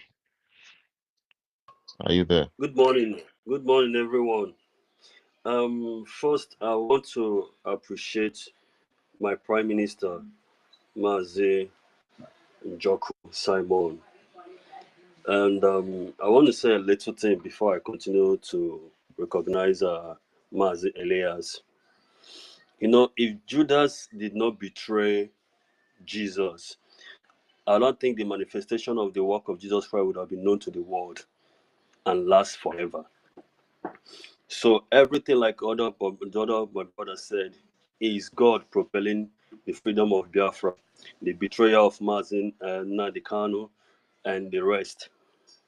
And since the mantle has fallen on Mazi Simon, our able Prime Minister, he has never disappointed us. I'm very proud to call him my Prime Minister. Very proud. And then to our Mazi Elias, you're highly welcomed. You see, the Biafran people, we are hospitable. Hospitality is one of the top notch of our characters. And we don't forget people that have done good to us. And we don't still forget the people that have done bad. We pay everybody according to their works. What you are doing with our Prime Minister standing by him is something all we are saying here can never really equate. We can never express it by just saying it. We will show you how much we love you when the time comes. You see, more than 3 million Biafrans were slain in the name of war, Biafran Nigerian war, genocide. And their spirits are still hungry and thirsty for justice. And the only way they can relax and rest in peace is when Biafra comes. And anybody that is fighting for the liberation of Biafra, the spirits of the dead and the living are with that person. You see, I want to tell you something. Some of our ancestors chose death instead of being slaves. Then you can imagine the kind of people those people were, and their genes still run in us. We are determined people. When we say we want to do something, we will do it. I appreciate you a lot. It's not going to be easy. I don't think it has started already.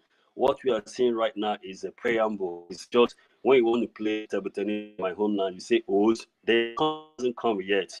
You will receive a lot of insults. You will receive a lot of something that might get the spirit down. But don't worry. The dead, the spirit of the dead, the Biafrans, you, the people that have lived here and now living the other side, that have seen everything here and seen what is happening the other side, are with you. We that are still here are with you. And coming for the zoo, brother, they are very good in bribing people. Less for me, if they come for you for bribe, if I have to speak, please take the billions of dollars and smile at them. Don't slap them. Take it. They have a lot of money to spend to throw around. Take it and eat. Still do the good thing you're doing. We will not forget you. What you're doing, you don't even know the magnitude of what you're doing for Biafrans. Believe me. There will be a time anybody that says Elias will ask, do you know Elias? Yeah, okay, no problem. You will be blessed to the point that everybody that is good to you, more than 80 million Biafrans, be good to the person. More than 80 million Biafrans will be good to the person. Believe me, history will never forget you. Like the other of your brother that set himself on fire. Why is like his name is not known, his work is not shown yet? It's because we are everybody from the Prime Minister to Hamadike in the custody of DSS to everybody that is working with the Prime Minister. Kudos to you all. I don't have anything to say more. I don't have the money to show love, but what I know is that my prayers are with you people. Nothing evil will happen to you. Nothing. Anybody that has so thought of it will meet his Waterloo. About the gossip, propaganda, and the rest of them, the world is aware of everything right now. And kudos to the men that made it happen so. Relax. God is with you, Prime Minister Simon Ekpa. God is with you, Elias. You will know that Biafrans don't talk too much about how they love somebody. They show it. When the time comes, you'll be like, wow. You will never regret meeting these people and fighting with them on this cause. Thank you, everyone. Kudos. Ika Wulonyobola. Let everybody put their mind, soul, and spirit in this. Is the liberation of entire continent, not just a people. Is the liberation of Africa you're doing, Elias. Kudos to you. Thank you, Prime Minister. Thank you, Elias. Thank you, everybody, the cabinet members. Thank you. That's all I have to say right now. I dropped my mic. Yeah. Yeah, thank you so much. Let me just yes. Yeah, Mazi Elias, like we say, Biafrans don't forget those who fought for them, most especially in times like this. Like, even though the generation that fought the genocidal war Nigeria perpetrated on them between the 60s, 67 to 70, and we remember all those who try to make a mark in what we're fighting for, like your fellow compatriots that burnt himself right in front of the United Nations. Sorry. Yes, we please can you mute your mic, sir? So we always remember those who fought with us, who fought along us, and today you can see the Biafra Republic government in exile held office that is located in Baltimore, Maryland, was named after him. It's called the Bruce Mayrock Biafran House.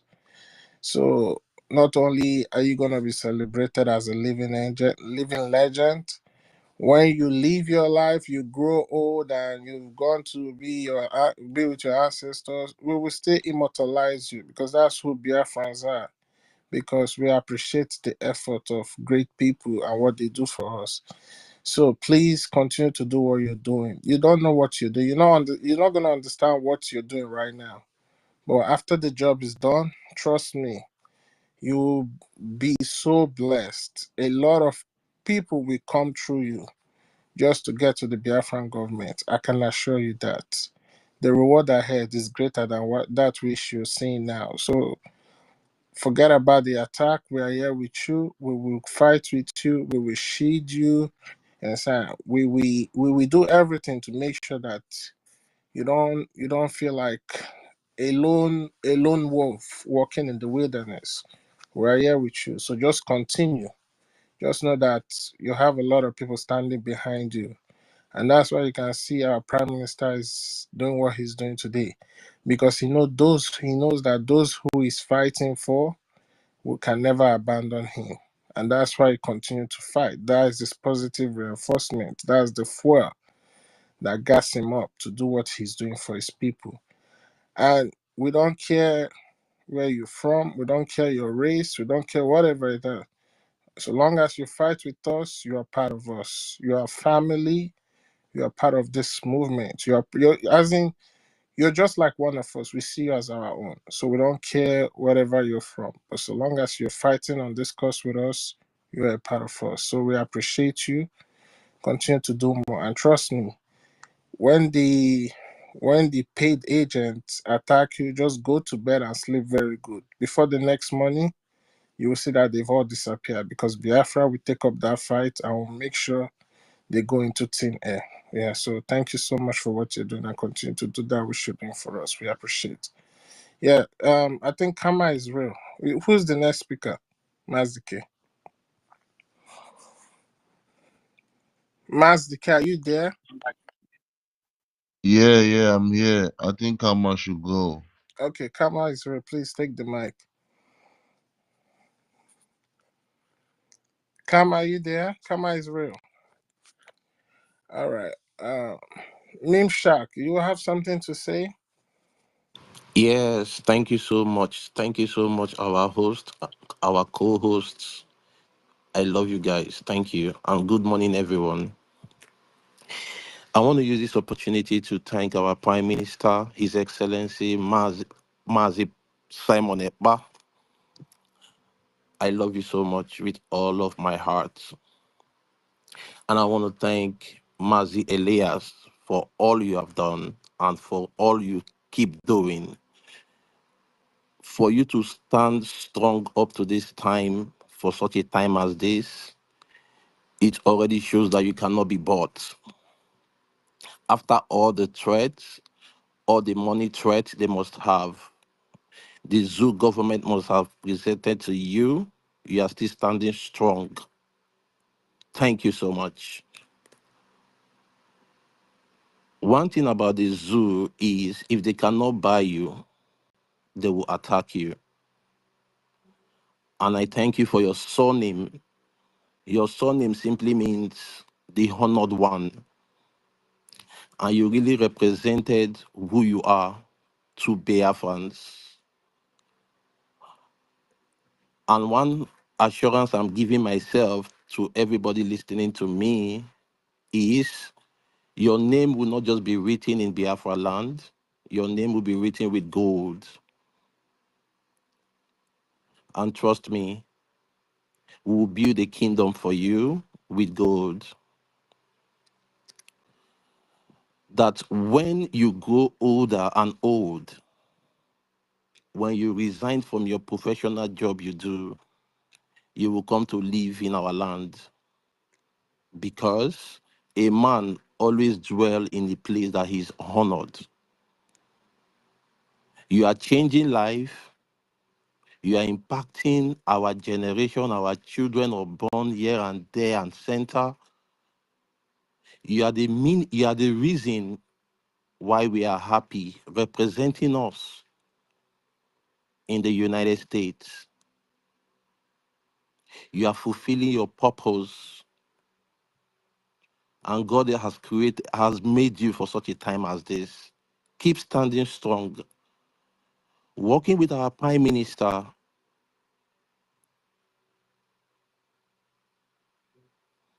and standing with him for such a time as this give us reason for us to be happy, because our Prime Minister is someone that stands by his word. And when someone is not standing strong with him, he cuts the person off. He's not an emotional person. And that is the reason I love him so much. Because if he was an emotional person, the enemy would have brought him down. I love him so much when I see him dancing on social media. In all of these things, he will just be dancing. And I'll be like, oh my God, this is my Prime Minister. You know, the Bible says that we will tread against Satan and Scorpion, and none of them will hurt us. That is the full meaning of that is the full meaning of what our Prime Minister is displaying in all of these things. You will never see him come and shout, cry, no, but rather he will dance in front of his enemy because he knows who he is. I wouldn't want to talk much, but I want to give you this appreciation. Thank you so much. We all love you. Thank you. Yeah, thank you so much, our lovely brother Mishak. I think I don't know if I pronounced it Yeah, well, but please, there's a one Nigerian paid agent called Abi. He's just been saying gibberish about our lobbyists. So Biafrans, you guys should go and make a disgrace out of him, because I don't understand why he keep posting the nonsense he's posting. This is how they go around acting like parasites everywhere. we'll handle him. We'll handle him. Because their paymaster increased their salary a little bit for them to double up their work. So they think we are volunteers, so we don't get paid. So we're here to do the job and even do it. On the last space, I told that person, I say, we were here before you came, and we'll be here when you will leave. So you can continue to enjoy your paycheck for now. After December 2nd, everything will be cut off. Then I will see who will come and do the propaganda. As for Elias, to us, he's a Biafran because he's fighting for us. So you dare not attack him. So when we are done with this space, let's go and make a mess out of that Abbey governor that is saying rubbish about our lobbyists. Yeah, thank you. Yeah, thank you so much, my host. Yeah, I see Simon Ekpa Prince there. Simon Ekpa Prince, are you there? Yeah, I'm here.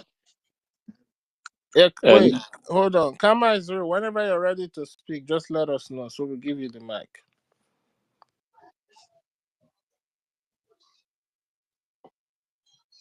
can I go on? Go on, go on. Yes, Uh, go on. okay, good morning from here. I greet you, Chukwumeze, Mazda K, Onyishisi, and I greet you, Mr. Elias, our lobbyist. We thank you very much for everything you've been doing. You know, words alone cannot say what we have in mind or how our minds are. You understand? But you see, since you've been alongside with us, fighting alongside with us, doing everything that you're doing for us, it shows that already you are one of us. At least it's not only when there is bloodline that people becomes relatives or brothers, you know. With this alone that you've been doing and the ones you're doing ahead, it shows that already we are brothers. And I want you to know this, that already you've made a home for yourself in the land of United States of Biafra. Anywhere you go in the United States of Biafra, when that nation is redeclared, you'll be welcomed. You know, like our brothers, everyone has spoken very well. And what they told you is the truth, is the reality, is how we behave. We welcome people. We are homely. We love people. We love people that are truthful, people that are real human beings. We hate those that play pranks, you know. We hate backbiters. So with you standing tall with our prime minister, standing tall with our government, our Biafran government in exile, and our de facto in the homeland, brother, it shows that you're one of us, and you are our brother, Mazi Elias. So anywhere in the United States of Biafra is your home. And anywhere you choose that you want to stay or get a relaxed home, you know, a home of relaxation, you're welcome, my brother. You're one of us. And your name is not only going to be written in gold. We'll name many things alongside with your name and your colleagues, those that are working with you.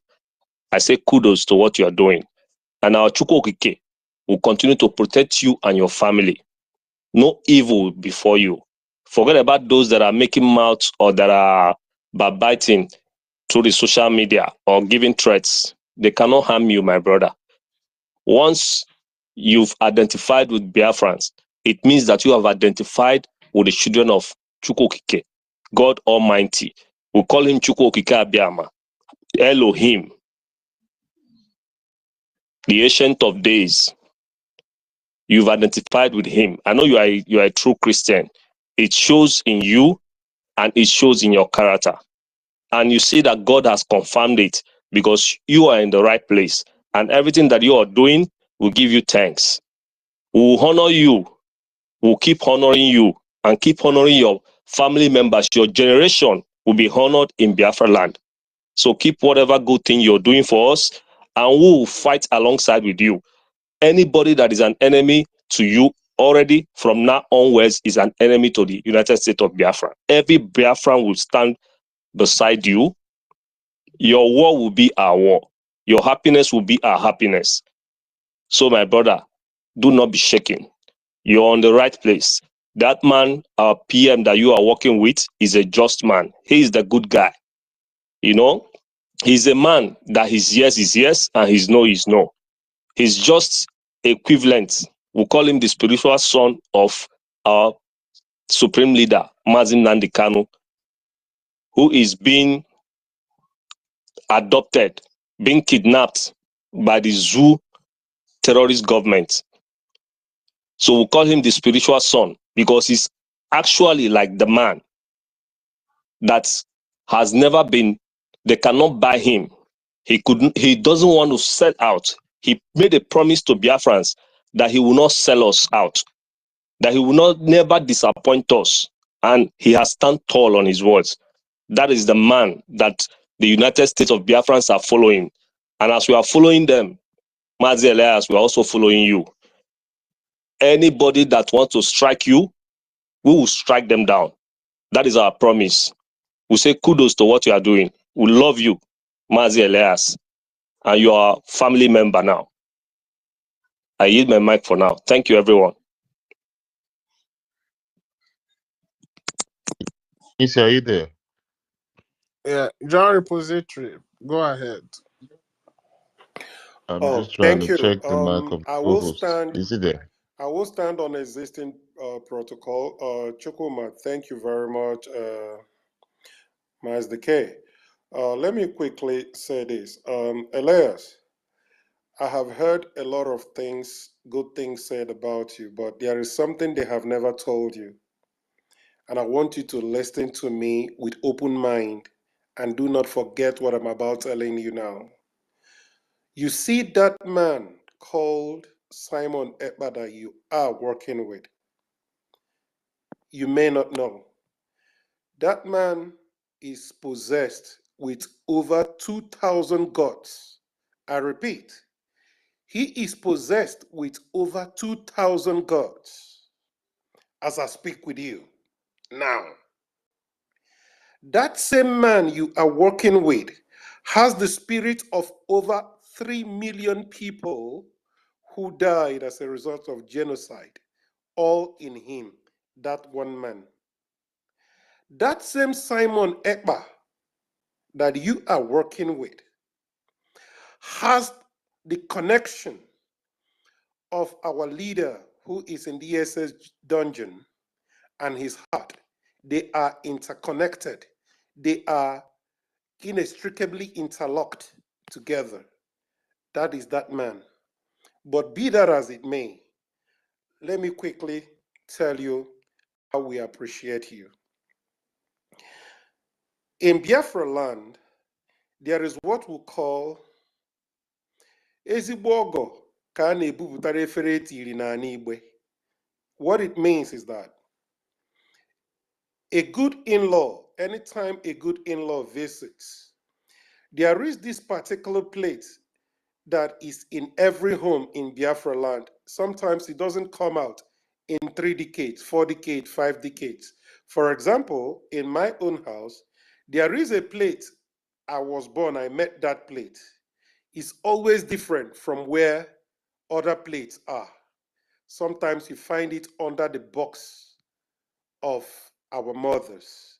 They are sacred. It doesn't come out anyhow. The first food you will eat is not going to be given to you with ordinary plate in Biafra land. It is going to be given to you in that sacred plate that is being reserved. It doesn't come out, like I said, it comes out once in every 50 years, 30 years, 20 years, as the case may be. You are not going to eat. The first food you're going to eat in Biafra land is not going to be served to you with ordinary plate. It is going to be that sacred plate. That is the first food. That is the plate you will use in eating the first food. That just goes to tell you how much we appreciate you. And we have taken you like our own. Not just you. I'm talking about 20 generations from now. It is endless. Anywhere in the world, no matter the person, I don't want to call names, no matter the country that wants to pick a fight with you, has automatically picked a fight with over 80 million Biafrans. That I'm assuring you. They said that dogs are the most loyal creature in the world, but I tend to disagree with that. Biafrans are the most loyal. When they stand with you, they do not go back. So, Mr. Mazi Elias, from the bottom of over 80 million people, we say thank you. We can never abandon you. Not now, not tomorrow, not forever. Thank you. Thank you and thank you. I yield for now. Yeah, thank you so much, John Repository. I don't know if everyone has spoken. Simon Ekpa, Prince, have you spoken? Chukwuma, I see your back channel message. Let me know Look if at everyone. Kama Isri. Come on, Kama have you Isri. spoken? Mazdaki, I don't know who this Ekene Wise. I don't know. Don't give him the mic. Okay, he's actually a one Nigerianist, right? Yes, don't give him the mic. I kicked him out before. I don't want nobody to come and disrupt this space. All right, no problem. Remove him. I'm removing him. Yeah, it's no problem. So yeah, I see Kama Israel has gone off. I think everyone has had his or her own time of appreciating Yeah. our dear lobbyist. I don't know if he still has time to stay with us, or he has one or two things to say concerning what everyone said. I just want to thank everyone again. I'm deeply touched by everyone's comments. This has been a tremendous honor for me. So I just want to thank everyone who has spoken for their very kind and heartfelt remarks. It is truly an honor, and I reciprocate those comments in kind. So thank you so much. I really appreciate it.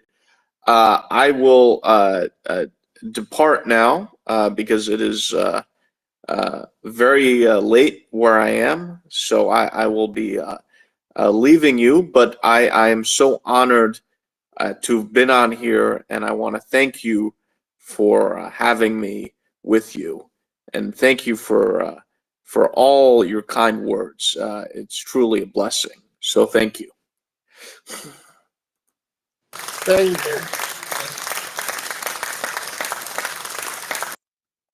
Yeah, thank you. Thank you so much, our lovely Elias. We love you so much from the bottom of our hearts. Chukwumeze, you wanted to chip in something, or you wanted to say something? Yeah. I just want to say thank you so much. We appreciate you. And like I said, remember what I said to you when we met. Whatever attack that is coming, we the media we are here to do our job to debunk it. And it's gonna continue like that. And you can see before you join this space, we've been on since 1 p.m. yesterday, and we are still on till now. 1 p.m. United States time, and now it's past over 24 hours, or it's almost 24 hours. Yeah, no, over 12 hours we're here, and we still continue.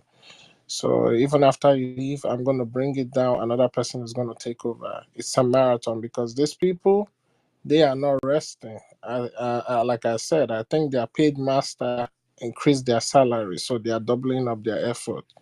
But like I say, you have nothing to worry. We will continue to do our best. We'll continue to make sure that you get all the media publicity and all the protection you have. Nobody is going to attack you and go to bed sleeping good that night. So we're here to debunk all the lies. Now they can see that you are not a clone. You're a real human being. You came here, you talk to us, you interact with us. It's not even artificial intelligence. It's the real Elias. So we're glad to have you here. Thank you so much. And you're always welcome here anytime, any day. Thank you. We really appreciate it. Thank you. All right. Thank you, my friend. Thank you.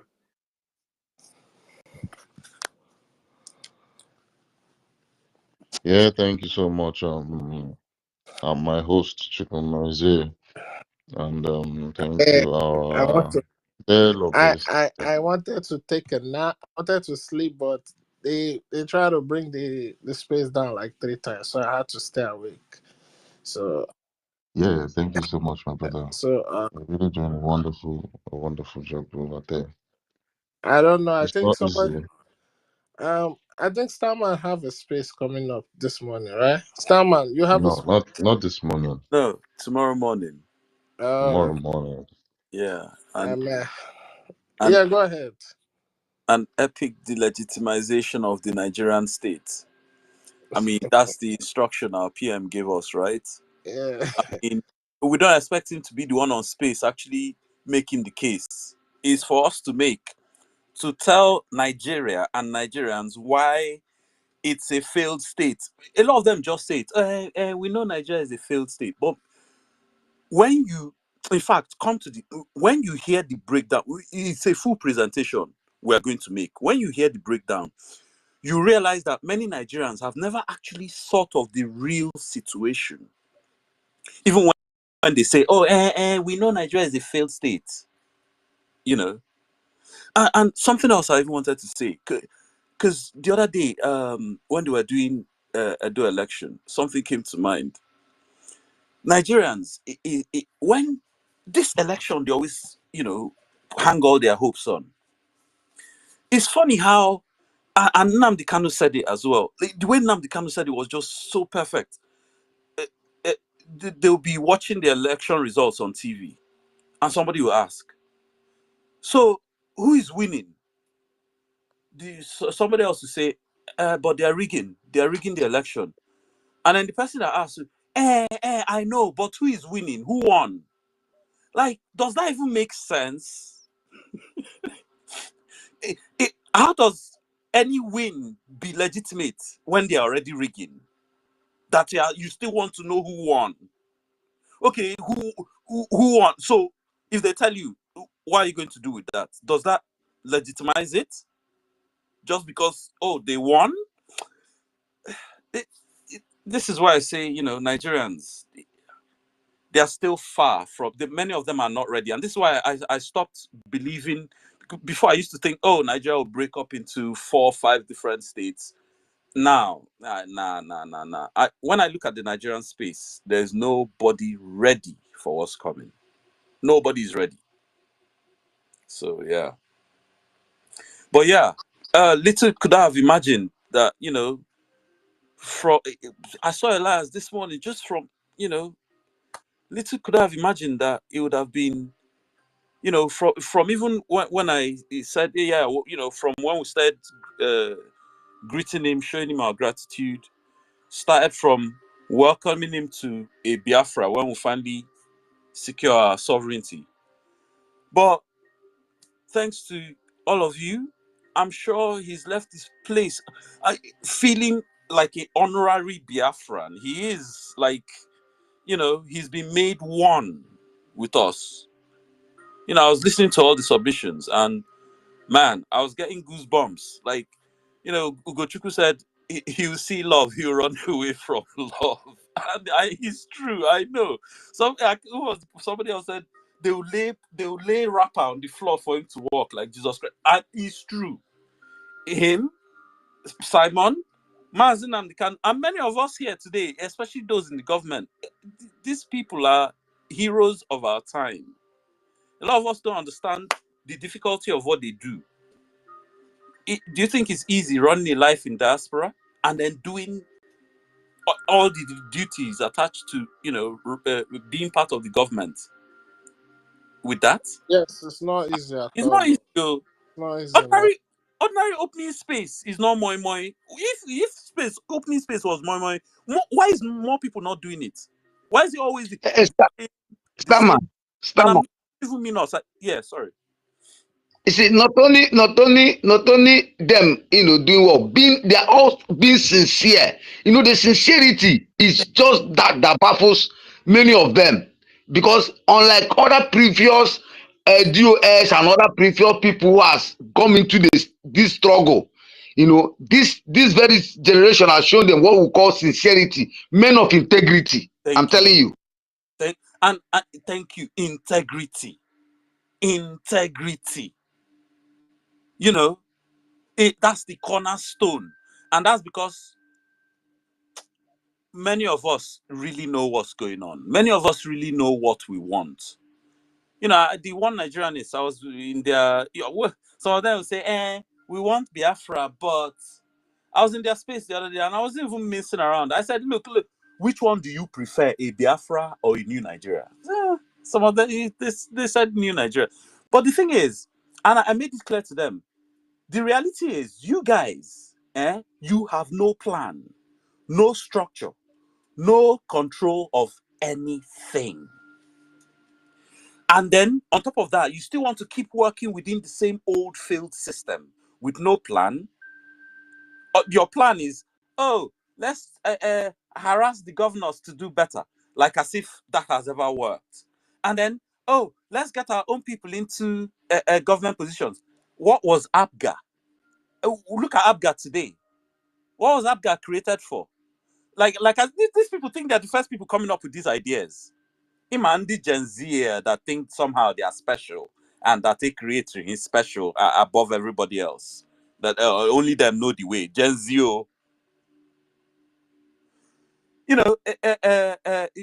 that we should let's go within. See, there's this cartoon I've been posting of a chicken with a cockroach inside the stomach. And as the cockroach is being digested, the cockroach is still saying, I'm planning to change the system from the system of being eaten by the chicken from within the chicken's stomach But you're coming out as shit, which is what Nnamdi Kanu told us, that it doesn't matter who you put up as your politician. As soon as they get to Abuja, they collect that money in any condition. It's over. It's over. Abia, every time politics. They have no plan. The structure self, the Labour Party is not as We're talking rotten. about regional government now, all of them. He lose here, but I got another place. He lose all the time, not taking any accountability for anything. The Labour Party is not as corrupt as a termite infested wooden pillar. As rotten. Look at the people that cashed out. No structure. And I've been telling them these things since Clubhouse. No structure. No plan. No control. They were shouting, we'll defend ballot box with our blood. We'll defend the they will just use comma and one mago. Put their own person inside there. Ignore your beavers. Ignore your INEC, all the nonsense. Nigeria, the internet, election. And to tell you how so much of a fake country that zoo is. Do you know that they don't even discuss anything about how to improve the life of the people or move their lives forward? Nothing. The only headlines is how Davido is fighting Whiskey. That's why I tell you, all these paid agents, they cannot sustain it with us. They tire of talking about defending one Nigeria. They start opening Whiskey versus Davido. I just did laugh. I said, Big brother. what? What? How did these people get to this stage? How did they get to that stage? Is it that they discuss Bobrisky and Very Dark Man, or they discuss Big Brother, or they discuss how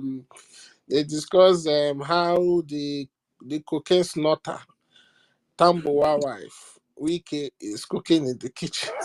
They discuss about, they don't have anything tangible to talk about how to improve the lives of the people. And you have one idiot that came here yesterday. He says his name is Fonja. When they fall on our hand, that one, you ask him, is there terrorists in Nigeria? He said no. He said they are not terrorists. The way you should call them is bandits. So ask him what is the definition of bandit and terrorist. He tell you that these are people just stealing and taking people's properties and all that. Then somebody asked him, are they not killing human beings? He said yes. So what is that? He says banditry. So you see, you cannot defend Nigeria and come up looking smart. When you defend Nigeria, you look like a fool. You look at Abe governor, he's there talking about they bury Ojukwu with Nigeria. Ojukwu, that before they lay his corpse in the ground, one of his wishes was to put the flag of Biafra in his coffin. This one is not even a hidden story. Mazinam the Kanu mentioned it on his live broadcast. Right. And you see stupid idiots, Afonja, coming. Nah, when we leave, let Fulani turn them over and bend them well and give them basbos from their back, so that they will in their life next time they will never make that same mistake, because these people are just decomposed. And you have another one, because of her godfather is happy this period. So she's romancing the godfather well. He's giving her a lot of money to buy Gucci shoe, and she's using your money and be going to a restaurant and be posting glass of wine. These are the freedom. These are the Nigerian defenders. Eh? Chop by chop, Nigerian defenders. Zoo is gone. So anybody that is anchoring their hope on that kind of country, I don't know. Look at, I am happy keeping this space 24 hours. I didn't get paid anything, but the joy that we can keep it on, because these people have been keeping on space to the extent that that girl slept off in her own space. She slept off, and the space was still running. So I say, no, myself, I will try and keep our own space on. And lo and behold, Chuko Kike blessed us. Just as we are about to leave, Elias came in and the whole energy rose up again. So, Biafra, you see that one, they tell you your reward is in heaven. No. Biafra, your reward is here on earth. Biafra, when you work for Biafra, you reap the reward here. So let's continue to do what we are doing. As I thank you all for joining once again. All the ministers that has come in here, some that has left us and go and come back, like Mazi Honorable Otunwamwanya. Yes, you have gone and came back. All of you keep going and coming back. So, me, sir, if I want to go under the water, I'm going under the water. I'll be back. So, Mass Decay, I don't need see. Honorable Naka, my son, please take I over. know, but don't worry. We fuga. Anyway, what I'm saying is that they don't gather again in the other space. So, they don't normally have topic. They don't have topic. They're discussing one and something now. Small time now, they will discuss. The thing will just stylishly enter. Somebody will start something Biafra. The topic will quietly, corner. They don't normally have anything to discuss. Harry is there, all those they are gang up. They will now talk. The thing will quietly enter Simon Eber, and then they'll start again.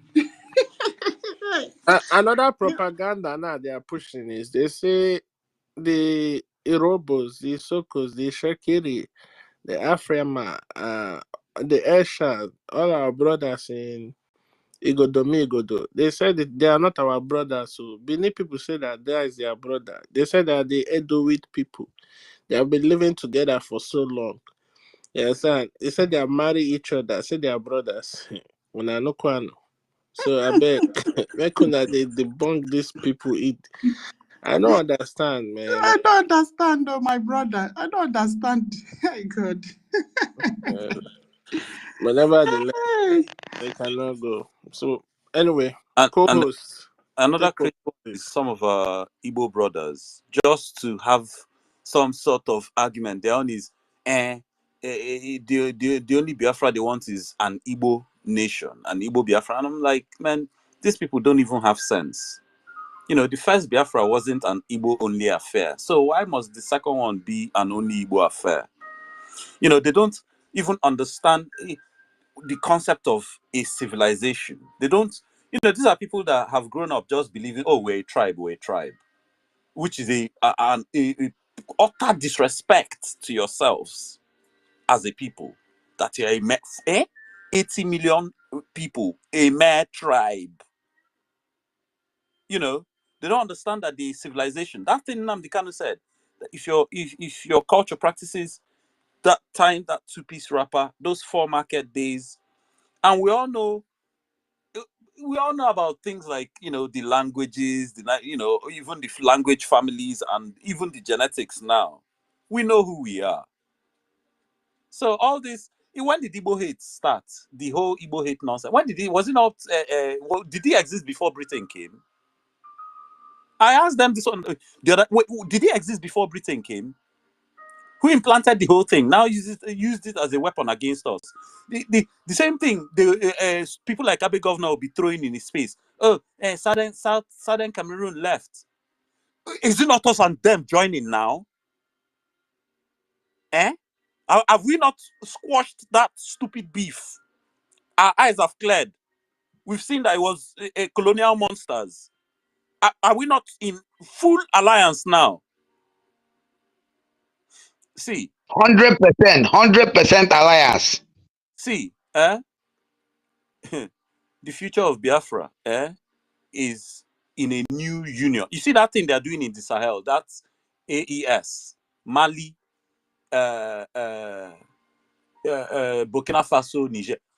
Our own, to start with Biafra and Bazonia, and we're that looking east. I know, yes, because of all the historical link to West Africa, but Ndi Ronu, until they clear their own head, had it be ready. Had it be ready. But we even have a lot of brothers in the East. There's the Bioko Islands. There's in Gabon. There's so many. There are some of our brothers in West Africa as well. Even Ivory Coast. There's a huge population there. Yeah, Starman, Yeah. I agree with you. Now our union, Ronus, before they will enter, they have to go through the psychiatric ward. They will take their medication. They will finish it well. They will not come back for re-evaluation before we not consider whether we are going to admit them into our union. Because keep everything. it's better. Yeah, no, it's true. Because we have our brothers in Congo. Look at this basketballer. This basketballer that died, Dikemba Mutombo. I'm looking at that name, Dikemba. That's Igbo name now. That's Igbo name. That's not Igbo name. We have our brothers in Afara region in Ethiopia. We have our brothers in Guinea. We even have our brothers them in Gabon, self. So we will need. In Benin Republic, yeah. Benin, yeah. So those all our brothers that want freedom. Because after we go, a lot of freedom movement will spring up. So all those our brothers will be in union. Because we don't have to, because Ronus is one border away from us. No, they don't have to. After all, America and Mexico, are they not neighbors? Do they have alliance with them? But instead they have alliance with NATO all the way in Europe. So we don't need them. As a matter of fact, let them suffer. You understand? Because those people that feed us shit, they will use that same hand that they use in feeding us shit to eat that same shit. Because those people, they think, and Yoruba is not even an ethnic nation. Every territory they got, they were conquering people. If Nigeria was a level playing field, a lot of them will tell you they are not Yorubas. They are not Yoruba.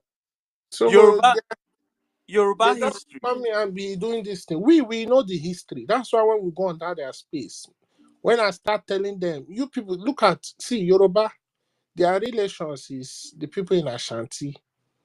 Yeah. Their relations again is people in Benin Republic. Their relations is the Bini people because they all come from the Kwa ethnicity. Those were the people that were living in Upper Kemet. After the fall of the Lower Kemet, our brothers, the Sobos, returned back to Biafra land. Those were the people that came and met the Indigo in the current land. Before the next people again from the Harish region of Israel came back again. These Yoruba people, they are anyway, I don't want to be talking. They are the ones that killed the Jesus Christ you are seeing today. They are the ones, quite people. So this hatred did not start today. So you people should know the kind of people they are. But if they change because of we love humanity, we'll forgive them. And they will pay reparations, they will pay retribution. Then we can, after all. We'll check their DNA very well. After all, the Germans that were the main cause of the Second World War, did they not pay? When did they finish paying their reparations to the Jewish people? But still, they had to pay for their they have to go through the consequences before they can now become part of the EU and even NATO. So it's the same thing. Do you think they will just come and beg us? Please forgive us. We just check out more Hoko. They will pay reparations. All the businesses you destroy, even middle belt will pay reparations. All of them will pay. They will pay. They will pay reparations because we need to make sure that the new civilization that we are building in the ancient land of Ethiopia, which is what you call Africa today, they need to understand that consequences, there's always action, there's always consequences for your actions. If you do the negative actions, you get your negative consequences. That's how you build a modern day civilization. And you put it into signing into treaties, and people will respect it. That's why you see EU, they are developing today. That's why you see they don't have issue. Before anybody try to do anyhow, they will think about the treaty and everything they sign. That's why UK had to do multiple referendum for them to leave the EU. So they think it's that old Africa that they will just use word of mouth and beg. No, this one, we will sit down, we'll calculate the cost of damage. Maybe they will pay us like $300 billion. So we'll now structure it. How much will you be paying us every year? Maybe every year you'll be paying us $10 billion until you pay that money. It's the same thing. When did how much did the Germans pay the Jewish people? Close to $200 billion. They just finished paying it like a few years ago. That was reparation for the Jewish Holocaust, and that's what Middle Belt, even the Northerners, all of them, we will sign it in treaty, so they will pay that money before we can have free trade and all those things. But so long they did not pay that money, they can go to hell. We don't care. They can go to hell because we need to teach. We need to teach people how to be civilized in a new civilized Africa. That's how it's gonna be. So we are not. There's no like forgive and forget. To no. You understand? The next one, an eye for an eye, tooth for tooth. If you do me, I do you back. So they need to understand that. So that's why I'm looking at them now and they are laughing. And all these our businesses they are destroying. They think that we see there's a separate court for restitution and retribution and reparation. That court is called ICJ, International Court of Justice. So even if they refuse that, they will not pay us that money. Before they can start up their own country, they need funding. So when you go and apply the body that is in charge of giving you funding, or if any country is giving you funding, before that money gets to you, they will remove the money of all the reparations and things that you are owing. So it's because there's no law in Africa. People just do things anyhow and do anyhow. But this time around, we are changing the dynamics. Everything is going to start afresh. That's why they should be scared of Biafrans, because we're intelligent people. We know how to use the law and use it to bring justice and in favor of everybody. That's how it is. So if they don't know that, let them know. So let stupid idiots like Abe Governor be going on space every day and be saying rubbish. Don't worry. His children will come to Biafra land and come and be sweeping our road. I promise him that. They will soon sack him. Shebi when Biafra comes, in job don't knock. Yeah. 2 more months. They will soon sack. Anyway, Mass Decay, you know they talk. You just they drink your Heineken there. They see you, they drink that Heineken. You need to talk, Mass Decay. Talk. Yeah. I dey drink the Heineken now. You get something where I want correct where you talk safe. You dey talk billions. I want make you dey pronounce that trillions. Because that reparations go reach trillions. You want You make get make the pen reach their 10th generation. It cannot it go be trillions, so no, that's a lot of money. That's a lot of money. So we will not go that far. But no, see, it's not like we need the money. It's not like Biafra need the money, but it is to teach them a lesson and also to set a standard and how things are going forward. Mazidike, this guy na Dibia, na Juju guy, so you know they pronounce things well. Na English rhyme. Who be that? Chuku Meze. So leave her. See anyhow way to pronounce and leave her like that. No manager. Ugochukwu, you see, say for this my space, you don't get front seats because not be your birthright. So I don't show now. I don't show. once They you bring you talk, I down like drop you Lampo. down. I don't be GD work and the rest of them when you call carry front seat, sit down for front. Like say they pass on from generation to generation. I know. Wait, Biafrans. Biafrans. I don't understand where this saga started. Let me tell you now where this saga started. Chuku Meze come on air come they ask PM question when no make sense, and I go apply for PM. I Say I please, don't know. I need to do.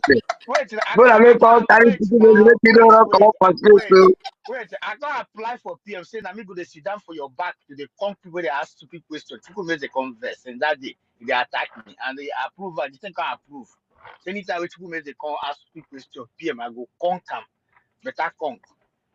Since that time, people make the don't vex. They attack You me know, say front and back. Ugo 247. No, we go Ugo. 247 no before it cause trouble. We go Sorry, 247 sorry, Ugo. na honorable man. Oh, this one I will go away like Sorry. this. Say after that day, that 2 days they change picture for DM. Hey, ask the question. PM say anybody know they around there to give and conk. I say PM try. I never apply for this job. Now me go to give and conk one after the other. See, I don't go underground, come out. You understand? So don't worry. Say as the dimension now I take come out. So But this dimension too much. Mazi K. So anyhow we take pronounce something at DBIMB. You see in shrine for a page there. So please manage them. You go Now on the brother with the manager like you go underground, consult DBMB. that. In the underground. In the work from underground, but thank God you know they work with you. Starman, Let's go. Me and you go still get space, so because we get Starman they my unsettled side. business. Starman they my side all the We time. get me So and Starman, we have unsettled business. You understand? Starman, we have unsettled business. So on a good day, we will do. sorry, Starman. Yesterday, were you on the space when one of our my brother shocked last night too? 62 years old mother come on air, talk waiting, talk. Madonna. I go to sleep. I went to sleep immediately. Sleep carry me. Madonna. 60 something years old. 62. I called the sorry for his children. He said Biafra supposed to build hospital now before December. They're supposed to be hospital flying and the shop, shopping mall supposed to see the sign of Biafra. Your husband die, you need to put army for Nigeria. Now out of Now I'm not give birth to this thing. Now I'm more than it now the Biafra woman be that. Saying na Madonna, being saying na Macedonia. I was so ashamed. Now out of respect, I just say make I no respond. Wallahi. I requested for the mic. I wanted to tell her, mommy, I beg, no, they talk. We don't tire to listen to you. Even when he finish talk, they go say, yeah, mama, it make a lot of sense. That is making sense for those that believe in zoo. Can you imagine? Husband is Igwe or something. He says it's something that is a teacher. He told him how he fought for Biafra. He died because of sit at home. He couldn't, nobody come. That the good people that are supposed to, massive people that are supposed to come, that is our own problem. That is supposed to, they hear the smell of Biafra and the Nigerian army will come to fight. So this one don't know that Nigeria doesn't have army anymore. He don't even know that there's war without, she don't even know that Benue people, if they have people like Mazen and the Khan and the PM, they would have even be slowing down, peeing up by this time. These people don't know that the reason why they can even go bury their dead and all those things, Biafra Defense Force. He doesn't know that the road has been cleared. Lack of information and a little bit of zoo ideology combined together is a disaster. It's a bomb. When you don't have information and zoo can't feed you with their disease, it's worse than HIV. It's like somebody with cancer. It's uncurable disease. I was listening to that woman. I just went to sleep. I couldn't even, so mad. I don't know if some of you listen to that woman from I cannot even, describe what she sounds like. I heard her. It was I knew that any response I gave to her, they would deem it disrespect. So I just thought, okay, since she follows me, so I stay following her, so that if I see her in my own space, me and her will talk properly. Even, you see what's Starman, why those people know they pursue you for their space? What do they give them when they chop? What do you give them? They don't kick you out. What do they give them chop? no, it's just at the end of the day, it's all love. I listen to them, I hear them out, and I address what they say. and then I say my own. That's Come, just when I not go bring those kind of people come Biafra land though. We know they marry those kind. Even the one they call it fine. He said they compare Biafra Defense Force with the EKOM fight and the Unibed. He speak Fune. He finished for Unibed. That one was busy talking about he has this Shiago or King something, his star army. You know, talking crap, nonsense. You don't even know what they are in for. And he was busy, blah blah blah. There's a way they can do it. People like him, reasonable people. I'm speaking for more than I've not seen anything reasonable about him.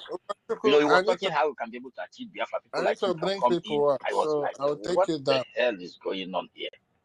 You know, with the convoy. You know, when he was going Mazu with the go convoy, I nothing go of bring crap. you down. You know, I want to and the bring you worst down. part of it, after he finished speaking, those that just want Nigeria to be one will say, yeah, you make a lot of sense. Something is wrong with that. You know, there's a, I think, if I'm not making a mistake, there was a news, they say that almost 60% of Nigerians then has mental problem.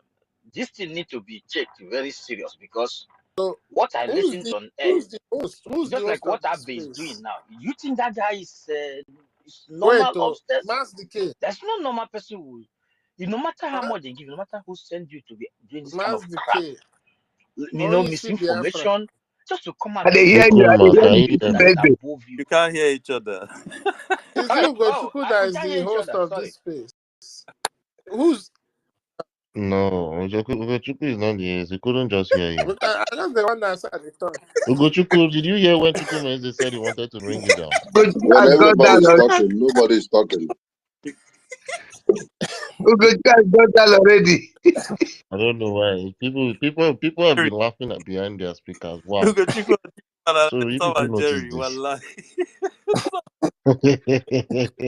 Okay, please let our honorable minister will go speak, please. Then you can pass the mic. Mazi Christopher is here too, so you probably bring somebody down so he can come up. Like I don't know, I'll try to give him the mic. Okay, you Mazio, can you bring me. can go. Okay. Yeah. Okay, I just heard you. Is it my own Ugo? Yes, Yes, Yes, my yes, yes. honorable yes, Ah, minister. the original Mazugo, The not meeting will the go 247. no, the other Ugo is original. Though. That is my brother. He's my very good brother. I know they can play. I greet you now. I greet all of you. One love, everybody. Chukwumeze, thank you. That care. Is every one of you. One love. I have been enjoying this space. I joined when our lobbyist was speaking, and I've been enjoying it since then till now. That is a wonderful moment. It has been a wonderful moment, and those that were fortunate or were privileged to ask their questions got their questions answered. I begin to think when I heard the lobby speaking in the space, I was saying, what a nation are we going to be seeing? What are we going to be witnessing? A lobbyist coming in your space, sitting there like one of you, taking your questions, interacting like you, speaking your language. Honestly, most of us that don't know what is coming, I pity them. I pity them. Those that are still on the fence and those that are still waiting to see something extraordinary or miracle, or those that are waiting to hear something like somebody will shoot you 100 millions of bullets and you will collect their guns before they believe it's this. This is the real miracle we have been looking for, we have been waiting for. This is the real time we have been waiting for. This is the Messiah we have been waiting for. But the good thing is that everywhere in this life, in every part of this world, whenever the expected Messiah comes, they never believe that's the expected Messiah. That they never accept that Messiah until the Messiah finishes his job. So many of us will be searching for what we don't even know. what we not even know, even if they are under our noses, we'll not go see them, we will not notice them. And this is something you have been striving for, fighting, even killing other people to get. And that thing will be right in front of you, staring at you, saying, look at me. And you say, I beg you, come out here, you are not the one. So honestly, I commend you, the host, and every one of us that has been here since morning. It's been fun and I've been enjoying it. Thank you. And we must remember that our leader, Mazenan Dekano, have made it clear, just like our Prime Minister have been saying, that you don't expect him to get justice. And he said it by himself that he know he's not getting justice. So he have to fight. There is no need of saying, let me play Holy Mary now. After all, maybe they will change their mind. No. Just how many days? I think about 3 days ago, just less than a week, I saw a video of a man from Enugu, a traditional ruler called himself His Highness. And he was telling the story how he worked with the Nigerian army to get rid of the people that say they need Biafra. And after they have succeeded in getting rid of those that we are saying they need Biafra, the same army came to his community and started arresting all of them, that they must take all of them away, that they are all Biafrans. I laughed at that old man, about 70, 80 years old man. Though. I laughed at this man, Mumu. One problem we don't know, one thing we don't know is that when the Obasanjo said we use Igbo in this Igbo war, he said even though we are fighting against the Igbo, we use Igbo to get Igbo. He did not say even though we are fighting Yoruba war or we are fighting Nigeria. He said even though we are fighting against Igbo, we use Igbo to get Igbo. So those people are the people Obasanjo classified as those they've been using. And what they don't know is that nobody will buy your brother from you and trust you to keep his own brother for him, because he will always sell at any given price. A betrayer is a betrayer. A killer remains a killer. An assassinator remains, it doesn't matter how much you trust him. One day he go assassinate you, come out. So that is it. So as for the woman that is that was speaking yesterday, one thing we must understand is that Nigeria spirit, like I used to say, has possessed so many people. Nigeria is a spirit, a very demonic, infectious, evil spirit. It has infected so many people. So many people. People like us, we are just getting delivered now that through the voice of Mazenam Dekano and the voice of Maz Simon Ekpa, our Prime Minister, we are just getting delivered. So sometimes there are things people will say, you get angry sometimes, you look at them, you laugh at them, you move on. Because you can imagine a country where somebody will enter to hide in an aeroplane engine just because they want to escape Nigeria, where people will enter inside ship engine just to escape Nigeria. Nigeria is nothing good. I heard the Mumu Afonja, what is his name, that say she wanted to finish our sister Amaka in Canada, saying, stop going to countries that are worse than Nigeria. Thank God. I say, which country is Nigeria better than? Nigeria is the worst country in this life. Those countries might not be good the way they handle you, and is because they handle you that way because they know you are coming from a dungeon. They know you are coming from evil forest. Ask yourself, the way they gather Nigerians and throw them inside those dungeons in Ghana, if no country values you, you don't have value. Do you see other African countries being treated the same way you were treated there? Those of us that have traveled and been in asylum camps, ask yourself, how many African countries you met in those asylum camps that were treated the same way you were treated? Just at the mention of the name Nigeria, the evil spirit will even possess them that won't attend to you. They see you as every evil in this demonic thing that will kill, that will destroy. Nothing good. They're telling you it's Igbo, it's Igbo. Nobody knows Igbo too. Listen, let me tell you. I was in one correctional center in Italy, and we get talking with the prison warders, or we were just joking, and they were telling some we gathered like this, we were talking, and they were telling us how people and what people can do and what we bring them to recreational to that not recreational center, a rehabilitation center, the prison. They don't call it prison. So they were telling us about Nigeria, that they know Igbo. They say that anytime you see Igbo man in prison in Italy, is because that guy want to succeed, that they don't have time to make trouble. They are not like other people that will go to street and start fighting and cutting themselves. They are doing court. That anytime you see Igbo man, he is fighting to survive. Who are those people that are fighting in the street, cutting themselves with cutlass? You know them. Afonjas.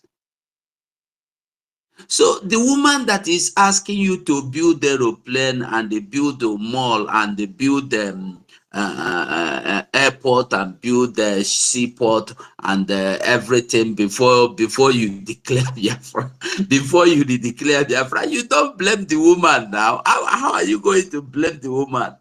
Because the woman, when the woman remember, I used to tell us that when Biafra come, we need psychiatrists. We need them as many as possible. We need counselors as much as possible, because people will be cancelled.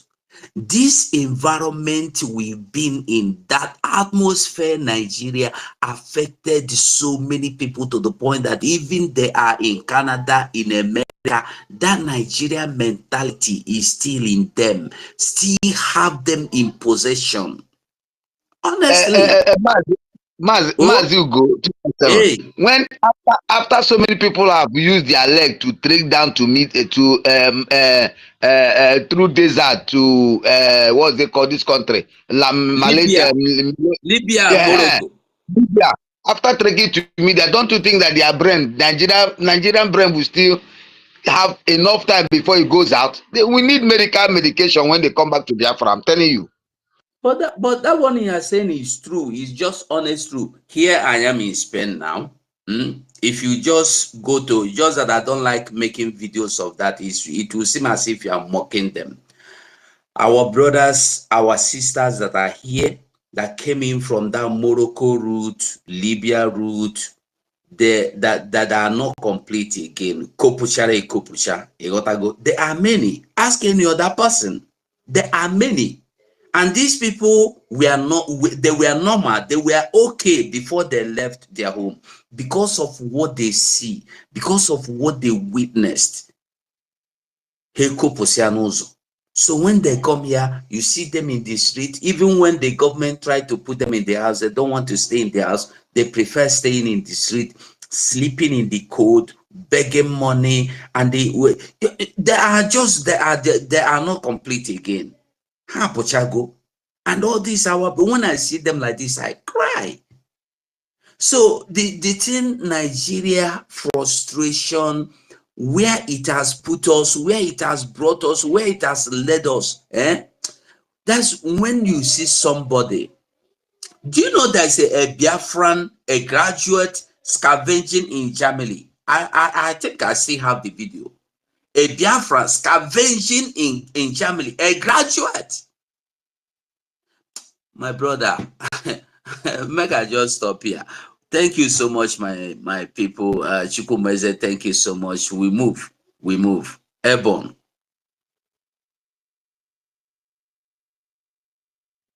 Thank you so much, our minister, our honorable minister Ugo 247. Yeah, I see some people requesting for mic, and I think we're just gonna go with the hands up. Ben Truth, are you there? Yeah, thank you so much, Mazdike. Thank you, honorable ministers. Thank you, everyone.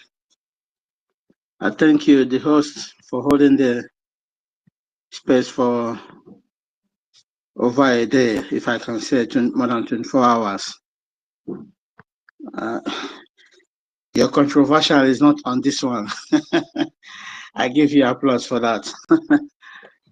Thank you so much.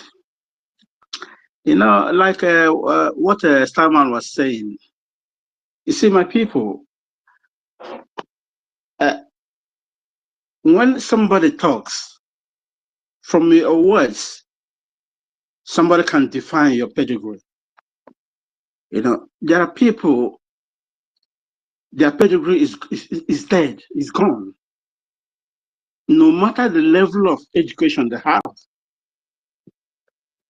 So for example, like what they were discussing before in the open mic. Somebody I will never forgive. It's like this Obidiot or Peter Obi and co. That's his statement he made that Biafra died 50 years ago. Even if there is any other thing he did, I can never forgive that man for making that statement.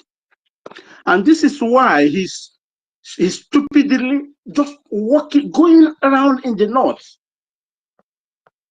I don't know what the kind of nonsense he's doing. Is he trying to tell the north that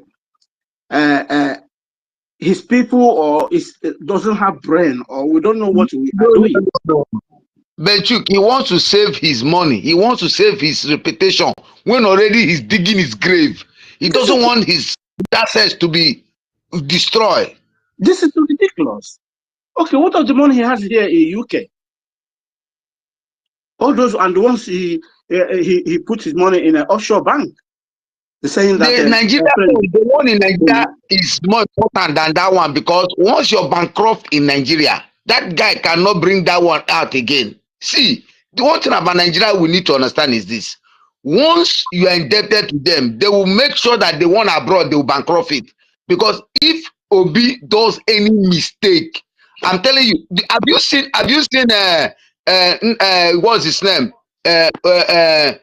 this man, former governor of Imo State, what's his name?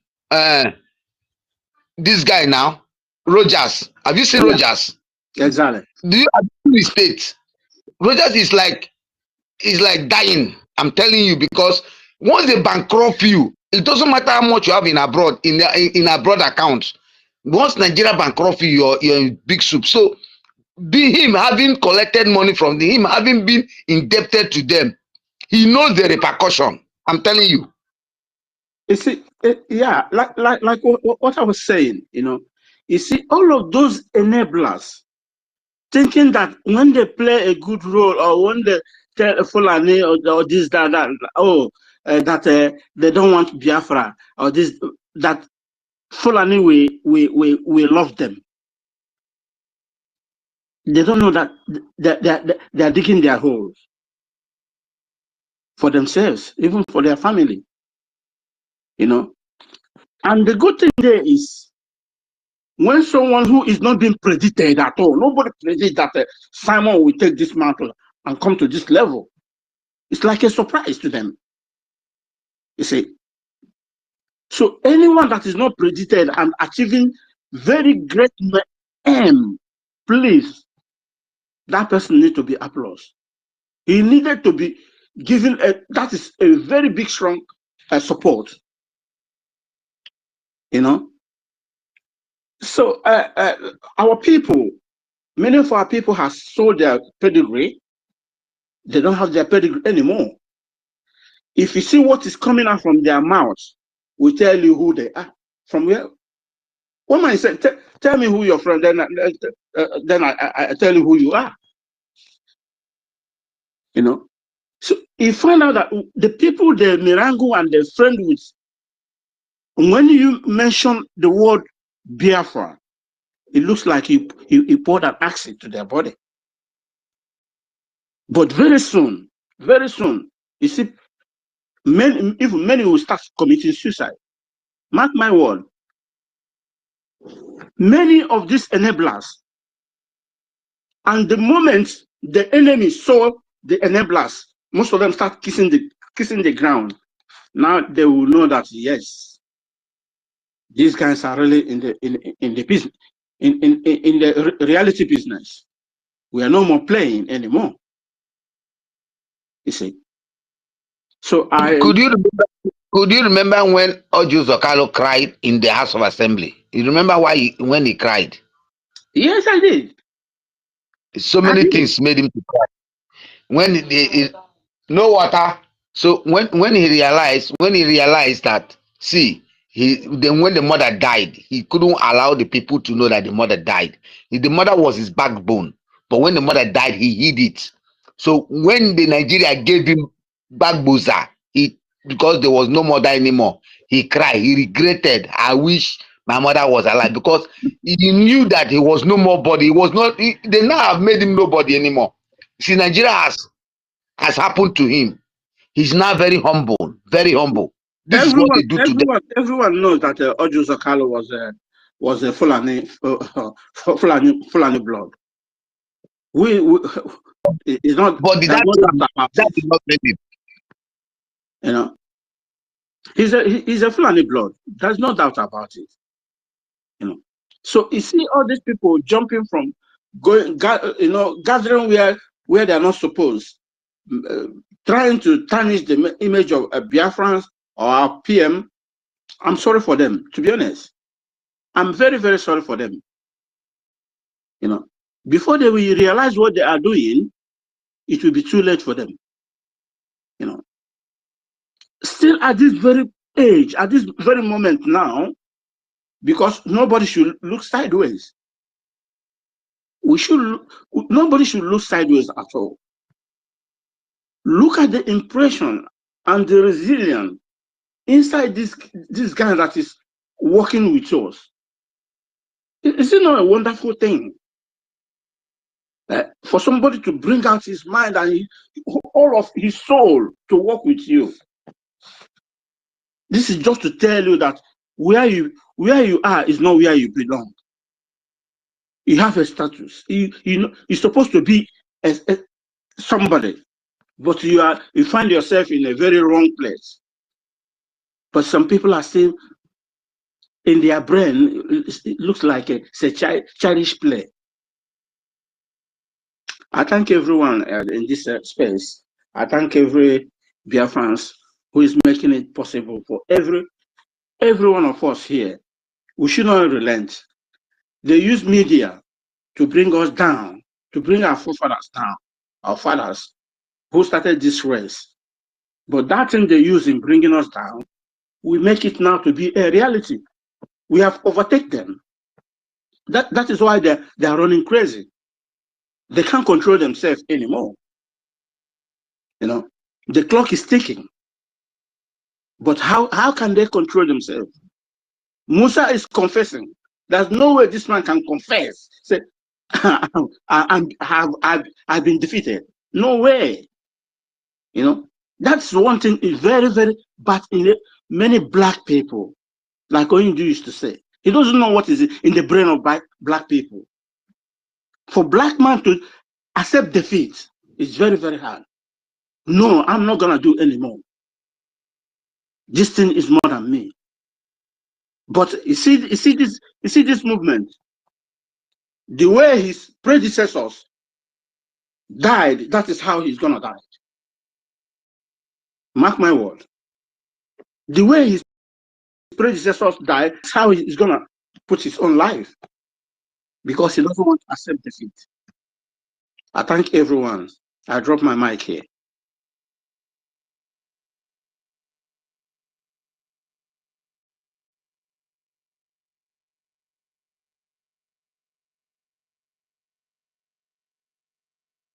I cannot hear anyone. Yeah, thank you for your submission. Onyisi, are you not there? Yeah, I'm here. I'm here. I thought your mic was on, so I thought you were going to say anything on it. Let's look at this guy that his hand is up. The creep. Mbatuegu. Hello? Okay. Oh, okay. I see Mbatuegu's hand up and Simon Ekpa. You say decrypt. I don't know which one came first, sure.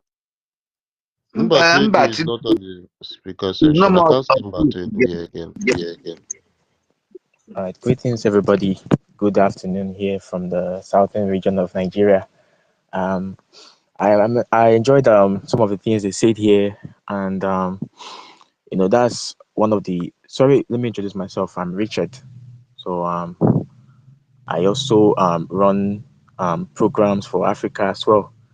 To see how to better the lives of Africans in general. So this topic, I overheard somebody talking about how Nigerians are suffering in countries like Italy and in countries like Spain because of unemployment and the rest of them. So I just have one question. For a new government, a new system to provide opportunities and jobs for the masses, I think the major problem for Nigeria here for the unemployment rate is the population first, and also the corruption. So let me focus on the population. I don't know the current number of Nigerians now, but I knew the last time they did census was about, I think, 2005, and we were over 100 million plus. And this is 2024, so it's over 20 years plus. And then maybe that number must have doubled or tripled. Maybe we're going to 500 million. I don't know.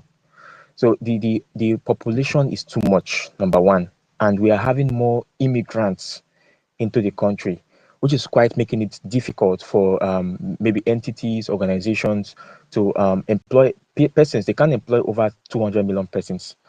And the other thing is the infrastructure. We have poor infrastructure in this country.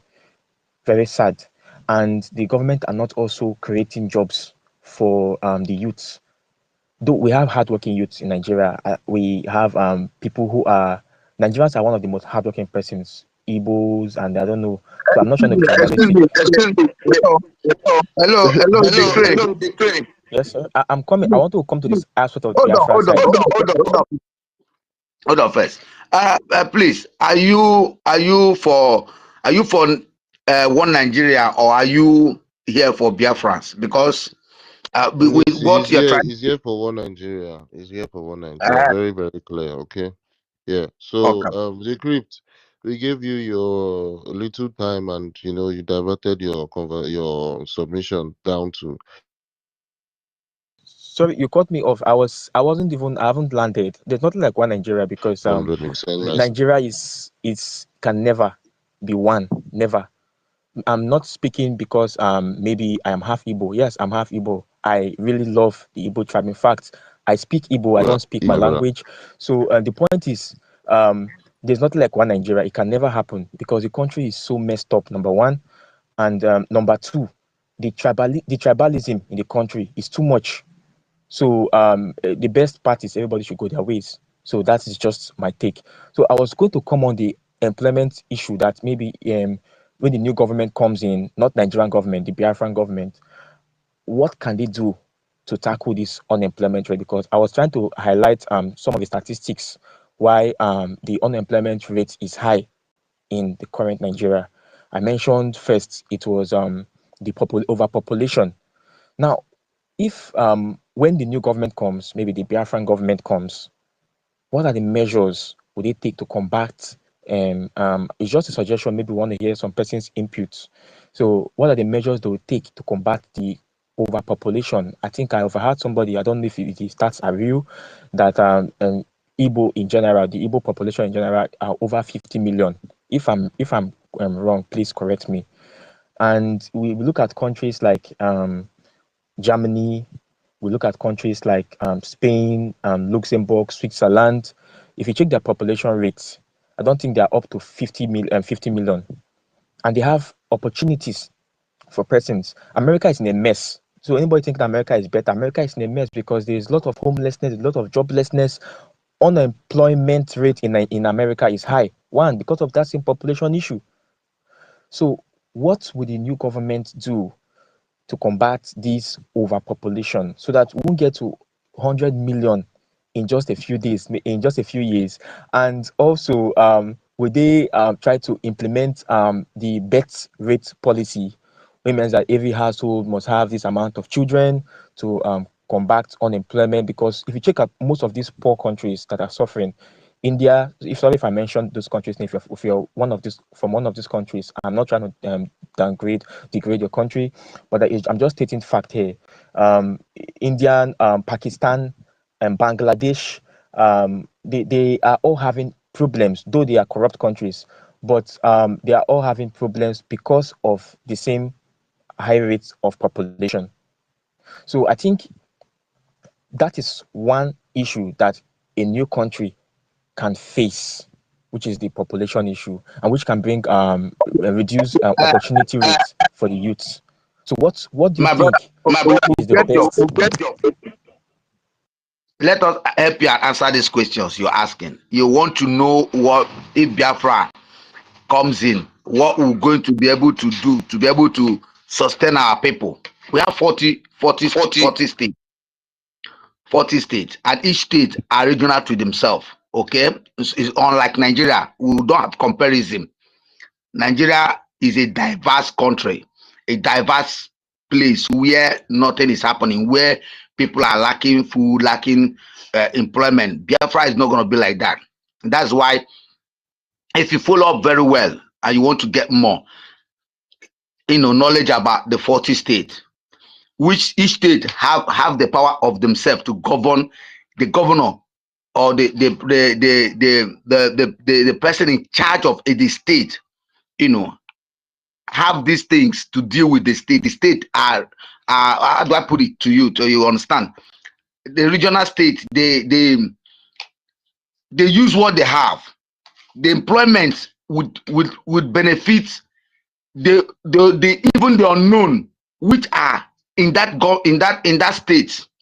It's not like in Nigeria where the Abuja had to bring allocation to Imo State for Imo State now for one governor to eat it. No, if each state are responsible for what happened to the state, whereby the state are lacking something, are lacking anything, the people now would write to the body. Onyisi, please. 2 seconds, please. 2 seconds. My brother that was just speaking, you made mention of US is in a mess because of job and all those things. Are you aware that China is almost 1.412 billion people 2022? India is 1.417 billion people. So United States you are talking about is 333.3 million. It's because of immigrant and lack of corruption that is dealing with America and people who want to do the service of the Islamic Jihad, from Obama and the rest of them and all those crap who are living there like a saint but doing damage into the system. So when you talk about population, our population is just a baby to compare to China. Is China struggling or is India struggling? Please answer me, please. Thank you. Sorry, my brother. Yeah, that's a good one. I wanted to ask something, ask a similar question. Especially I heard when you mentioned the immigration issue. Also remember the human resources of the Biafran people, and you know what they are capable of doing in every ramification. Thank you. Go ahead. All right. So Mazigo, let me ask this guy. He has asked PM a question relating about Nigeria one certain time. Yes or no? Ask him. Because all the things he's talking about is about one Nigeria. He just diverted to this in order to confuse himself. He doesn't see. He has never come truly. I want to answer. I want to give him an answer, please, my brothers. I'm sorry to come in. I'm not supposed to do this. I want to give this particular Please man go ahead. who is a, Like please, from ours, my brother. what they will The problem you have in Nigeria is not about population. Those that are spearheading the leadership of Nigeria and the politics of Nigeria, they are Fulanis. Fulani does not know anything about industrialization and development. They don't know about anything. All they know about is taking over lands, their cows, ranch, and that's all, terrorism. From the time the Britain left, they handed over Nigeria to the man in that caliphate in Sokoto. So even if you like, bring a professor who is well educated, who is well learned, who is an economist. Immediately he gets into the room with those Fulanis. After discussing with them, he came out behaving like them. Nigerian politics is where you will see a man, a professor who Don't is get me wrong, well please. Don't get me wrong. intelligent. I never said something like one Nigeria. Please, I don't know. Maybe you No, got me no, wrong. I'm not. I I'm not mentioned trying to first dispute earlier you. on. If you can hear me, Okay. I don't I want to. mentioned earlier on No. that I just want to tell you the reason one why Nigeria cannot there happen. can Why? never be Because of opportunity for people the like. tribalistic hate. You know, the Can I Yorubas, finish? Allow me the to finish, Yorubas please. hating. Allow me. who is Allow me to allowing finish. that guy to grab Please. But I just Sorry. want to change Let's your just be mindset. That can we I just am be not civil, speaking. bro? Let's just be civil, my brother. Can we just be civil for a while, please? Who allow him Give to me your ears. open Talk less and listen much. our microphone like that? Those that control the affairs of the government that you claim, or what? Okay, you said you're not claiming it. I'm sorry for saying that. Those that control the activities and affairs of that government, they have no knowledge about human development. All they care is about terrorism, sponsoring evil, their cows, taking over land. Whoever that is in charge that you have appointed or you have elected in your own region, whether in the east or in the west, anywhere, they are in their pockets. Don't you hear Ahmadu Bello interview? He said that they rather employ us. Do you think that Hope Uzodinma is the governor? He's under employment. He's working for them. The senator who is proposing for a place to train those terrorists, do you think he's employed? He's not self-made. Do you think he's self-made? He's not self-made. He's employed. He's a staff working for the caliphate. This is the system that is holding Nigeria down. And if we don't break it, our children will get up and begin to struggle to get a visa, to travel and come the same way we are all scattered all over the world, to work for white men, while we have everything we need to survive as human. Please, I drop my mic here while I wait for the host to call me up for what I have in mind. God bless you all. Airborne. Thank you, my brother. Chukuma, please, can you call back Master K? I think he's allowing you to call him back. I think he was down. Can you call Master K back again, please? We'll do that. My brother, I think we've been able to give you answer. My brother, Mbatuegu, you can come on now. Yes. Brother. Oh yeah, it's time for you to speak. I think he's been able to understand what the answers are. Thank you very much. God bless you all. I want to thank you all for this space. You know, if you are very observant, you find that I've been on this space since morning, since morning, for more than 5 hours. I had a long journey drive I was driving for 5 hours. So whatever that has been going on since morning, I kept smiling, I kept enjoying, sometimes quarreling, argument, and we settle and we bounce back. Even when a brother said in the morning we were talking about religion, he said that if when he went home to go and make some sacrifice or rituals for his she, that they found out that he cannot even buy local chicken again, that everything is costly, and all of us will bust laugh. Can someone remind me that? I know I was there then. So so it was a happy day. I was so happy, you know. And this place is where brings people with there's in a psychology of human development, there's people we call special child. Biafran has so many, 97% of Biafrans are special child with special intellectualities. This is why we are doing what we are doing today. Okay, before I continue my speech, I want to sing my usual song that I always give to Obatobie. Please allow me to do that. Ya bụrụ na amụghị ya, anyị tọrọ atọ. Ya bụrụ na amụghị ya, olee ihe anyị ga-eme? Ọkwa bụrụ na amụghị Simon, olee ihe anyị ga-eme? Ya bụrụ na amụghị Simon, Biafra furu efu. Ebe a mụrụ ya, ekene dịrị Chineke. Biafra flows in my bone marrow, it flows in my spirit. That sometimes when I sleep, I jump up from bed when I remember Biafra, and I sit down and I pray. Let's just assume that after the arrest of Nnamdi Kanu, there is nobody like Simon. We will not be here today. That is by the way, and I respect him so much. Then we'll go back to the topic of the day. Nigeria is completely finished. It's been defeated. Like I was saying in a Van platform last time, I was telling Biafrans, look, what are you scared of? Who is going to fight the war after December 2nd? I mean, after December 2nd, who is going to find the war? Who will find the war? Who is going to fight the war? The Yorubas, their backyard is on fire. Fulani is dealing with them. Some have run away to the other side of the country.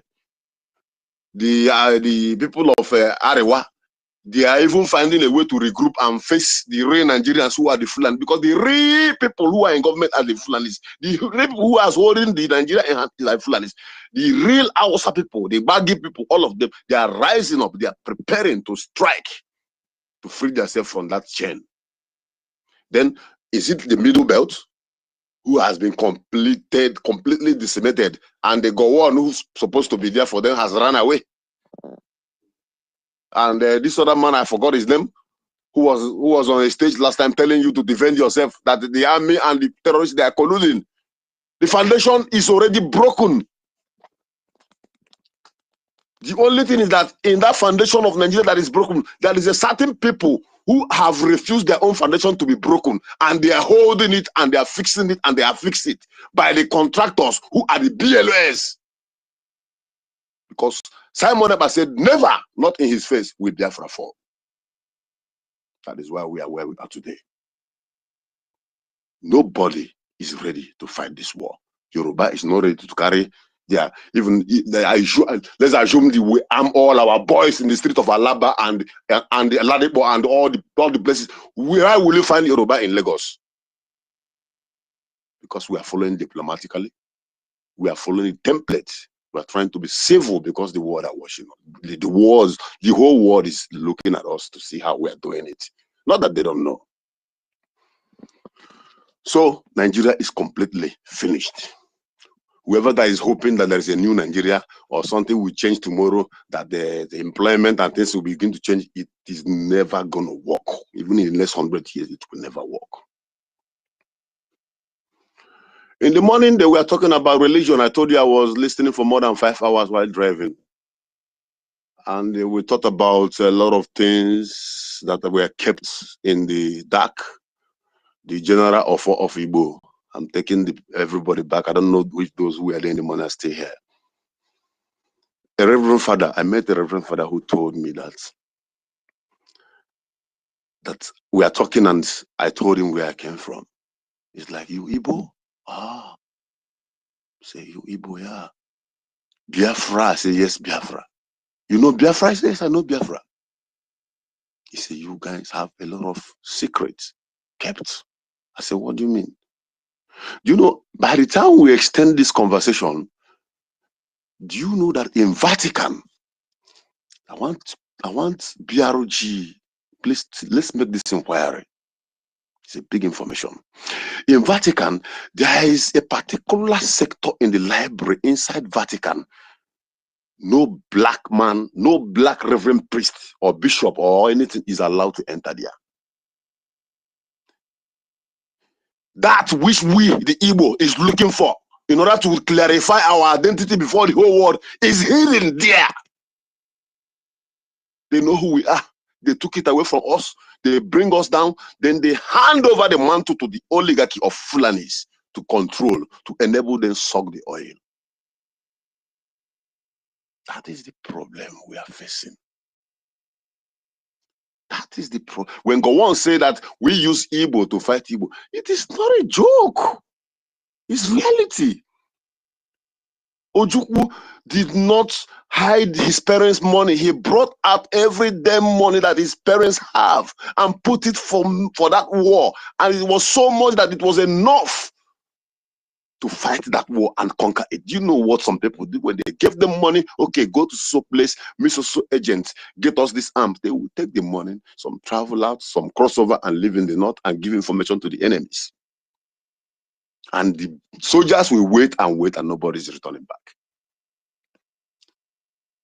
That was why I am happy with Simon Lekpa for this Eduakanonu promise, internal Eduakanonu, because no boke no na agwa nke no na ama na azu dị na ngiga. This is not the time of somebody put us again na papia jikwe we buru onye nka na mmaji. We don't need no sotovo, no mercy, we don't need any pampering. Any that is in do, imana ige bidu kuyi na eme ni that's in do. We have suffered a lot. We have suffered a lot. Sometimes I will look up to heaven now. Tears will drop from my eye. I will be like, look at someone who graduated with first class. Look at what I'm doing. Upon all my intellectualities. Upon all those things I'm bragging during these years of campus. Where is it? And people are not seeing this, and they feel comfortable at their home, and they believe that, you know what, let's believe Nigeria is going to change like Peter B and his cohorts.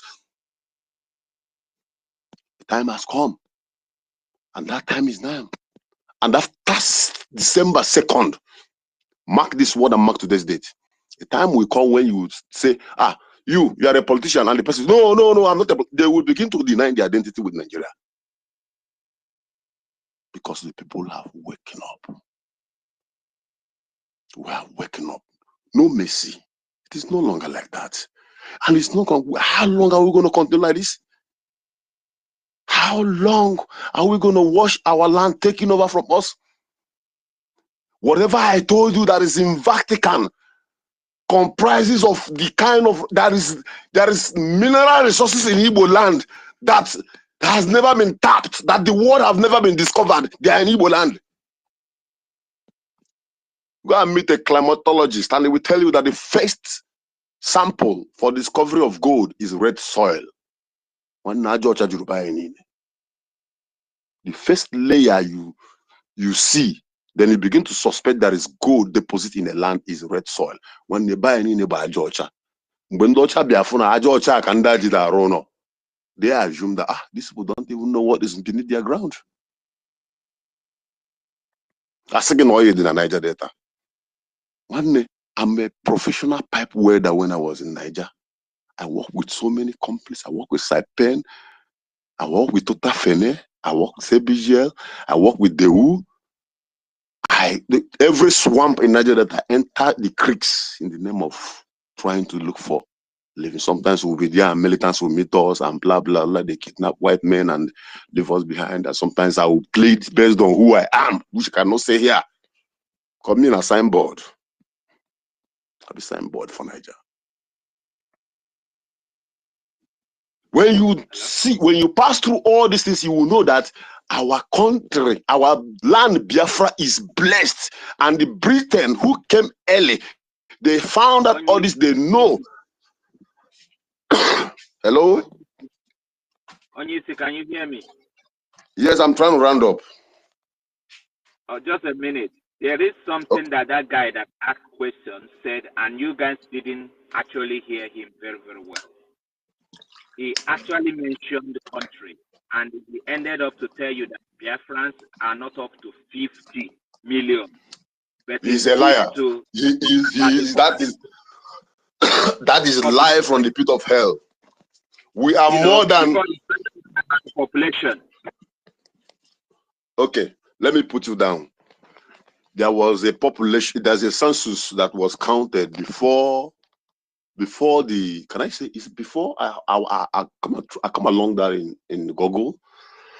That was before the amalgamation of Nigeria. and the population of the eastern Nigeria. There is not like south, east, south, south.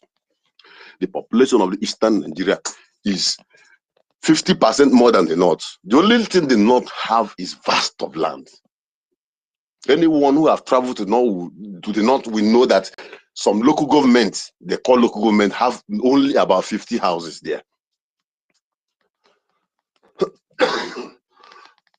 Sorry. And that is what they call local government. And this is how they deceive us. That is why they put their people from Niger in trailers to come in during counting or during voting in order to increase the population. We know all this. The guy don't know what he's saying. Biafrans were more than 100 million. Even only the ones abroad, only the one that is scattered all over the world, we're up to 50 million. Check the ratio of those who believe in what Simon Ekpa is doing, our PM. Then take that ratio and compare with those who have voted. Then take the ratio to those who do not have electronic devices to vote, or who do not have the means to vote. Then take the ratio of those who are still in politics, believing in the middle, believing maybe in Nigeria. Then take the ratio of those who are also in Nigeria. Take the ratio of the last set of people who don't even care about anything. Bring them together, we are more than 100 million. I'm telling you, I'm an analyst. We are more than 100 million. I don't believe what he's saying. And population is not the problem we need. How can I say the population of India and China? China, for example,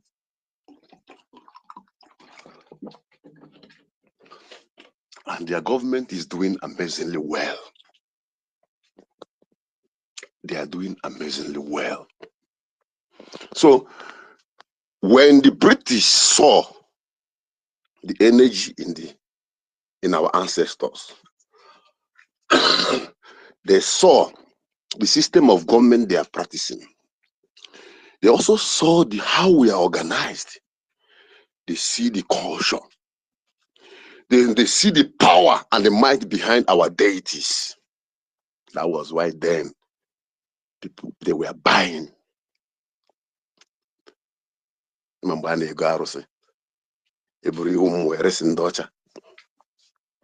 they begin to disturb them, they begin to return it back. And when Biafra comes, those energies will come back together. And we will become what we are, what we used to be. Then to the church, I'm just trying to touch everything because I listened to a lot since morning. To the church and the tradition issue, we have no issue with that. I'm speaking from South Korea. I'm into construction because my experience in welding and other civil jobs, construction civil job. I've been to a place where we are about to dig a foundation to prepare a building, and that building happens to be a church. I was expecting that maybe the pastor will come, we pray. You know what they did? They invited the Buddha priests, because that is their tradition, to come and perform rituals on church building. The pastor is there and every member they are there. After that, the Buddha priest left and we continue our job. They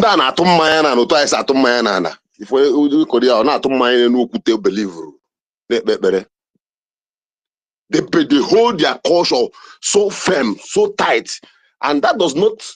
Those who hold the culture never have anything to. If you like, go and worship tree. If you like, now our leader, able leader, supreme leader, used to say, if you like, worship stone.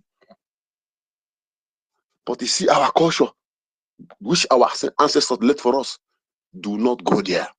So it is in this land. When you come close to that their culture, you are in for it, and you're going down.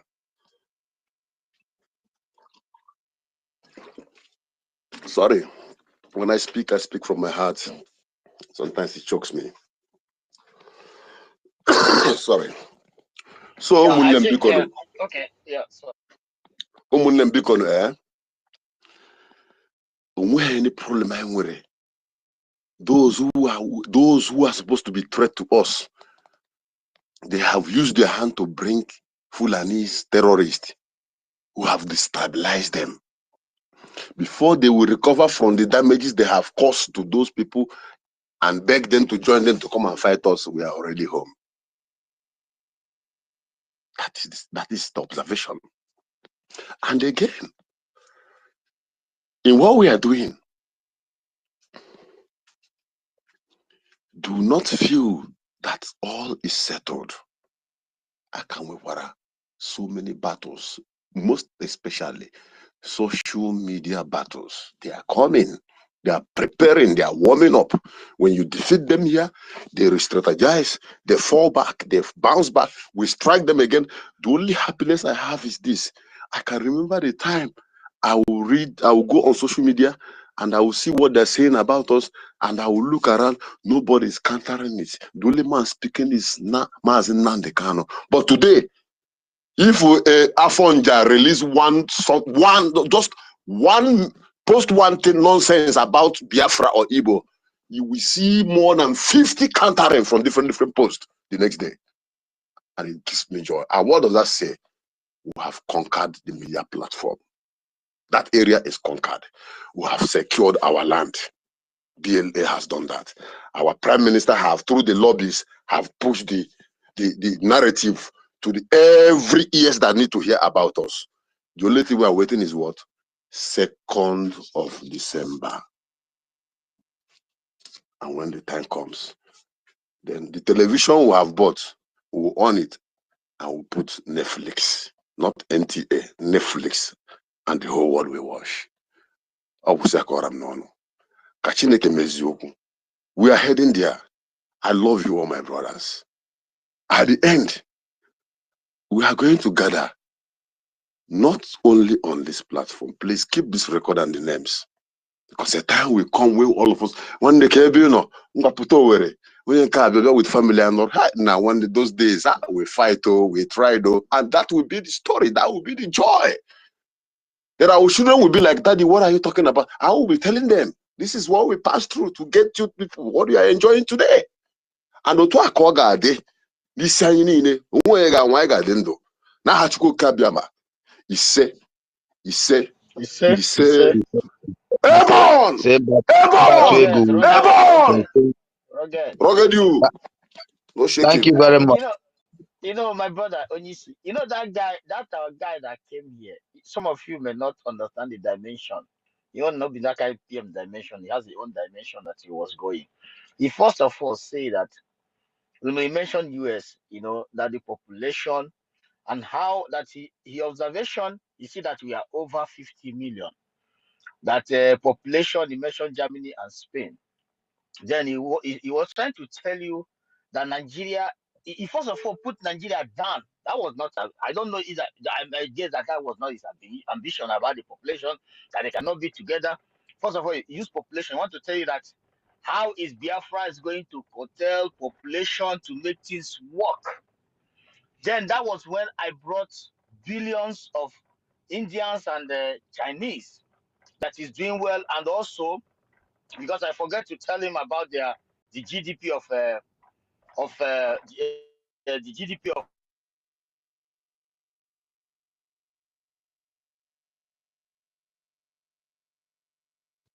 Brother Ugo, are you there?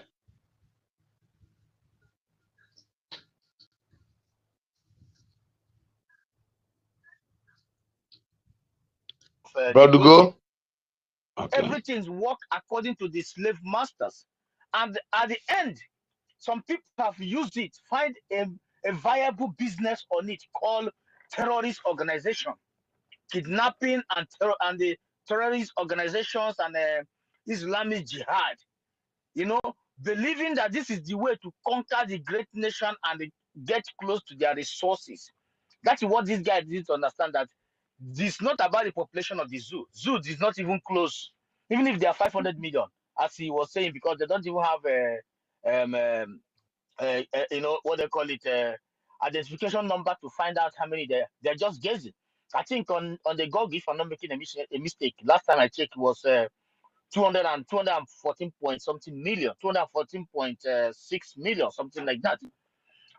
But the thing is that he don't know that He was trying to like tell us that forget that Biafra has the human resources, not just that, and Biafra has one ambition to to better the lives of their people and work their ass off for the motherland to create a better environment for their people. But this is not in the ambition of Nigeria.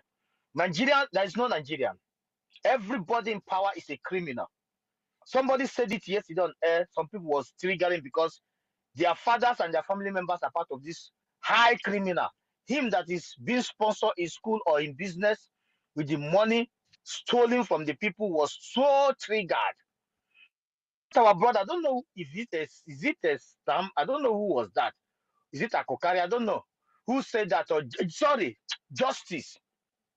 When Justice was making that reference, he even mentioned the document, how fake they are. Justice did not mention Oluwale, anybody from Oluwale or Afanjo, Fulanis or Hausa. He used our own Pitamba as a reference.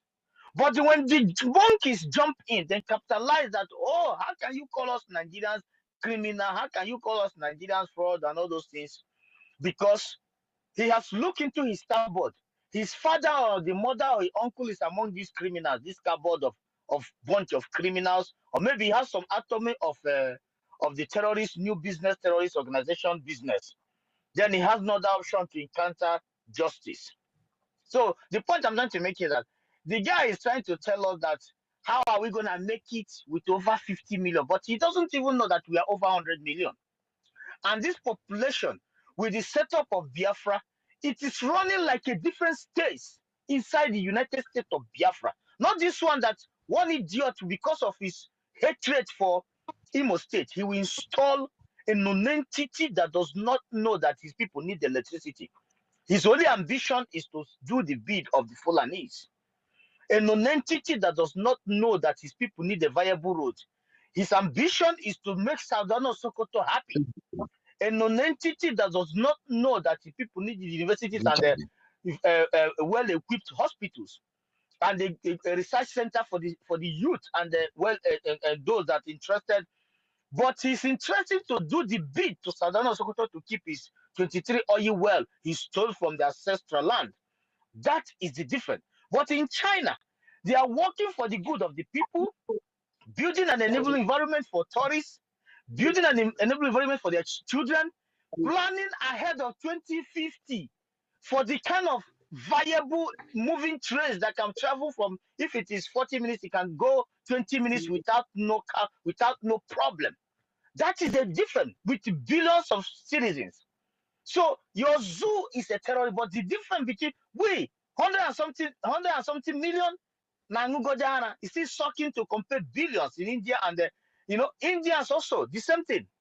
So the point is that he just wanted to use, oh, Nigeria is too big, we cannot come together, using to disgrace Mazigo, that guy has a Nigerian mentality. I know him. He has a Nigerian mentality. Exactly. So He yeah, I'm always gonna comes with stop a here because Nigerian I see our mentality. sister hand to come up, Mampis, before he starts cursing me. So, so the point is that he wants to use to make you feel a sighting of Nigeria I is too think big, can't be one. it should be calmer. It should come.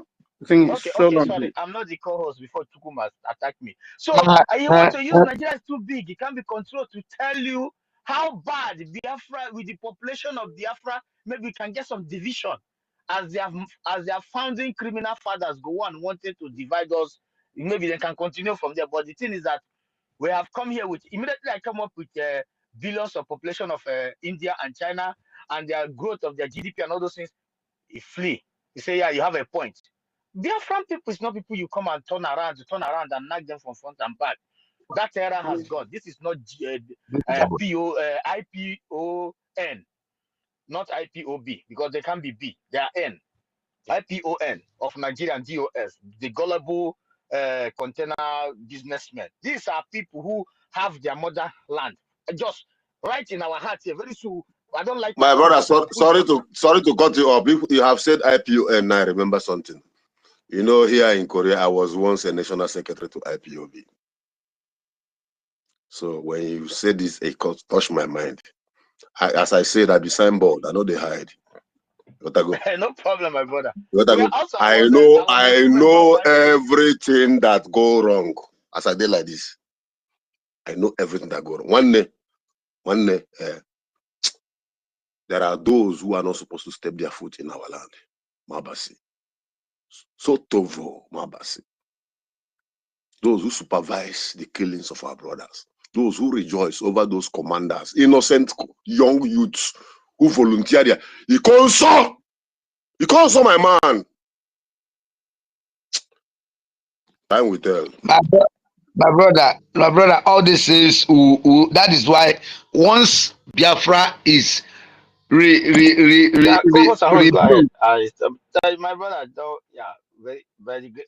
Just, I believe that everybody that throw the coins they use for us will be thrown back on them. That one is fact because I believe in this government. I believe on the people of Biafra and they are high intelligence. When it comes to the security, everybody will be picked up and serve him according to his own coin. That is simple as ABCD. Even if it's my mother, go ahead, just to secure the life of the good people. Thank you. All right, thank you, brother Ugo. God bless you for your submission. Queen, our mouthpiece, has your space gone down again? Ahmad, please request back. Kama, Yes. oh yeah, come up. Thank you. Thank you so much. Are you hearing me very well? Yes, we are hearing you loud and clear. Okay. I don't know who this person that came to ask question and trying to bring different version of stories and orders. You know, and at the end of the day, after going round and round, you know, there is something he actually mentioned. He said, even though I know that at the moment, you know, Biafra is not up to 50 million. That's his word. But it's also good to have a kind of a preventing measure so that when Biafra now come, our population won't get to 100, you know, which tells me that this guy did not even vote. Because if he voted, he will not be talking about the population of Biafra at the moment, you know, because through this vote, we know that Nigeria has lied so many times about our population, you know, and I keep asking them this question. If our population is not as big as they say, how come we are the second biggest in Lagos, in Abuja, in Kano, you know, and in some of other Yoruba countries, we are the second majority in those areas. And not just only back home, also offshore. You know, we have quite a number of people outside the shore of Nigeria, you know, doesn't believe in what we are doing. No matter how he's trying to put his word, he does not believe in what we are doing. You know, the population of Biafra is not a problem. When people are busy working, you know, they'll be thinking on how to live a good life, not on how to produce babies. You know, so population has never been an issue at all. Let's get what we want first, and then when we start building and everybody is busy, you won't be telling people on how to live their life. If someone have money to have 10 kids, it's up to that person. If someone want to live a better life that is better than having too many children, it's up to that person. So that population is not our problem at this time around. You know, coming up here to tell us about the population, I don't know what he really wants to find out. I don't know where he's getting that concept from. You know, the zoo is down. We have pinned them down. We have exposed them. We have put them where they belong from every ramification. They are the one crying now. Biafrans are not crying anymore. We have already started rejoicing, at the moment. They are the one every day through their own general. And I wonder, when they say they are general, general because they kill Biafrans. Because they didn't fight any war anywhere that I'm aware of. But they call themselves general. Through their so-called general, we can say that Nigeria is gone. They don't have anything. Nothing. So let's finish them with everything we have at the moment. If you know what you can do to support this government, let's bury this country called Nigeria. Now is the opportunity. They have nothing. Even countries are running away from supporting them. A lot of countries. It's only those corrupt ones that already have a stake, have something as a collateral, are the ones giving them money. But other ones that understand the system of Nigeria are running away from giving them because they don't want to lose. Companies are leaving them, different companies, where they get their own manpower, their own weapons. They are not getting it anymore. The only thing they can produce is krishi and nothing else. That's the only thing they can boast of. And the Musa is exposing them. Every time this man opens his mouth, he's exposing Nigeria, completely. Opening their nyash completely. If you know what you can do to support this government, do it. Do it. Let's get what we are looking for and trash this so-called the giant of I wonder which Africa. Somebody said, how can we fight the almighty Nigeria? I told him, check the generals that went to the EKOM fight that brought peace in Africa. Check their names. Majority of them are Biafrans. The Fulanis did not go, past that they are Nigeria. They didn't go to EKOM war. It's all our brothers that went to Liberia and other countries in Africa to liberate them. Check the reason why they got jealous in 1940-50 is because all our Biafrans are everywhere in the army. Check today the people they are using as intelligence. The people that they front all the time, that speak on their behalf, are Biafrans. So they have nothing. There is nothing like almighty Nigeria. Nothing.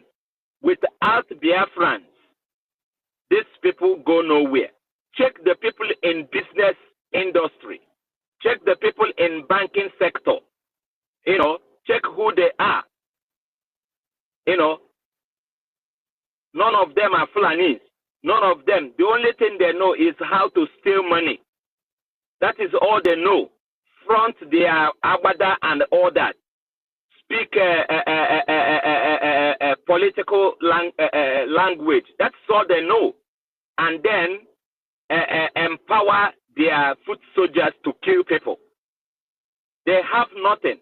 They can't fight back at the moment. But we have to sustain the momentum with everything we have. Support every angle of this government, every arm of this government. Support it. Because it's very, very important. Very, very vital. The IOU is there. If you don't want to give for free, give so that you will get something in return. That's why IOU is there. Support as much as you can. Be part of the system. Be part of everything. Be part of the media. Come out and preach the gospel.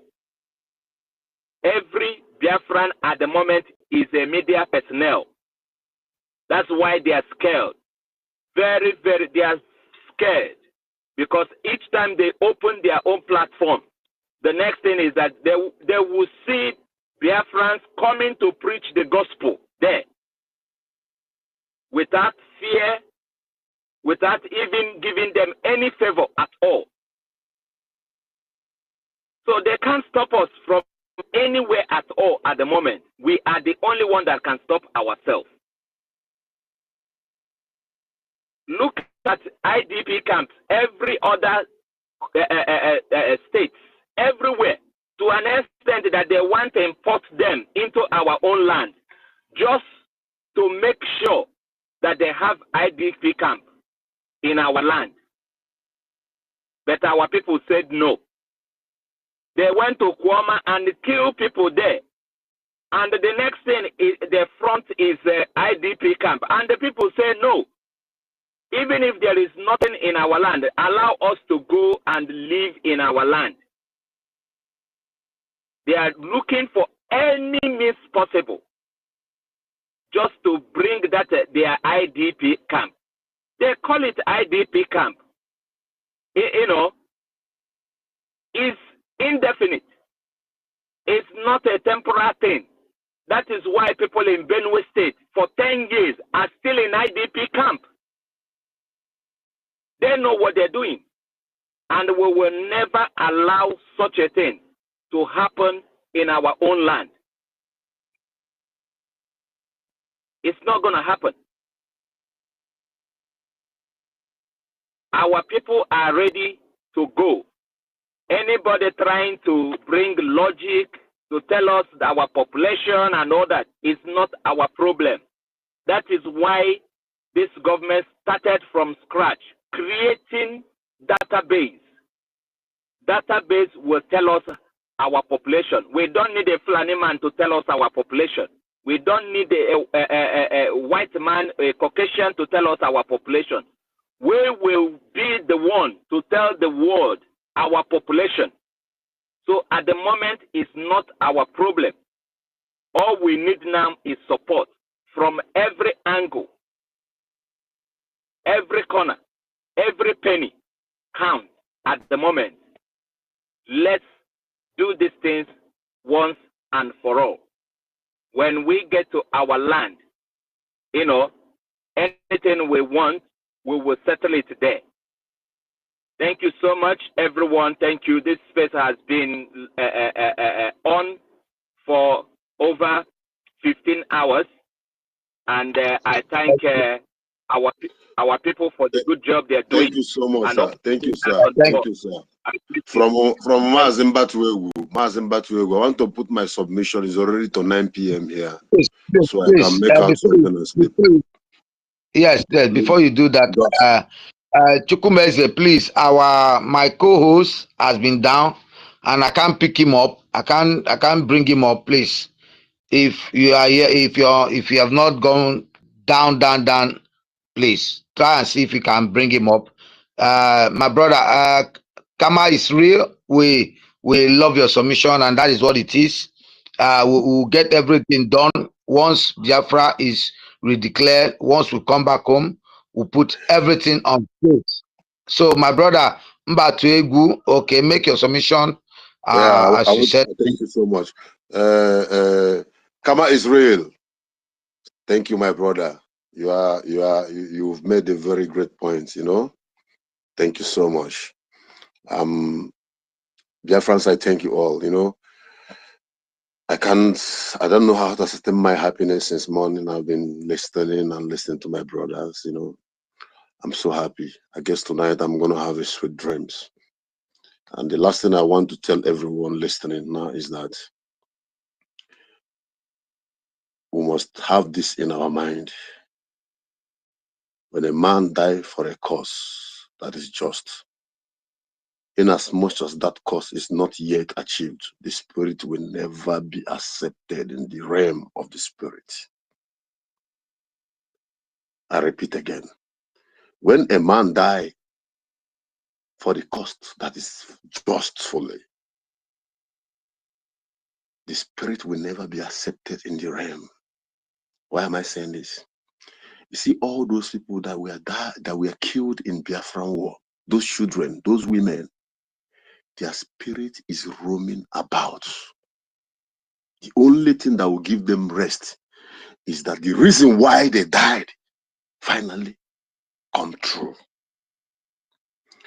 Like the ethics and might of the Norwich, who are the Vikings, who believe that those who died in the war are accepted in the celestial realm of Asgard, the great hall of Valhalla.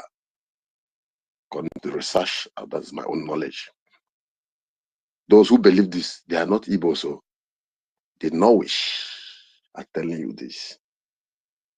That those who died in war, their family should not worry because their soul will be accepted in the celestial realm of Asgard, the hall of Valhalla, if the war has been conquered. Imagine for how many years millions of spirits roaming around Biafran land, and they are waiting for you and I to do the right thing so that they will rest. Whoever that is listening to me, think about this. And remember, we need money to support what we are doing.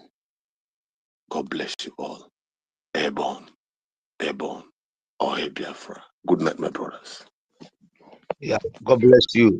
God bless you for that submission. That's what it's going to be.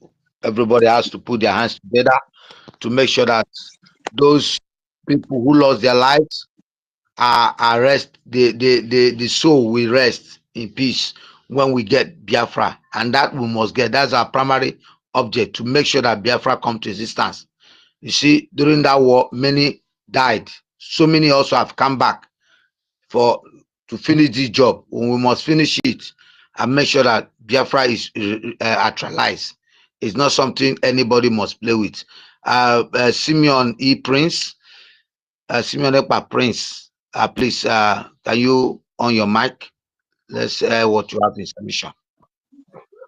I salute everyone. Thank you for having me once again. According to the topic, the Biafra has won the zoo. It's been a long time we've won. And Chukwu has confirmed it. Because if you check what is going around, like our leader always said, and our PMs confirmed it, and most of us, we've always said it on our spaces, that Biafra is in him more. We are doing a spiritual thing. So God, our Chukwu himself, he's been bringing out those that are worthy to carry the mantles in one way or the other. So he's been positioning every one of them, and they've been doing a marvelous and a great job. So no one is going to turn us down. That being said and done, like the guy that spoke before, Mbatuegu and Ugochukwu, that guy that came was talking about the population and so on and so forth. I believe maybe he listened when we were discussing in an open mic before, something like that, before the topic was about to end before, after Elias went out. So I believe he overheard what we were our discussions. So like he wanted to come in again with that their propaganda, wanted to tell us that maybe only the Igbos that are going to be the Biafrans, like they always say, their propaganda, the Igbo speaking tribe. But they never knew that we are united and no one can break us apart again. Just like what Starman was saying before, he made mention of these Ile-Binu people trying to claim where they don't own. I don't know if Starman is still on the space, because I wanted to let him know there is a video I saw. It's about their so-called Oba of a thing, when he was making his utterances, like talking about their history, he made them understand that their bloodline is from the Yorubas, all the way from Oromia, before he now said that by the special grace of God that he is the 49th or 50th Oba of Benin. And to my surprise, do you know what? Even the chiefs, I don't know if they're all from Yoruba, I don't know, because they were all like hailing him, you know, without nobody questioning that what this man is saying is not their tradition, which means that this man is a foreigner. A man that is standing before them, that they are bowing down, licking his toes every day, claiming to be God, is now telling them that his grandparents came all the way from Yoruba land. And you know, it reminds me of, like, you know, why they are struggling to keep us at one, as one Zugeria. If you remember when we were back home, you know, if they take light, if the light goes off in your house, you know, everybody runs outside, you know. It's something that bothers me, why people run outside. Because we run outside to see, to make sure that it's not only in our compound or in our own house that the light went off. Sure, you understand? And when you find out that it goes out in the whole area, you see everybody thanking God. I mean, that is stupidness. Where are we thanking God that there is a total blackout everywhere? Just because it's not only in your house. You now have to thank God. You see, that is what these people are doing. They are trying to keep us within their reach so that we'll be in the same sufferings with them. You understand? Like I was having some conversation with some guys from that Edo area, from Ekpoma, all those Ishan people. I was trying to let them know that we are one. And they were telling me, you know, some of them were discussing. So I now told them that Biafra, we've gone. And they were telling me, no, Igbo will not go, will not let Igbo go. I said, not Igbo. Biafrans have gone. The 40 states of Biafra is on their way out. He now said, no, you people will not go because you are our China. If you go, we will suffer. Suffer will kill us. I said, but you people knows this. And you don't want to stand firm with us, you that are our brothers from the Ishan part, Biafra land. You know, it's very, very annoying and a laughable thing sometimes, you know, like our people will say in our own dialect, you understand? It's very, very laughable. Then on the other hand, you know, what Mbatwe said about religion, you know, I was not in the space since last night, you know, because I went to work in the night. When you're talking about religion, what he said about the Catholic Church, he is 100% right, you know. There are a lot of things that these religious people hid from us. Like there was a time when Nnamdi Kanu was speaking at the initial stage, I think during 2012 or 13 or 14, thereabout. There was a guy from Germany that made a video on YouTube. He was going for car hunt, you know, he did on Tukumbo cars, you know. He was going for car hunts in some areas in Germany. So he said he went to a province and I saw something like a statue that was in the village center square, you know. So he went there and he shared the video on YouTube. He found out that it was Ofo. And that Ofo was named Ofo Ikenga. You understand? In the Igbo dialect. And now they wrote it in another Dutch language to make their people understand what it is. And this guy said he went out looking for the mayor of that town. And when he found the mayor, he asked, what is that thing doing in your civic center? And the man said, and where did you get it from? He said they got it from Africa, from the western part of Africa, the Igbo land. Then the guy asked, why do you people keep it there? Because he saw flowers, the way they are beautifying the thing. And they now told him that that thing is protecting their land. So you see, there are many things, when we talk about religion, there are many things that we need to find back, you know, when Biafra come. Our leader has been saying it when he said that we'll all add Chi Uku, whoever is answering Chuku, you make sure that you put that I to make it sound the way God, our Chukwokike wants it. Not Chuku, but Chiuku. He said that we'll change our names to make it sound great so that we'll honor our Chukwokike. You know, there are many things we need to find out about our tradition. And it's very, very paramount for me. It's very, very important because with that, we are going to find back our roots.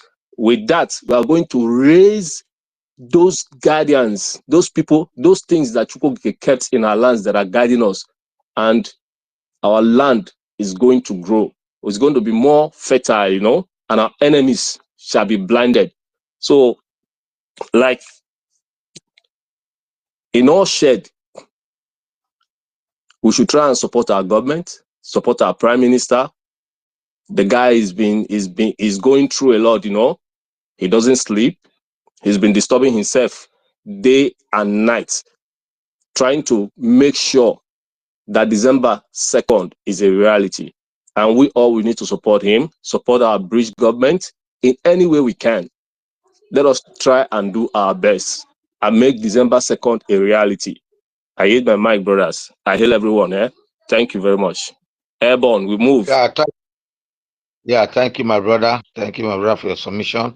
Let's see who else is on the mic now. Brother Ridge Firu, do you have anything to say for your submission? Brother Ridge, are you on mic? Okay. Otunwa Maya, Minister, Otunwa Maya, have you guys gone down? You see, this is what we are saying.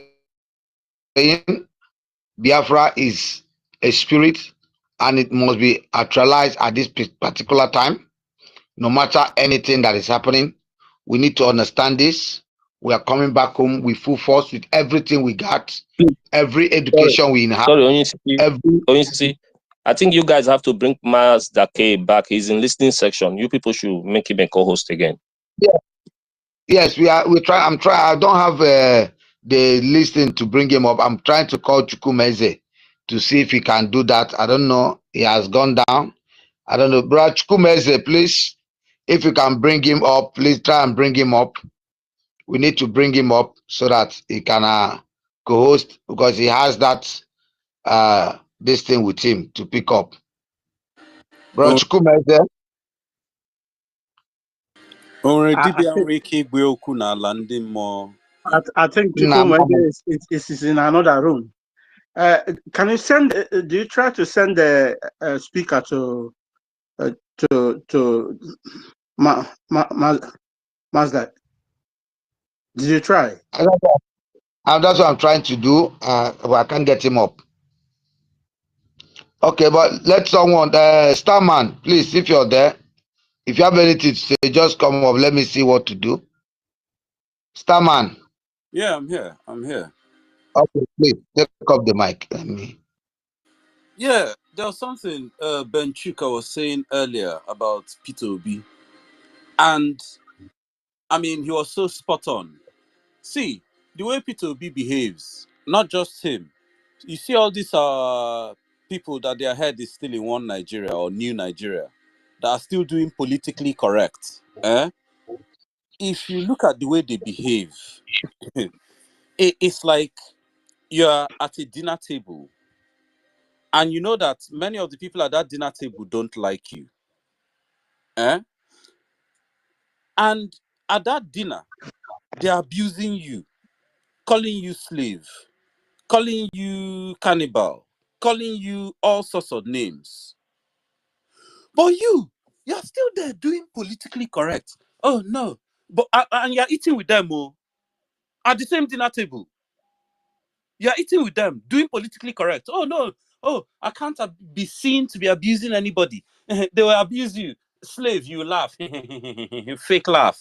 Do you know what my mom used to say? That I used to call that kind of behavior? Iji angu poison. To be honest, I've still never quite found the perfect English translation to convey the real meaning of that saying. The best I can do is using the eye of shame to drink poison. You are surrounded with people on a dinner table that you know hate you. You are eating with them. They are abusing you. They are not even hiding their abuse. You are doing politically correct and still eating. And you're wondering where your problems start. The running stomach plus dizziness, everything that is, that comes with being poisoned. You're wondering where it comes from. Yeah. So, and P2B is the epitome of that. That guy, when that guy came out, I saw what he did to, the consciousness. People like me and Justice were involved in on Clubhouse. I saw what he did, how he divided it, and till today, I still that guy. The day I catch him, the Akam thing, the slap where I go slap that. Imagine slap where you give person in head behead. Imagine you use slap behead person, because that guy just. I mean, the ultimate. Someone even I was speaking to someone the other day, and that a friend of mine, and he referred to P2B as the Igbo Afonja, as in went to like sell everybody down the cliff. That guy, and the obedience. They keep trying to wash his image. What's his money doing in tax haven? Oshebi, he was Ojuku's boy. Why Akuki Eneruhuno? Why Ikeji on a tax haven? Foreign land tax haven. But Obi, Jesus, Obi. Starman, sorry to cut you off.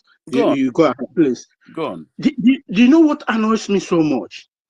This guy used the platform of Ojuku. What is that? Their political party? Abga. Abga, which Ojuku formed, and he's there. There's no atom of movement, atom of anything at all to say, okay, let me give this man a kind of like I said, a kind of a respect. Someone I use his platform to come out in a limelight. Then that respect you give is to say what that person has started is a dead. It's a dead man, a dead something. What kind of a slap on the face is that? And our leader once said that they have a hand in the death of Ojuku. It might be true, brother. No. And some idiot are still there, talking obedience. If there's any way that idiot will cancel, that is, erase his name as an Igbo man, he will, but there's no way. Fulani tell him, whatever you do, you are a Biafran. That's why they don't believe in him. Thank you so much. Go ahead. And his followers. I mean, I call them, those rats that the Pied Piper.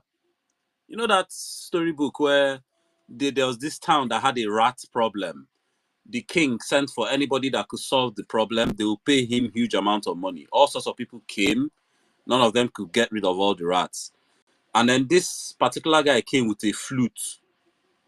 And the king said, since the king had seen so many people, and obviously they'll pay you after you deliver now. This guy started blowing his flute. All the rats followed the guy. He lead all the rats enter bush. Peter Obi is the modern day Pied Piper. That's why I call him Peter Pied Piper Obi. He misled all of them. And look at them now. They're now in the middle of bigotry war. And yesterday I was asking Harry, do you think Peter Obi will get the same vote he voted? After I've been seeing videos of plus Yoruba people that voted for him that said their eyes have now cleared, that Peter Obi was being used against them. Is it the same people that will now vote him?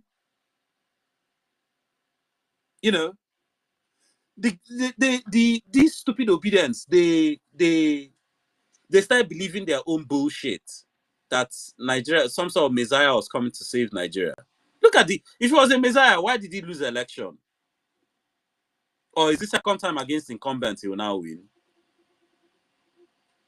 When has popular candidates ever won election in Nigeria? Like as if we don't know it's selection they do.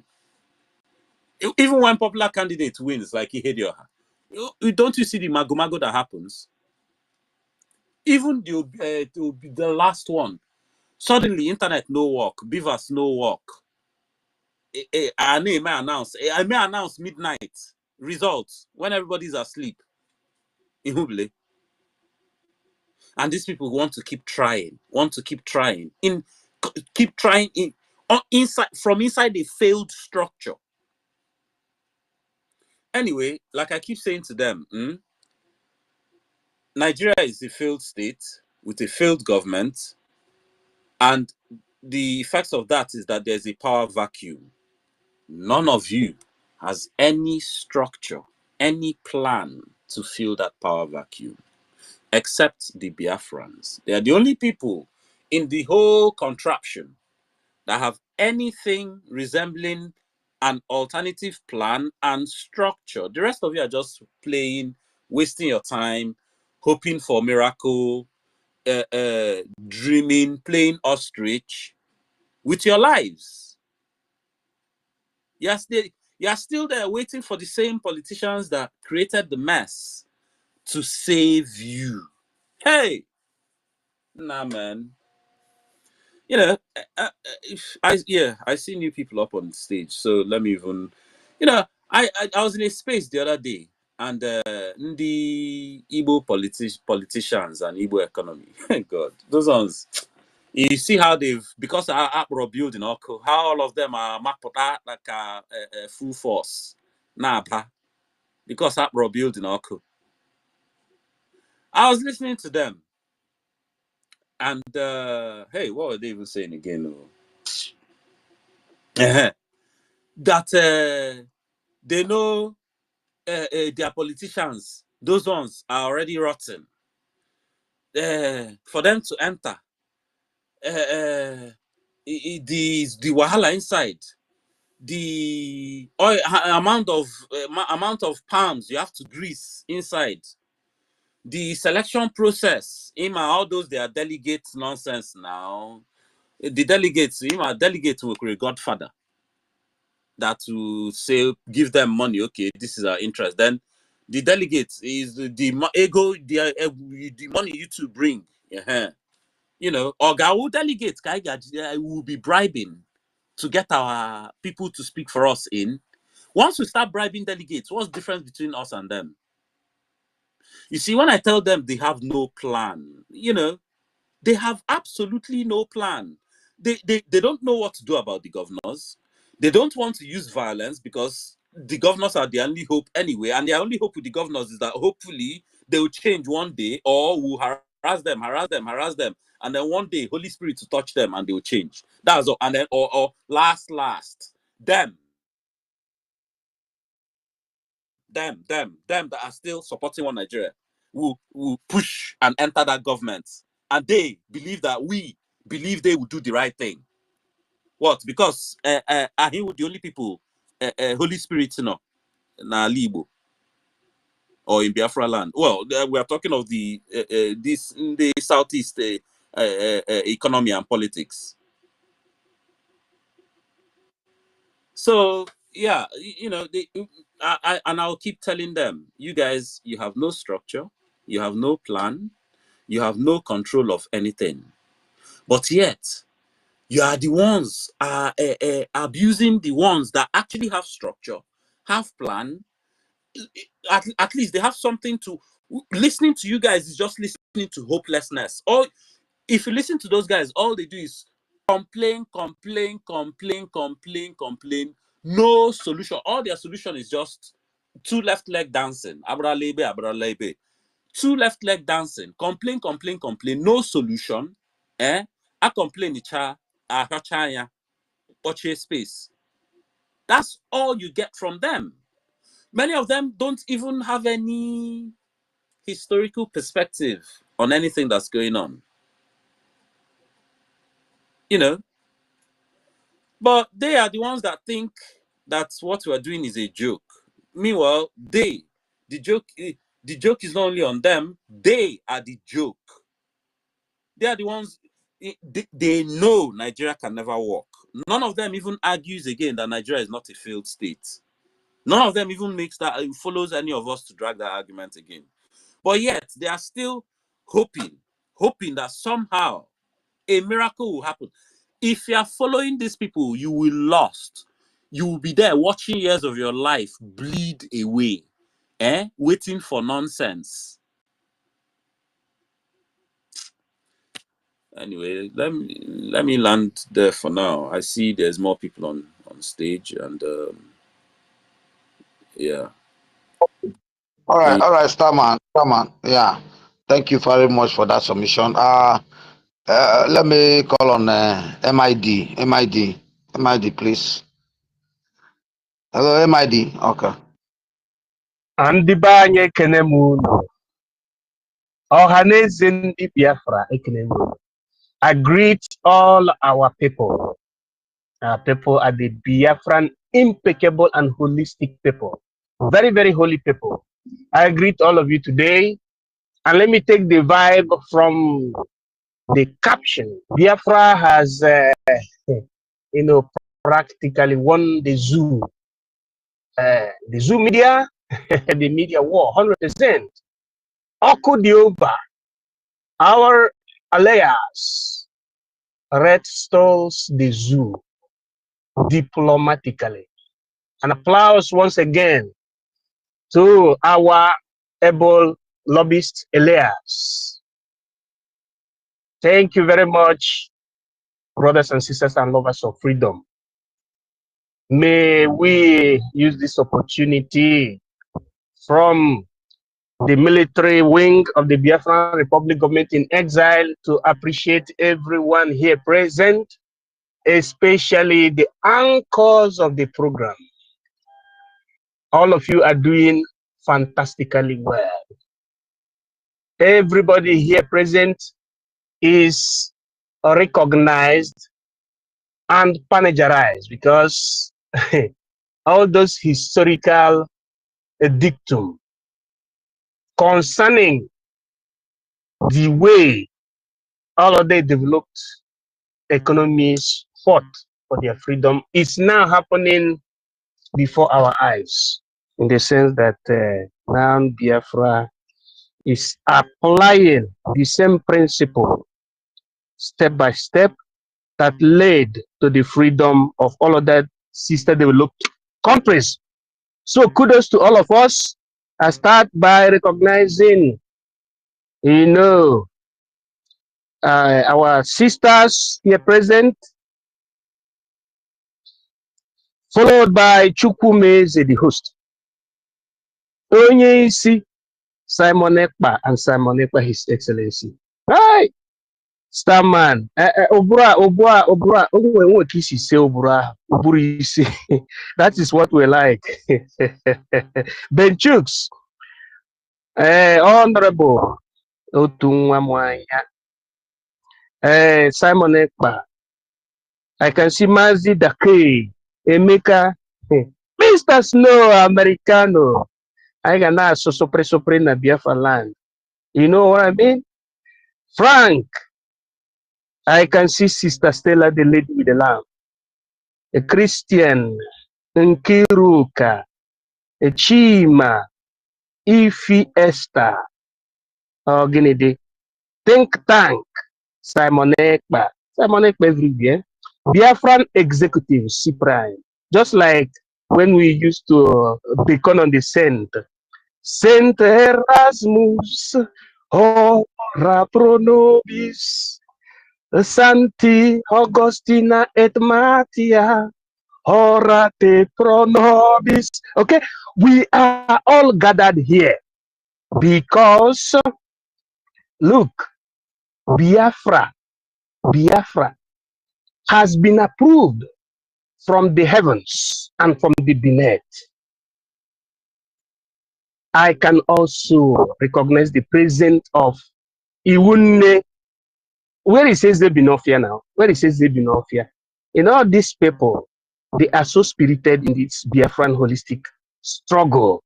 Anastasia, Tony DIE, Freedom, Frank AG, Angus, yes. We are too much here.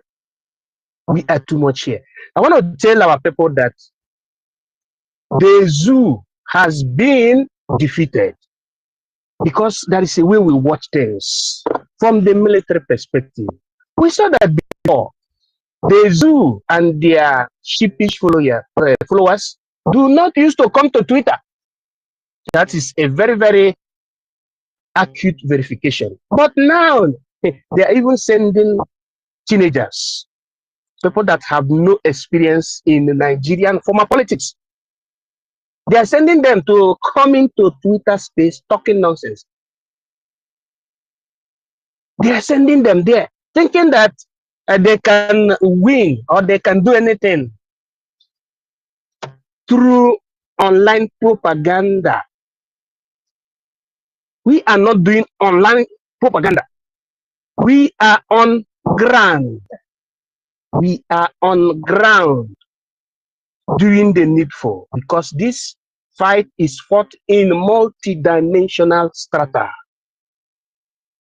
You have the fight diplomatically, just as our Elias came today visiting us on this space, encouraging us, telling us whatever he has been doing, the one that could be open.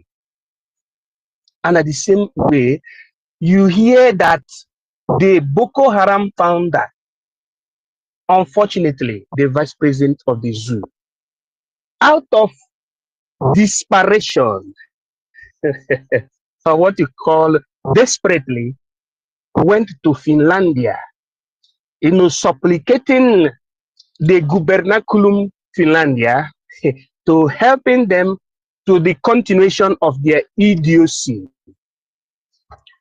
But the advanced nation have the rule of law as a kind of base of their action, because human being or person as a representative is nothing before the people. That's why we say the prevalence of the rule of law, meaning that the advanced nation make use of the rule of law, the law before every other thing. When the Finnish foreign minister told the zoo that, yes, we have heard your complaint, but the law will take its course, the zoo couldn't phantom that particular position or dictum, but they only hope on that their unilateral system of a political application, which means the use of force, not the use of reasoning, neither the use of the prevalence of the rule of law. Now they waited till this time that the Biafran redeclaration has been scheduled. Come the second day of December 2024 in Laiti, Finland.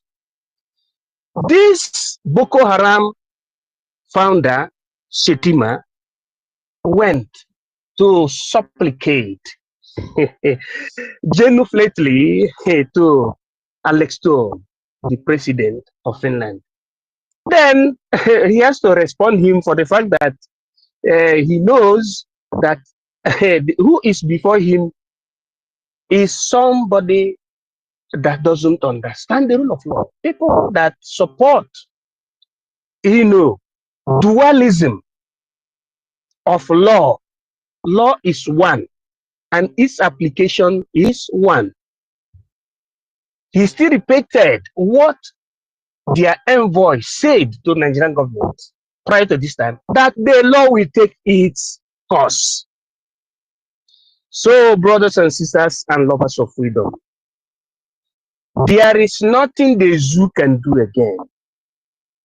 The zoo have been defeated.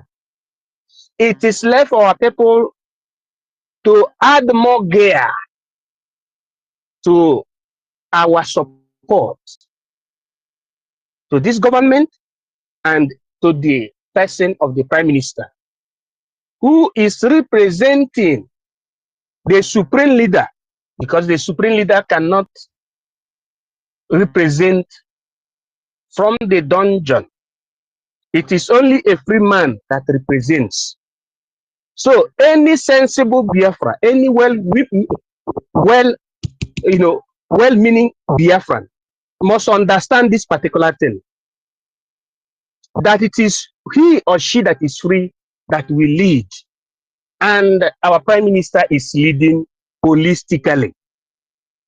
I can also take this historical, reference, now, so that our people will understand that, look, the stage we are now, which is the function of the government in exile has been the stages or the stage that all other developed economies pass through, like America.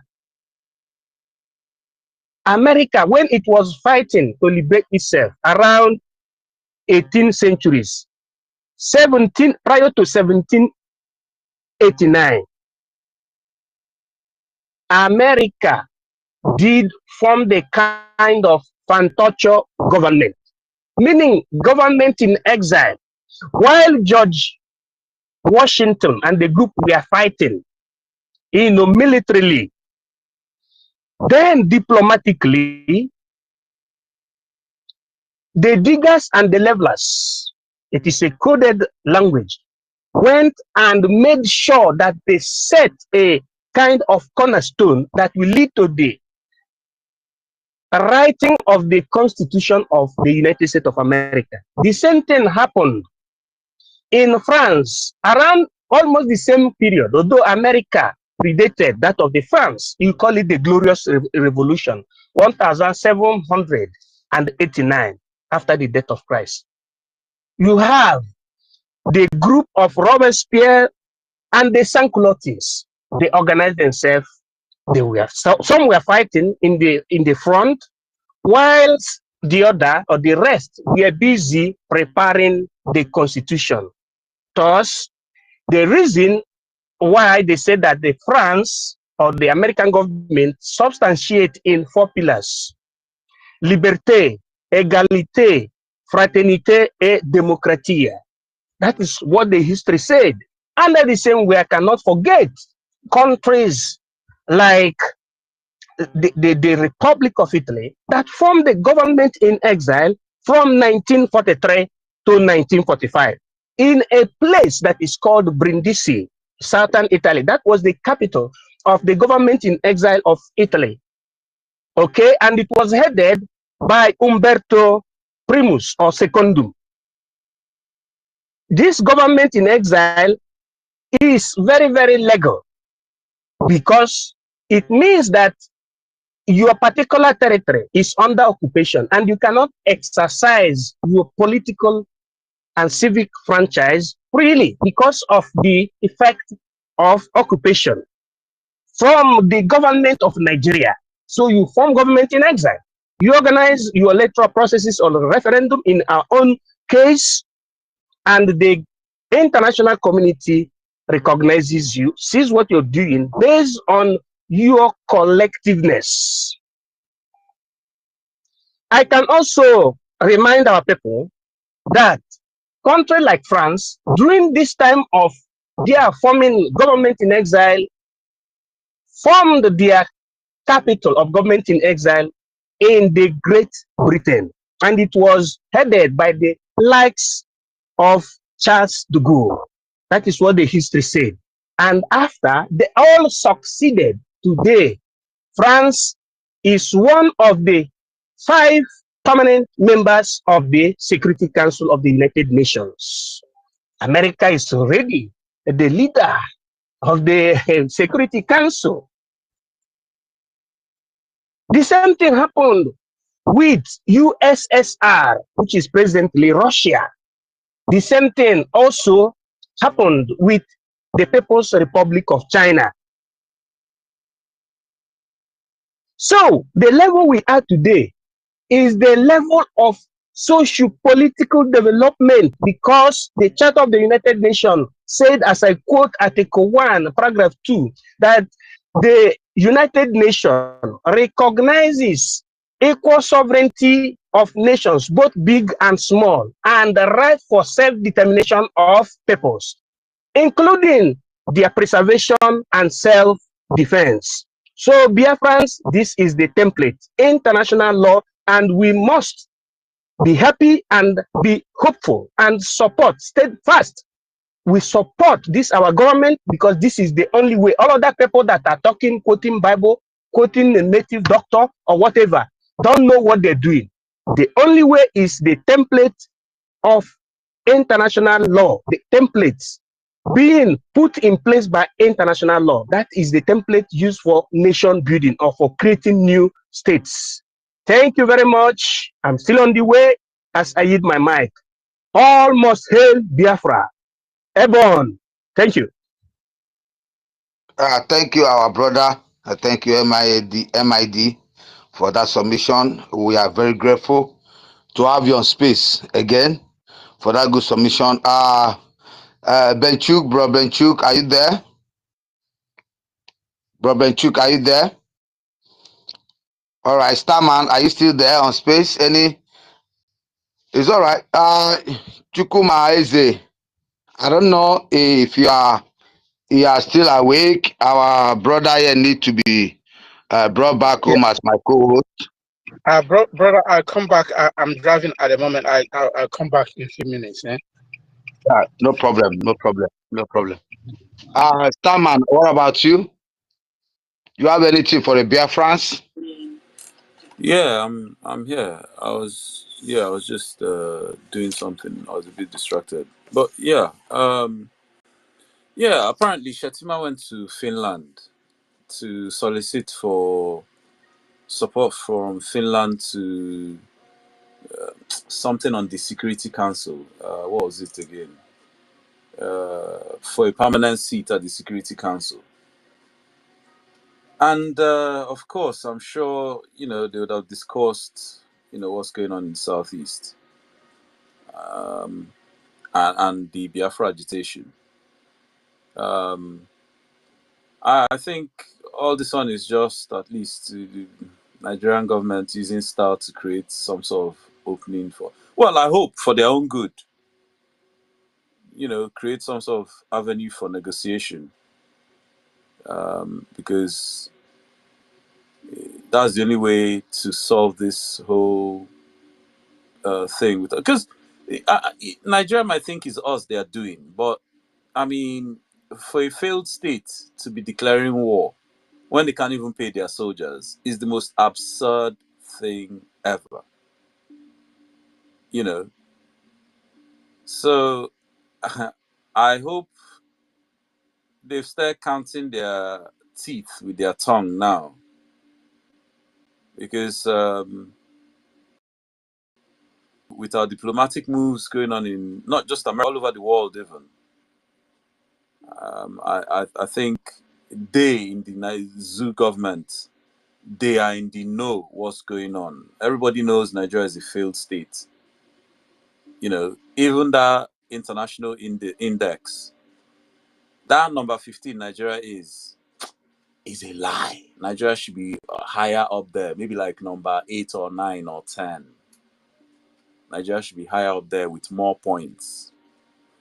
But where Nigeria is still bad. I mean, it doesn't. It's not like it hides anything. I mean, if there's 6 stages and you're at stage 5, and even that stage 5, yeah.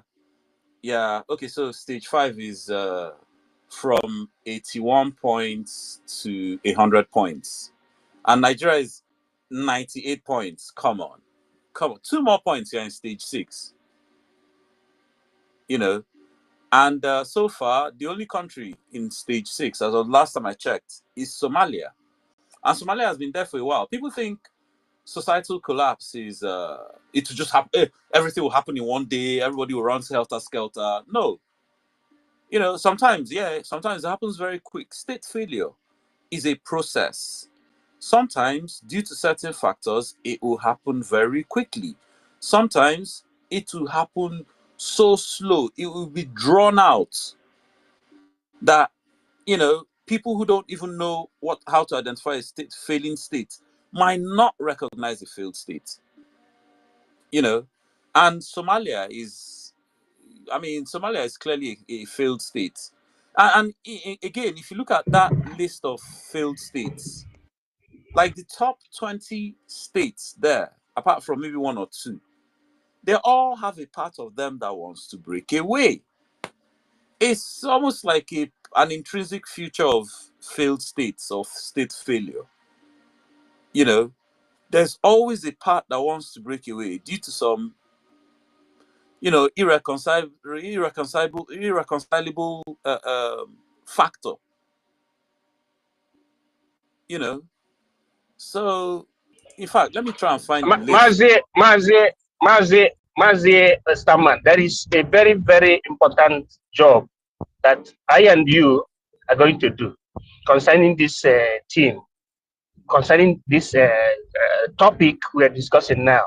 And Yeah. Nigeria is a failed state. We're supposed to, even if we can give it a week, to explaining to our people the meaning of failed state, starting from the characteristics. Yes. Because when they say, because yesterday I think we were in a space handled by one BC or so similar, something BC and BC. Yeah. That's one Nigerian is there. So they don't. I saw that they don't understand the meaning of what we call country becoming a failed state or pariah nation. That one is another grammar. So I think we're supposed to substantiate, our argument is supposed to substantiate on explaining to our people, to the audience. I know many of us understand the meaning of failed state, so that they will understand, because the characteristics of failed state is number one, your military has lost the control of the territorial integrity. You see, many people infiltrate your country, that is, the enemies infiltrate your country through the boundaries. They also elongate their hands into your administrative system. There is no respect for the rule of law, etc., etc. I think that is the place we're supposed to work more, so that our people will understand we are not yapping Nigeria just to yap. Exactly. Dialectical. Okay, go on. I always just it's not just talking from out an emotion. When we describe Nigeria as a failed state because we want to win arguments, like this thing.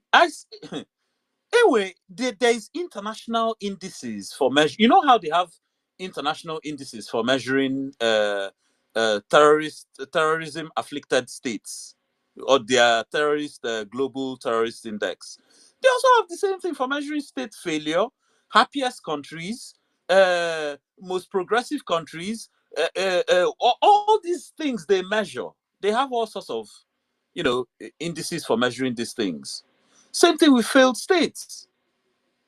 And the thing is, all the main indicators that are used, that are like the focal points that are looked at to say, okay, this particular indicator of, say, something like group grievances, like if there are two or more groups in that state, is there grievance between them? Okay, yes. Okay, no. On all of them, Nigeria fails. Every single one. In fact, there's about they are classed into, there's three classes: social, economic, and I think political. No, sorry, there's four classes: economic, political, social, and general cohesion. And under them, you have things like economic decline and poverty. Is Nigeria not Almajiri, capital of the world? Uneven development. Hey, I mean, come look. Let me not even spill all the beans before the tomorrow. That's because even the way I'm looking at it, the whole thing my last 3 days, the presentation, 3 days. And see, economic development. Think about it yourself. Human rights and brain drain. Human rights where SARS, Nigerian army go buy people, nothing go happen. Brain drain, jackpa. State legitimacy. From 1999 constitution to amalgamation, which one was legitimate? Public services. Hold on. Public services, but you are providing your own water, providing your own electricity, providing your own security, providing your own everything. So where's the public services? Somebody will come and tell me now, they just built rail line from one place in Lagos to another place. Oh, is Lagos the whole of Nigeria? That's kind of stupid arguments people used to come at me with when I used to do this presentation in Clubhouse.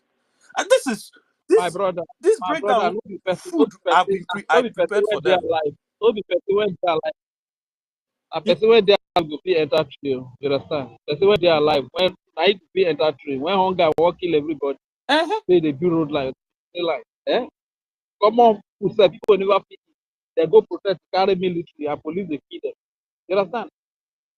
See, Abe governor know why he no take up my challenge because they are seeing me destroy Nigeria. Me and my guys, justice them, Royce. We've destroyed Nigeria with this presentation several times on Clubhouse, and you know, say that place even get international audience. Like you can't host a room there where it will just be only Biafrans or only people from one country. No, Chinese go there, Indian go there. We destroyed. He knows the only reason he took me up on that challenge was just to save face. That's why since I've been hounding him for almost 2 months now, I've been hounding him. Abe, rise to the challenge. He keeps deflecting. I should bring my picture. I should bring my picture. Anyway, we'll go. That's the only thing they know. Bring your picture. Bring your picture. Anyway, we'll go still because I was already planning to, do the space regardless, since nobody was taking up the challenge, which was why he wanted to save face and take it up. But I'll still do it anyway. I mean, look, like I said, any indicator I can call on that list, depending on the article you're reading, the one has 12, one has 14. It doesn't even matter. Any one of the 12 or 14 I call, Nigeria fail every single one. Is it demographic pressure? If we don't have demographic pressure, why is Fulani heads? Why are they telling us farmer headers clashes? And then telling us, oh, it's foreign Fulani. Where are they coming from? Refugees, internally displaced persons. Not be refugees, they won't come dump on us. What happened to the place the refugees came from? Why they no return them there? Why they want you say there's insecurity in the southeast? And I never solved that problem. And I never solved the problem of where the refugees come from. And I won't come add one problem on top of another problem. Refugees and do you know how many internally displaced people Nigeria even has? And this is the one that has been counted. 3.3 million. Do you know that's bigger than some ethnic groups in Nigeria? Do you know? And more are still coming. More are still coming in. And that's the internally displaced. That's the ones in Nigeria. How about the ones in Chad? The ones in Niger? The ones in the other side, the other side of Adamawa in Cameroon? The ones in Benin Republic? How about those ones?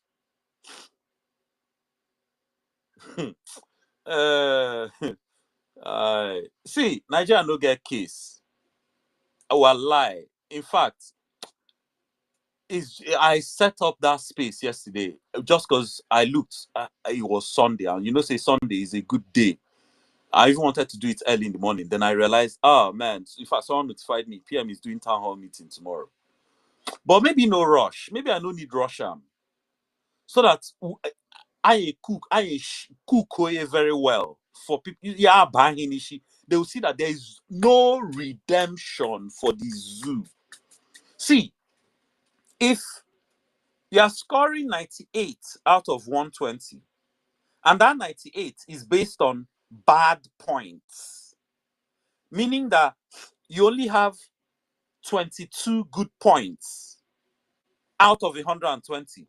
Please, somebody should tell me any school or institution or, I don't know, organization or structure anywhere in the world where 22 out of 120 is a pass mark. Please. In zoo is a pass mark. But that is true now. In zoo, number one is a pass mark. Is A in zoo. In the zoo, in our quota system here now, they will reduce it for Nigeria. You see, before I even go to Nigeria's quota system, because of the miseducation of the zoological Negroes or niggers, for them, I guess is when you score that complete 0 over 120 before they recognize fail. Before they recognize that this one don't bad pass mark even self now fail.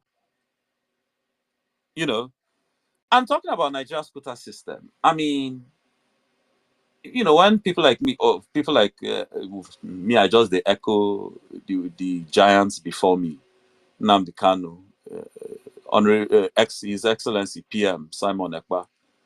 When they say that Nigeria was built on the back of the Igbo man, quota system.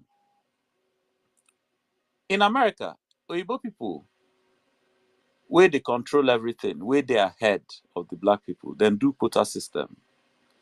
Their quota system, not to reduce mark or qualification barriers for the black people where they disenfranchised. Some of them, not even all of them, some of them to come up.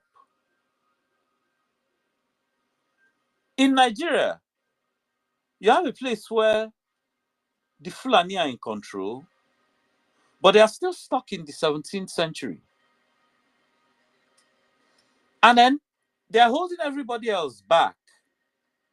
And their own quota system, even though they're in control, is to give themselves more advantage, more privilege, reducing mark for themselves. Nah, man. Nigeria upside down is upside down. Nah, I don't even know how some people can put up with this nonsense. Especially the ones that, oh, I'm Igbo, they'll beat chests in an Almajiri system. Nah, the thing, on our back. You see, Starman, Yeah. when you hear them say Igbo, and when you allow them to go further, they will tell you they were born in Kaduna, they were born in Zamfara, they were born in Abiyokuta, Igbo. So their way of reasoning are still where they are, because Igbo say, where are you from in Igbo? Can I see your picture? Give me that no Igbo had nothing to do with Igbo breed at all. That's why we'll checkmate the full time. Or the ones that will say, most of you are in diaspora. You've not even been to your village in 10 years. So, like, say, when I leave my village, I don't leave any family member for village, and I know they call them. Now when I mad me pass. You don't even have stake in Igbo land. Show us your stake. But then, all of those Igbo economic clowns, when you look at their stake, oh, so you're happy paying your brother 30,000 naira, less than $1 a day. That's your development you're bringing for your brothers now. These people lack vision. They lack vision, but they think they are some sort of elite because Ahihunde in Nigeria in a voice to speak for us. They think they are some sort of elite. That Alex Oti, I've been shouting and calling out those nonsense road he's building. Those things are worse than road. None of them will last up to 5 years. None. You are giving him award now. 5 years, you have given him award. It says 1 year and 6 months. You're giving them award. See, the reason I said 5 years is, just because you see as Rochas do them. They do those projects, just put enough in it to win election again. That's all. Many of them, when I say 5 years, it's not as if they'll all be good and then they'll start breaking. No. They'll start dilapidating. On 5 years, the rain would have washed all of them away. The 5 years is too much. No, I didn't say 25. I said 5. I mean 5 years. 5 years. That 5 years is too much, because even within 2 years, erosion has started bringing it down. Erosion has washed it out. They will now bring one Alamajiri boys and bring cement and you see where they mix cement and kolota. They'll mix it and open that place and pour it. The next day, another hole will come from another place. I mean, their way of engineer, I don't know where they get their own from. Sometimes you'll be driving past, you feel that they call it maintenance. They will just dig that place where that race started eating it, because the thickness of the tar itself is something not to write home of. So giving them 5 years, you've really given them award. 2 years. Yeah, from 2 years they'll start breaking down, but by 5 years, none of those roads will be pliable anymore. You know, and many of them know this, even though many of them are now married. I've been asking them, are you guys aware that some of these projects is going to be funded by Sukuk loan? See, I've been asking them that question since the beginning of this year. Orule, how many months now? Almost nine months. I never get answer. I never get answer. Anyway, and they're just jumping up and down. And many of them know that the whole thing is a charade. Because I was in a space the other day. One of their political urchins was even challenging the obedience that they should show him the development in Abia. That where is it? He can't see anything. Maybe because there is nothing. The obedience are just using that one to ginger, like as if But for the truth, is there anyone? They will say that America, they use America for reference. is it? They use America for reference. That America, it took America 200 years for them to have their freedom. That is why Nigeria will have to, they will have to be waiting for Nigeria to, you understand? Yeah, I mean, and when America had their, the time it took America to have their freedom, it's taking us Biafrans the same time, and to be honest, it's a miracle we didn't get lost in Nigeria. That one Nigeria identity project they were pushing, that were still some people come and tell you, oh, I'm Nigeria first before Igbo. If that thing took roots, hey, nah, man. Then, all those state of origin that become state of residence. People even lost more after that one. Nah, hey, Nigeria, plan ages Yes. in Nigeria. My brother, Nigerians themselves need to go and buy a good chicken. Ọkụkọ kara aka, okokpo ọkụkọ, Sheila Nnamdi Kalu of ji were ji gwọọla ya chicken ya kpaa. Because without that guy, without him, the state we are into now, me and you are here in this place now. If our prime minister did not, let's be sincere, pick it up when Mazi was finally arrested the second time. Oh, Nigeria, even they would have tumbled the language. By now, me and you wouldn't have been speaking Igbo or coming on space to dialogue. We have been talking about So my one Nigerian politician. point of correction, my brother. He was not arrested. He was kidnapped from Kenya. Yes, it was kidnapped. Yes, my brother. If not for that, that is kidnap would have by now. I don't know. Sometimes I was talking to my brother. I was looking at the scenario where the prime minister was not in the forum at all, and I looked at the people, as many of us who were following Mazi when he was kidnapped. Everybody ran for his leg because after the threatening, after everything, the space changed. People started talking, and celebration on space. I was like, celebration, until God, Elohim, remembered us, told us, nah, look, I have a remnant. And then from nowhere, but the prime minister started, coming in, everybody. They were like, are you for real? Is this guy coming? They say, oh, no. It's like, we need to call this guy, Ekperimao, or we need to start calling this guy, Nigeria agent, so that ideology of Nigeria, which they are still bringing, those are their old chapter. We are like, oh, thank God for everything. If not, by now, as me and you are celebrating on this space of declaration of Biafra, I don't think that would have happened again. I'm telling you the gospel truth. See, there's something I thought about one time, and it sounds very awkward to say, but in a way, I don't know, I actually think so. I think the only person that can rule Nigeria with equity is Nnamdi Kanu, and he will do the right thing, and he will be the shortest president of Nigeria because he will just send everybody back home. That's the only person that can actually do the right thing in that seat. But he doesn't want to be president of Nigeria because we know what happens when Igbo man tries to save Nigeria. You know, but nobody else would do it. Nobody can, balkanize Nigeria for the sake of saving lives. Because, all these people that like talking about our history, how we used to eat human beings and all that.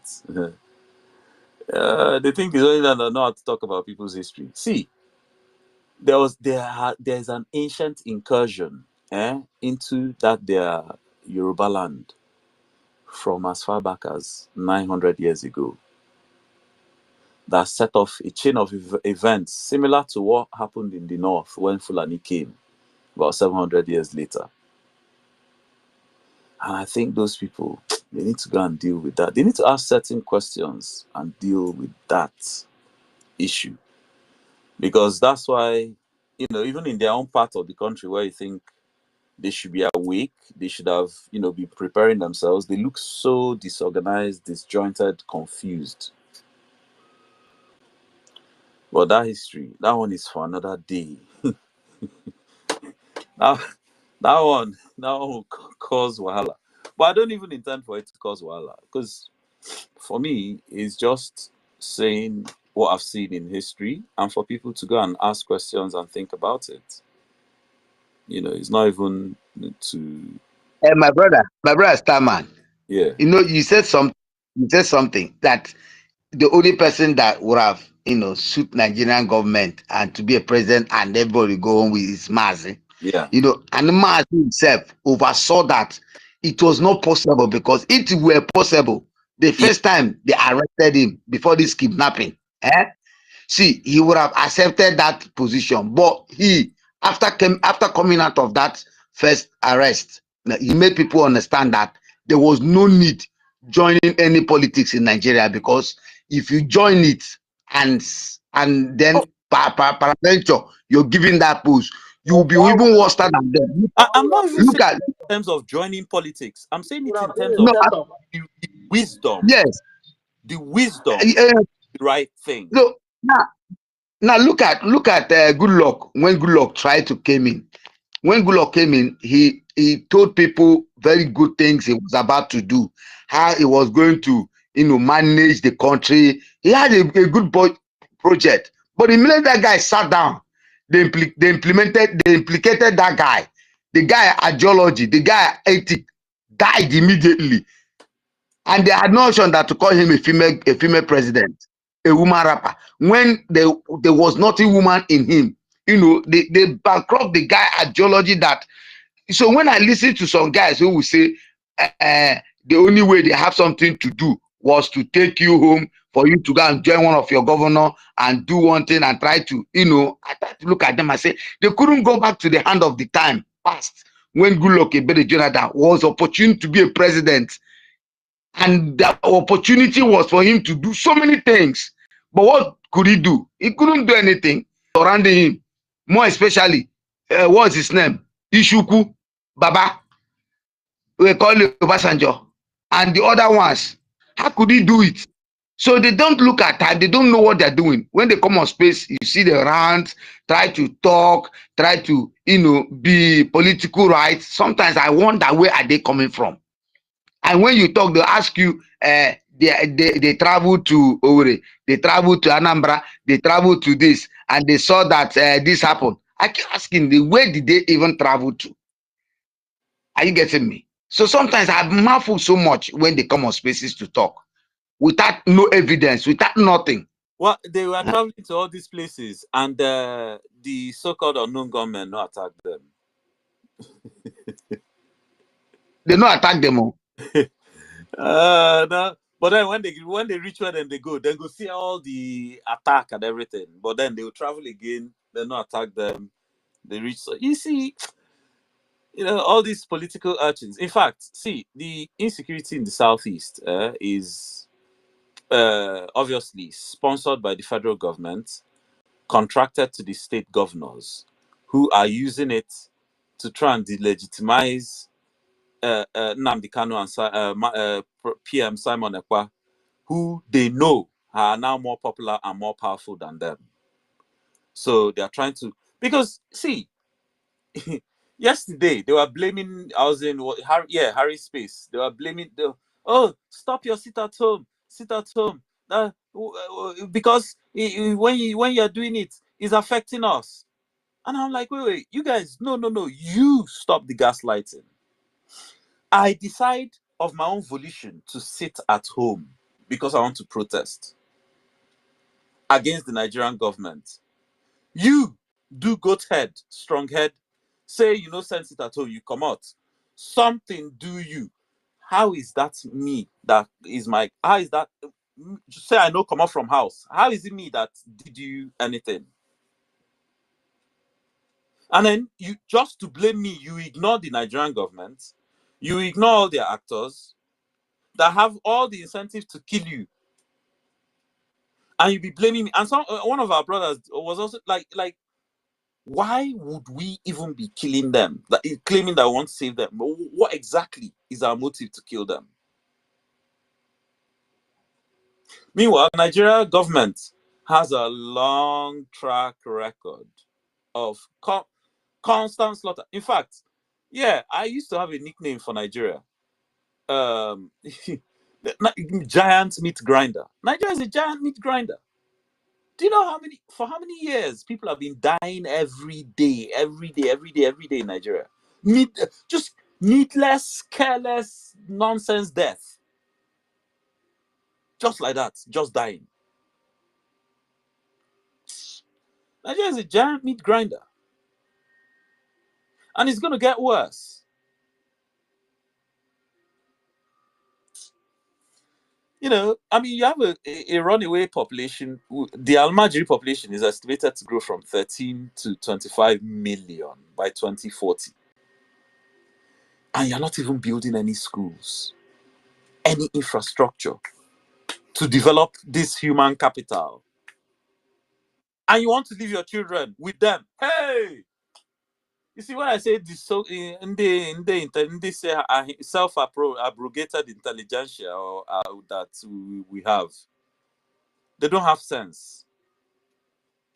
You send your children to all these universities abroad, but then you expect them to grow up finally and live in the same country with a constantly growing population of Almajiri that is rapidly turning to banditry. And that is why Charlie Boy told them, anyone that want to jagba, oh, that him is not jagbaing anymore again. That is ready to die. He's old. After sending them on the streets. See, jagba, all that one go soon stop. If soon the new trend go be jagba from Europe, jagba from America. I did tell you the truth. Shebi, they say all the race riots. All the Oyibo crying every day on this same X, crying every day about immigration. They are tired of our black asses. They've had enough. They don't want again. Come on, think about it. For how many years and how many of us who keep jackpying into their country? Jackpying, like, you know, after a while, that's how we go tired now. Nobody so Ndironu, they are crying. We too. And I know Fulani, their own coming to your own countries on a mad level. But yeah, we are tired of it. So Ibutu is tired of us. I don't know why. You see, that's why I love Trump so much. Even when Trump started explaining to the black men, the black races in America, told them why he doesn't want migrants anymore. That the blacks already that are there cannot even get a job.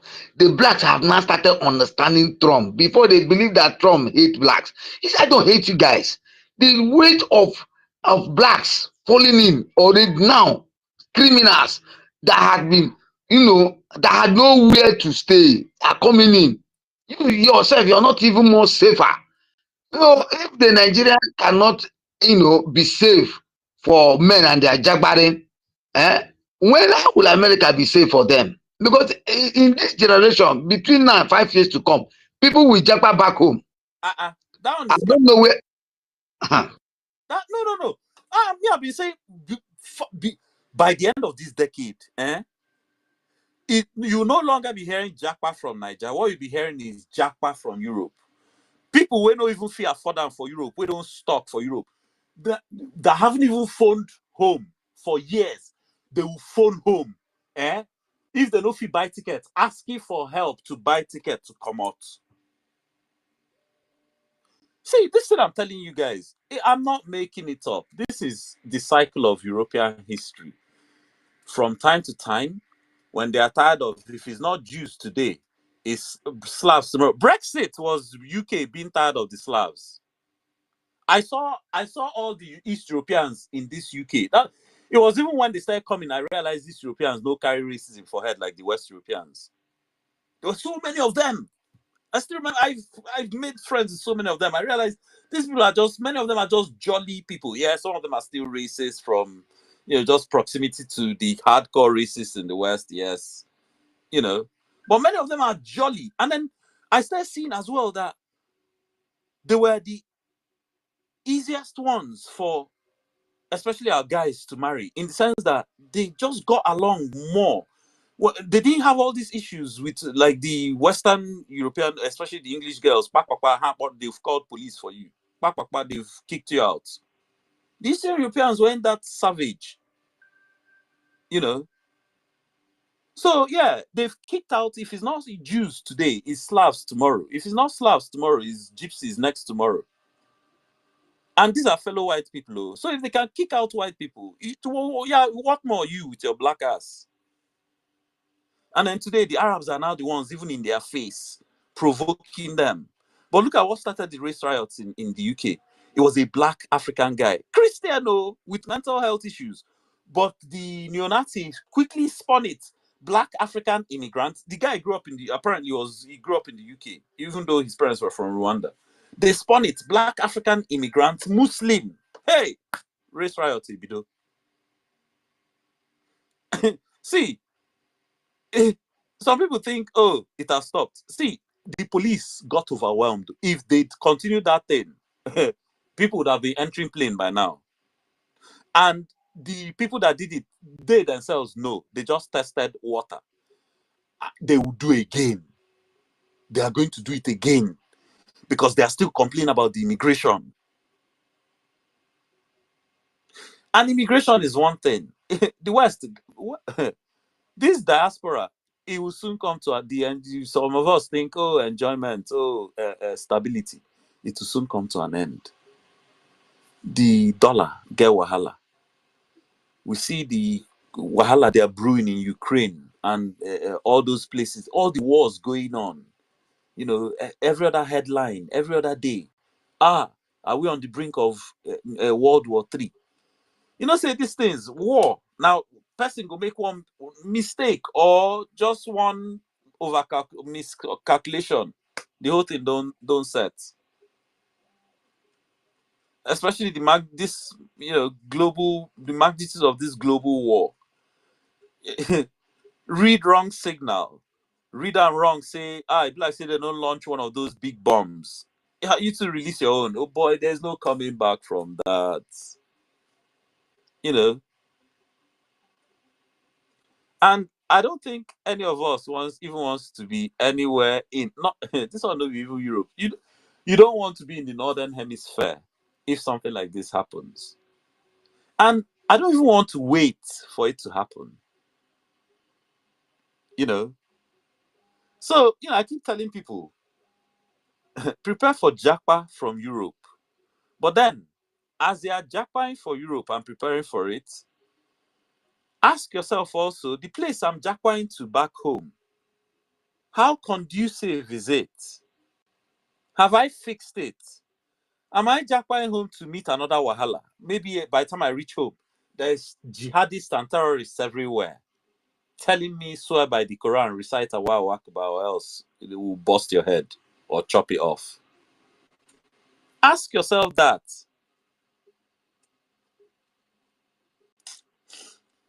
Yeah, guys, man. Nigeria. They are really sick. Nigerians are sick. They don't want to think.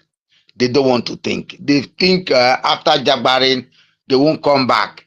That maybe by the time they will have jabbared, that the America will be like that for the next 10 years.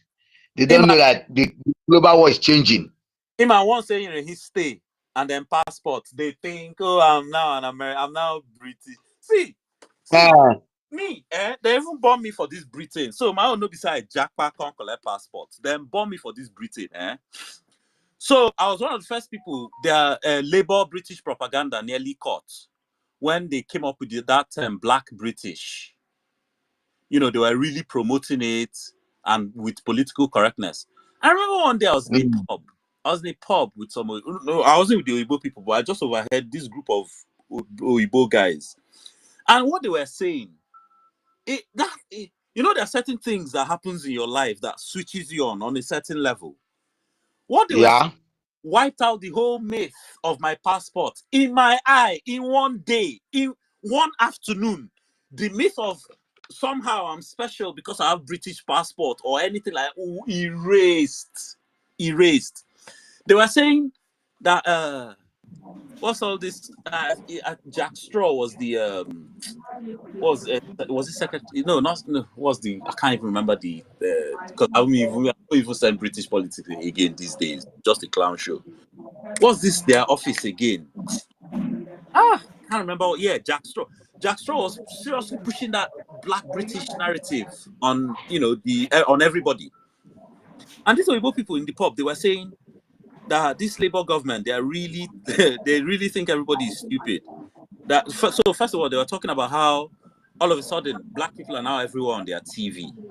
They're even twisting all sorts of things. There was this thing they did about Troy, the history of Troy, where that main character in Troy, what's his name again? Archimedes was now a black man. They were pissed off about that. Like even they were complaining about BBC, that BBC is now part of the agenda, blackening everything. Opera David. Your mic is hot, and I'm off that. Thank you. So yeah, that the BBC, they were even upset at the BBC that they were now part of the agenda, blackening everything. And then I remember one of them saying that, and that this new term they've been pushing on them now, Black British, and the guy laughed. He was like, "Do they really want them to believe that? Oh, just because we came here on off a boat, or they gave birth to us here one generation ago, we're now British. Is that now what the British values is about? As in, they were actually now angry at Jack Straw and Labour Party for that policy. That basically they were talking about it as if that the Labour Party was trying to fool them into thinking Black people were now part of British heritage, and that they weren't fooled. Because one of them said that because that no Black person in Britain has heritage going back 4 generations. They're not fooled. They're not fooled. Many of us are fooled. But it's true now. But it's true. It's true. Yes, I know there's 1 or 2 from slavery days, but come on. You know, it was not a sizable population. And they were hidden. They were sub-working class and hidden out the way. Many of them mixed in, became mixed race, further mixed in.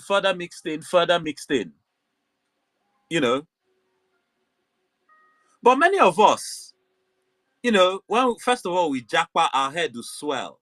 You get paper or finally the passport. You think, your own don't better. Dual citizen. Meanwhile, the dual citizen, after they arrested Nnamdi Kanu, was this stupid, during Theresa May's time, I think, one stupid, one of those their home secretaries came out with a veiled threat, pretty much to anybody they perceived as a threat to Britain, including Biafrans. They said there was a way they phrased it, but basically the whole thing, you could clearly see that there was now a two-tier system of British passports. So they said they had the right to revoke your passport if they deemed you a threat, or listed all the criteria where they could revoke your passport, and they could even just email you to notify you about it. And immediately you could see that they just created a two-tier passport system. And eventually, some of their solicitors, some of their human rights solicitors, complain about it. Because what that meant was, okay, so a white person does something now in that their criteria of why they can revoke your passport. Okay, you take his passport. Where are you throwing him to? It's still his ancestral land is Britain. You can't throw him anywhere. But someone like me now does something, you revoke my passport. And according to what they were saying, and this was all, remember that girl that went to Iraq to go and join ISIS? Is it Shahida something? It was all stemming from that her case. That they could revoke. Thank you. What's that name again? I've forgotten that name. Yeah. That they could revoke her passport and not admit her back to Britain and send her back to where her parents were from, which I think was Pakistan, which her human rights lawyers started fighting. That was a threat to people like me as well. Like if I should come out against the British government in a way they don't like, they can take my passport and throw me back to the zoo. That was a two-tier. That just pissed on the whole, oh, you're Black British. It pissed on it. And so nobody should be surprised why, even the racism can't keep itself in check when a Black person is holding the so-called British passport, a Black person in the name of Nnamdi Kanu. Suddenly they've forgotten their own citizen. If that was a white man, Britain will be all over Nigeria's case like a rash, calling them all out everywhere, international community, everywhere. If that was a white man being treated like that. Would that person stay more than 48 hours? The zoo would have released him now. It wouldn't be under 48. That matter wouldn't have been discussed. Ha. With food, it would have been negotiated. Everything,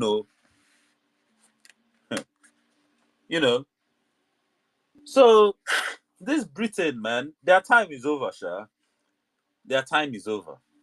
Them and France, their cup is full. The evil those two countries did in Africa, I don't think there's enough karma in this world to pay them back. Two of them. There's not enough karma in this world to pay them back. These two people destroyed entire civilizations. Literally everywhere they went, they just destroyed. Imagine stealing 2 continents. You thief 2 entire continents from other people. And the funny is that many of their generation are no more speaking their indigenous language anymore. Yes. They love their languages and they're speaking French. Even as they speak French, they don't even regard them. I mean, so naive that even that's they want to do us. So you start speaking another man's language, and at the end of the day, imagine somebody telling you you're learning Yoruba language in school, learning Hausa language in school, then they raise Igbo out of their curriculum, and then at the end of the day, they bring you French and English. At the end of the day, the children will wake up not be able to speak their own mother language at home. Is it not madness? Well, yeah, English is I think we talked about this some time ago. I saw this article they had one time. I think it was Cambridge University that wrote the report about how Igbo was an endangered language. It's so funny. They planned us to a T. They planned even how our language would die, you know. But here we are today with not just a renaissance, but a resurgence. You know, it's almost like that statement. You know, the Igbo-ness in many of us just awoke and decided to counter that. You know, all of a sudden you start seeing all these YouTube channels teaching Igbo, you know, and look at the awareness we have going on today. Igbo language ain't gonna die. Igbo language is one of the oldest languages, you know, so yeah, many imperial languages have died. Latin is dead, you know. So Britain, in their hubris, well, that's just what happens when, you know, you think too much of yourself. The reality is, when the real history is rewritten, that great in front of Britain, they will remove it. They will remove it. Yeah, because there's really nothing great about what they did. It was just sheer barbarism and criminality, low life criminality all over the world. Them, France, Spain, Portugal, Netherlands, those three, those five especially, and then Germany. Yeah, we always forget Germany because those ones, they missed out on the whole slavery episode because they were busy fighting themselves before they finally, all the Germanic tribes unified. But then by the time they unified in the late 1800s, they looked around, in the middle 1800s, they looked around, wow, we've missed out on the Jamboree. What's the other empires running now? Oh, it's colonialism. And that's when they got in. Well, all of them, Northern Europeans, apart from the Spanish and Portuguese, Southern Europeans, those ones stole a continent, South America. You know, these are the kind of people we're dealing with. Like, you know, we're on this planet today that favors them because of their history of criminality. But that time has come to an end. There's no status quo on this planet that remains forever, especially when it's built on an imbalance, an imbalance such as injustice. Yeah, it's just not going to stand. You know, so yeah, unfortunately, you know, the colonization wasn't just physical colonization; it was also mental. You know, I try and you know, think of ways to help decolonize people's minds. And one of the earliest examples that happened to me myself, that I always use as an example, is something that happened to me twice.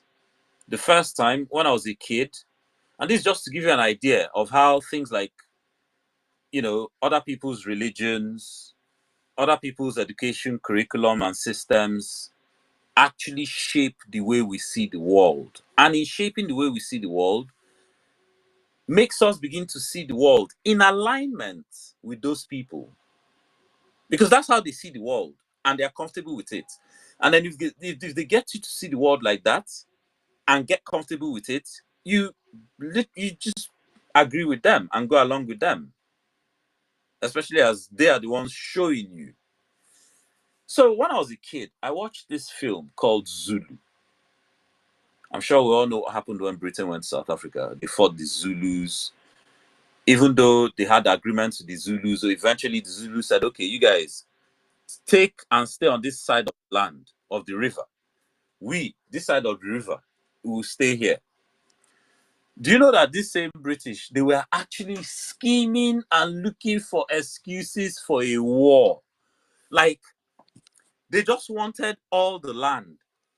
They had this reckless, I think it was a colonel.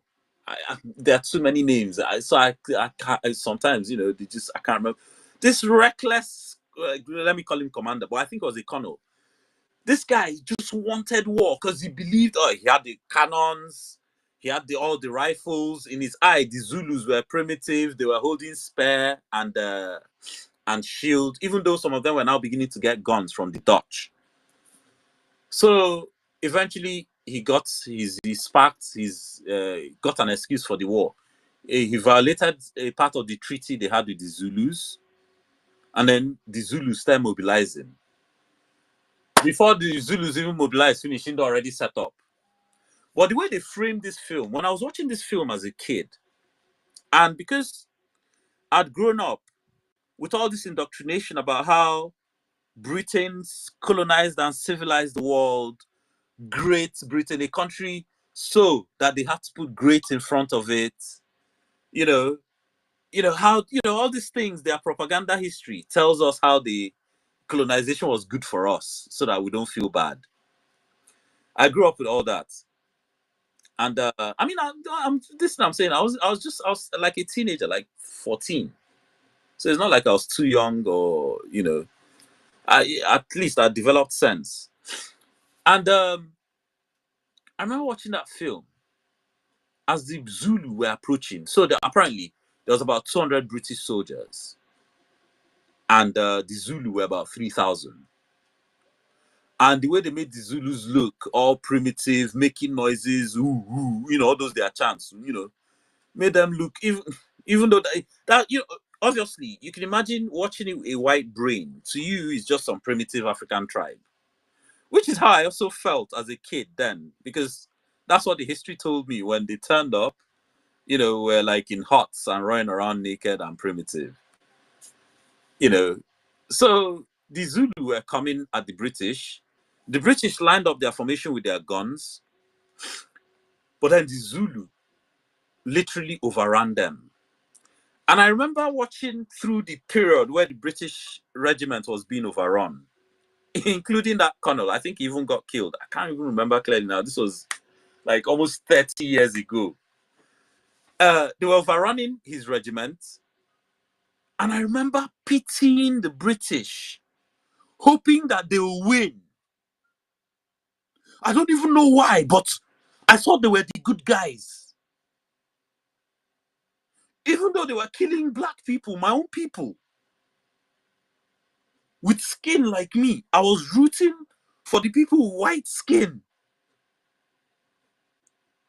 Anyway, the Zulu overran them. That was one of the most embarrassing defeats of the British, of any British regiment or brigade in their colonial history. The worst one was Afghanistan. Hey, but that's under history. Afghanistan used them to mincemeat. That's why, in fact, everybody has died in Afghanistan. That's why they call it the graveyard of empires.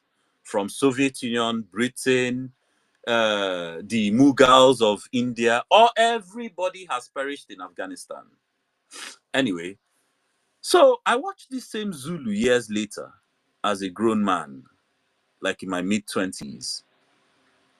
And by this stage, I was already well into history, even though then it wasn't focused on African or Igbo history. It was just general world history.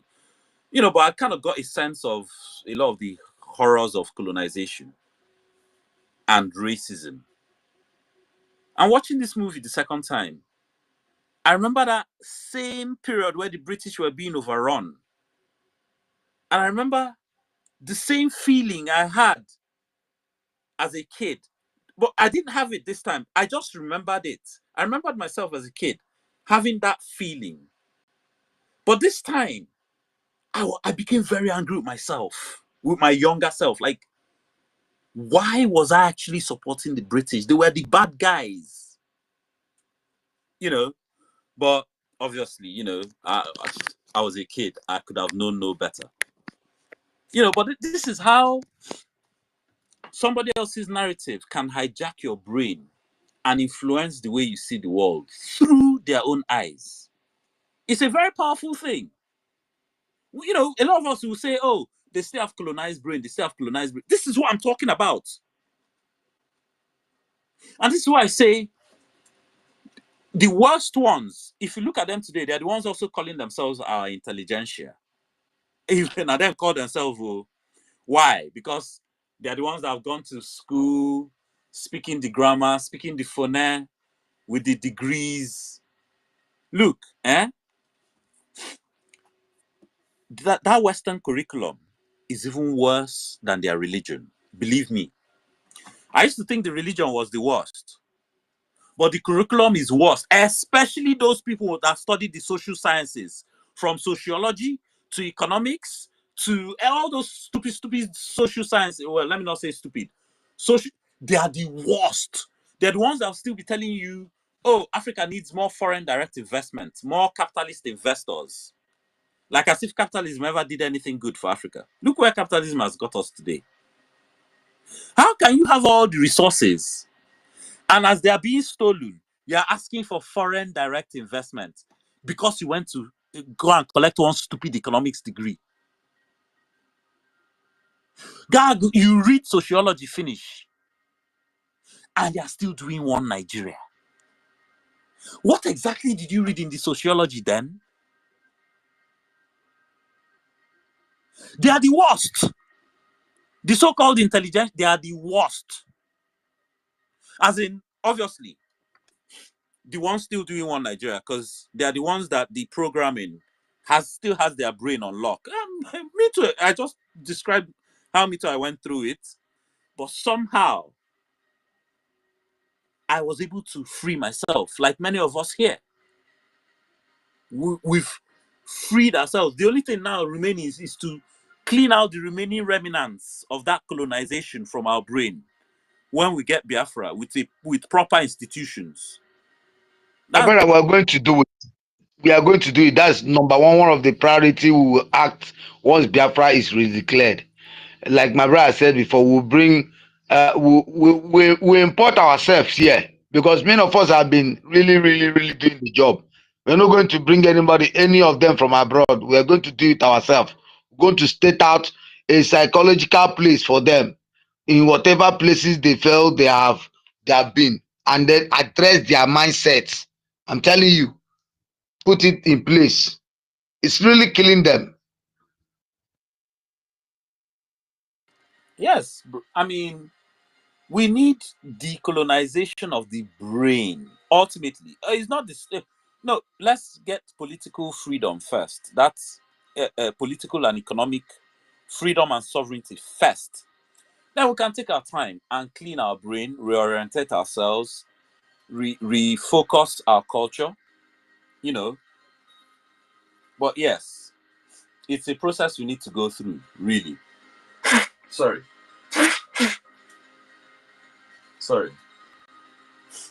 So yeah, you know, be careful of Western curriculum, Western religion, especially that curriculum, especially those social sciences, sociology, economics. I can't even remember all of them, but I'm sure you guys know the class of social sciences I'm talking about. Sorry. I had one flu like this a few days ago, but it's still lingering.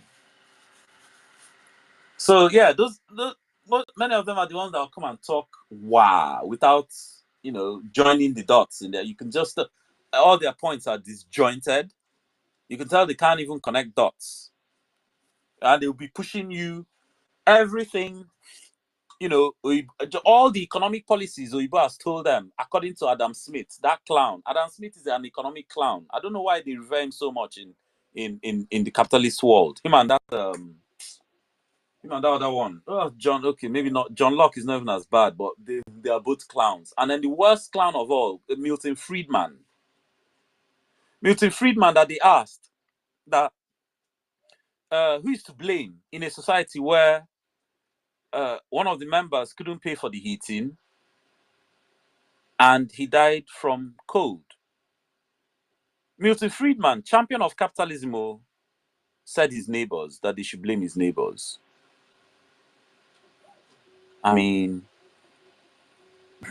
anyway, unpacking that response is another rabbit hole. So maybe another time, But then these are the kind of ideologies these courses put in our people's heads.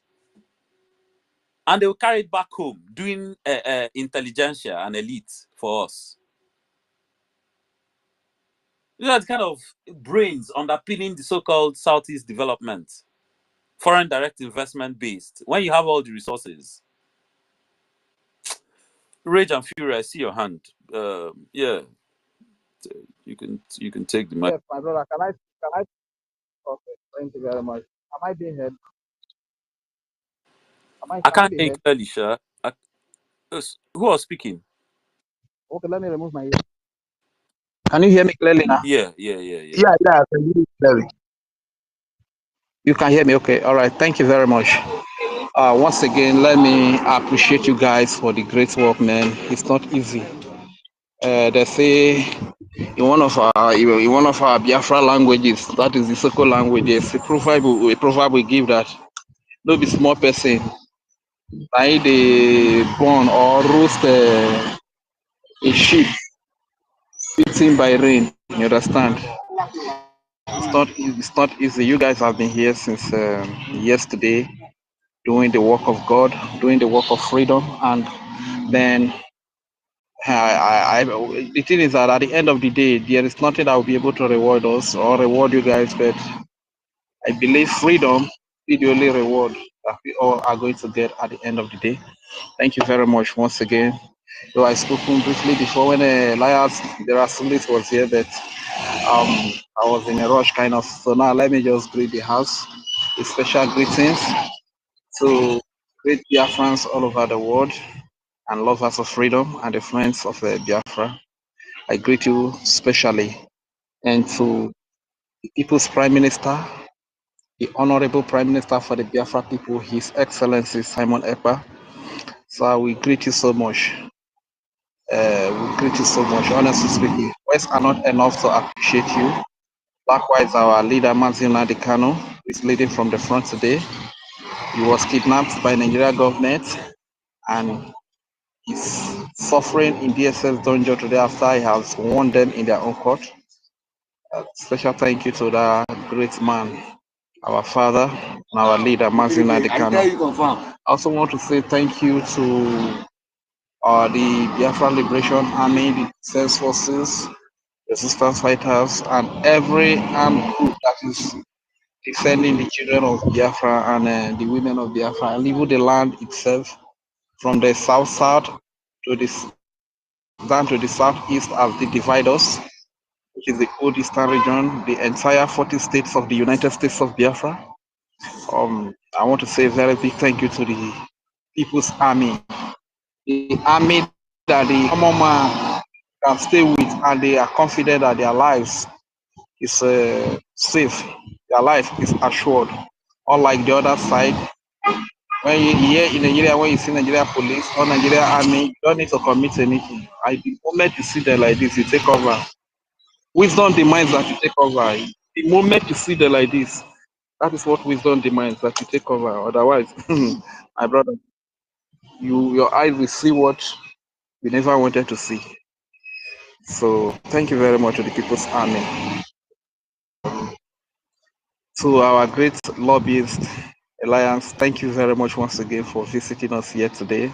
It was a spark, and I can feel the excitement in every Biafran from their voices, from their gesture. You know, I believe if all had the opportunity to speak, everyone would troop in here to tell our Alliance how much we love him.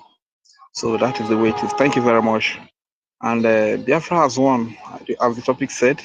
We have always won because our leader said he's going to defeat Nigeria with the truth, nothing but the truth.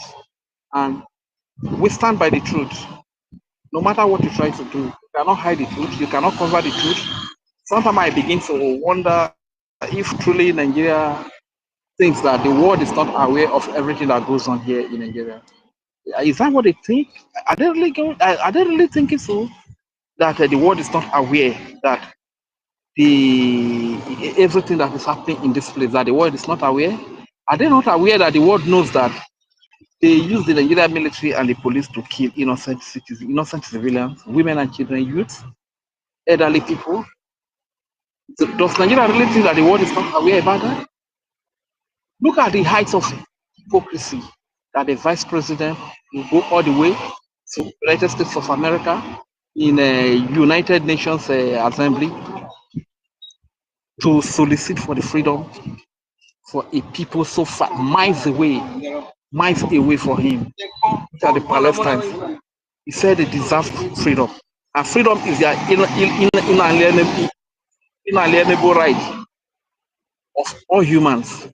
He's soliciting for their freedom, yet he is meeting with the Finnish president on how to gang up to kidnap our prime minister. Honestly speaking, special greetings to the Finnish people, to Finland, to the nation of Finland.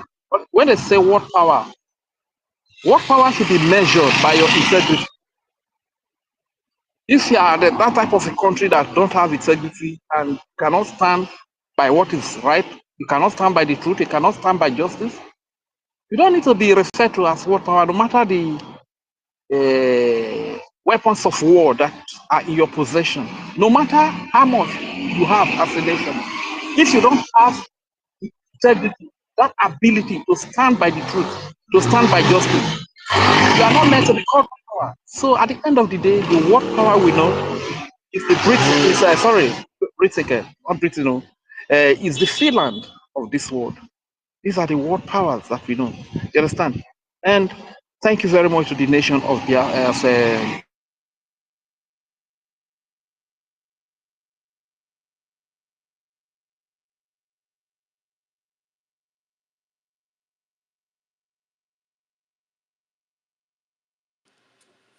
Rage. Rage. I think we lost Rage there. Okay, let's look at this Rage brother that went. just came in. Opera Dennis. Opera D. Yeah. Opera David. Opera David. Yeah. Yeah. Opera David, are you around your device? David Opera David. Opera. Your background is always very noisy whenever you're on mute. Are you around your device? This is Aporadive. Are you people hearing me? Yes, we can hear you. Yeah, Your we are background hearing is you. very noisy. Speak, I greet the house. So I've been following this space, not today. I've been hearing a lot of incredible voices, and I have learned much about the history in this space, and I'm so much happy. I thank you. I thank you, my Prime Minister Simon Ekpa, and the government of Biafra, government in exile. And also I thank our leader, Mazi Nnamdi Kalu. I thank you all. I thank you for the great effort that you people have been pushing for we to get our freedom. I appreciate you all. I don't have much to say. I'm in a very busy place at this moment. I'm at work doing some things, so I don't have much time to speak much, but I just want to greet the house. Just I rest my mic at this moment. Thank you.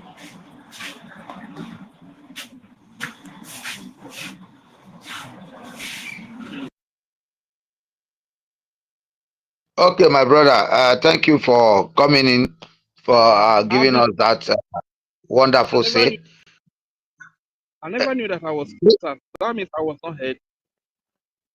Yes, we didn't hear you. Is that Rage Fury. Kama? Okay. Oh yeah, come on. We didn't hear you. You were off. You can continue now. You did not hear me at all. Then he stopped. Yes, we didn't hear you. So we're wondering what happened to your mic. You were speaking, and then suddenly it was like he just stopped speaking.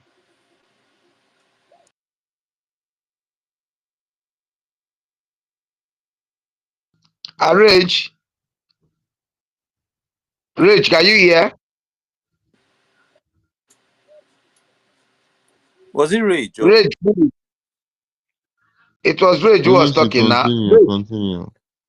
Okay, my brother. So, in as much as we've really, done much today, I just believe that many of them are on this place. They're listening to us.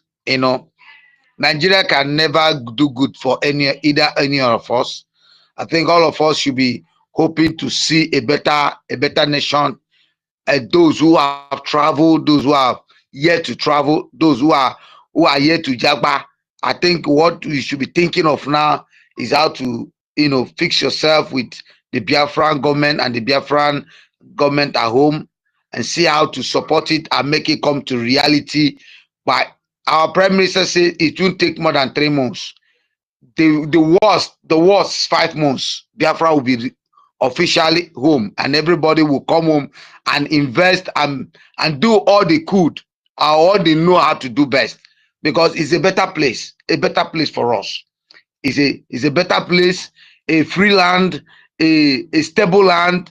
The geographical aspect of it is what needs call for. Because if you're home here, you enjoy better than that way we are running over to, where we cannot be regarded, where we cannot be respected.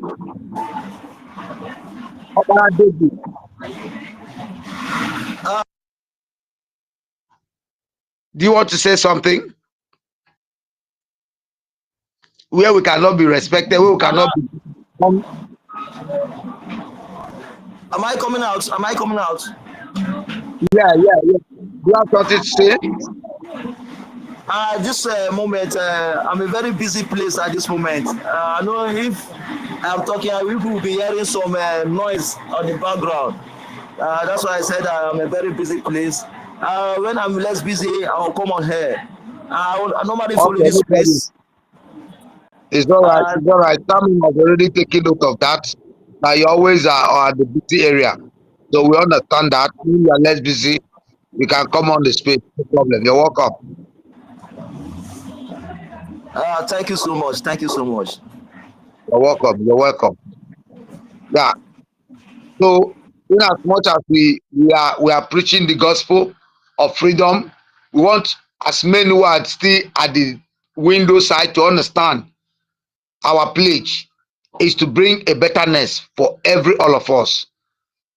For us to have a better place, a better home, a place we can call home, a place when you come back you sleep, a place where you come back, you eat good food and then take care of your children, the unborn and born ones, take care of your families, feel happy, feel at home. Because if you allow yourself to populated by this zoo afonjas, you see that, man, you continue to jagba, you continue to run away, you continue to be marginalized, you will become inferior, and losing your language, your mother tongue, is the worst of everything you can ever think of.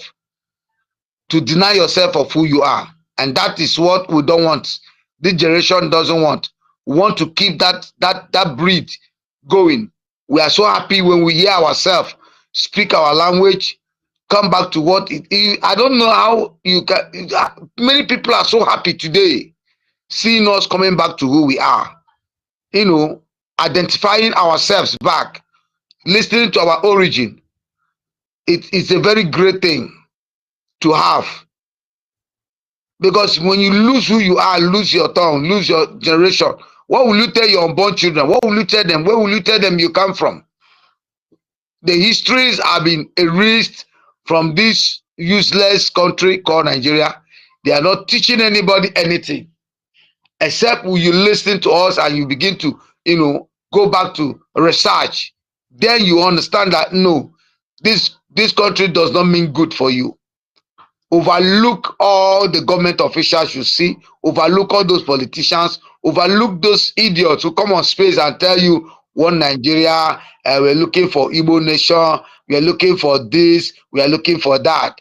Anything outside Biafra, anything outside we supporting the government, anything outside the BLA we are dealing with, we are working towards to actualize this cause of Biafra.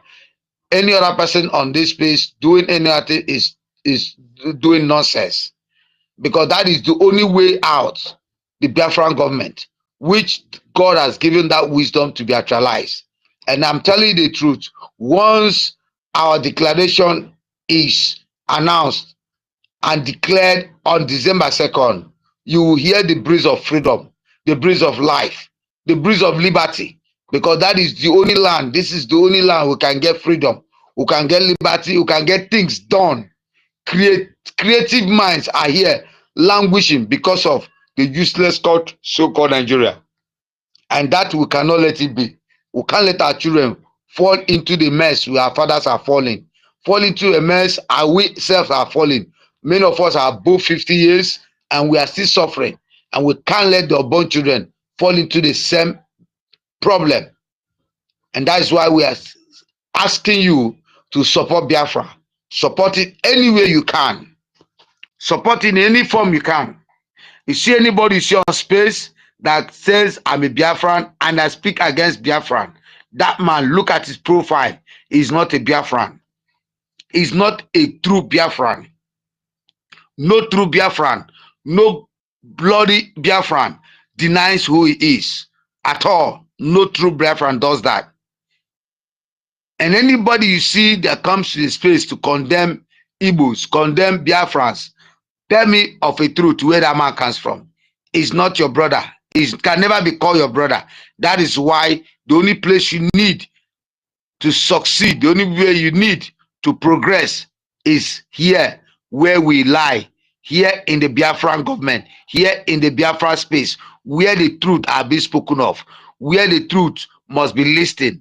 That is why we must continue to preach until we come back home, until we enter Biafra, and we'll continue to speak it until Biafra stands in the next 50 years, until people are understood what it means to be a genuine Biafra. That's why we are here taking our time. Many of us are still very weak because many have not slept. Many have not slept. You can see our host is having some rest somewhere, which I know in the next 1 hour, 2 hours, he will come back and then we'll continue where we stop. So I want to thank you all for seeing our brother who just came, who is taking some rest. Alliance, who is lobbying, may Elohim continue to give him wisdom. That is what we're talking about.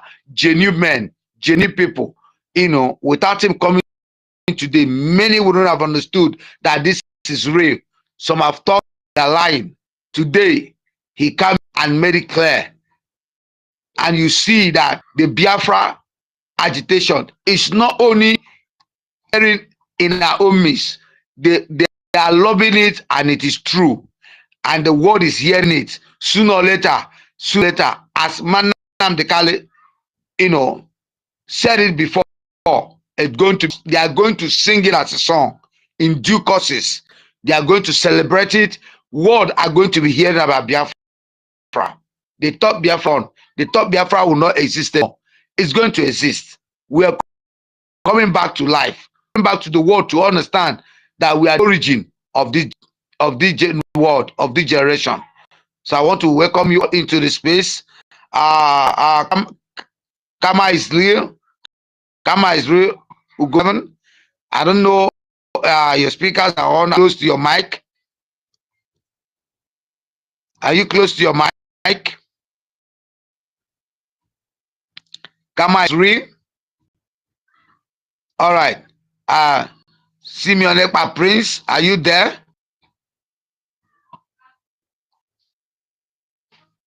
The two Simeons.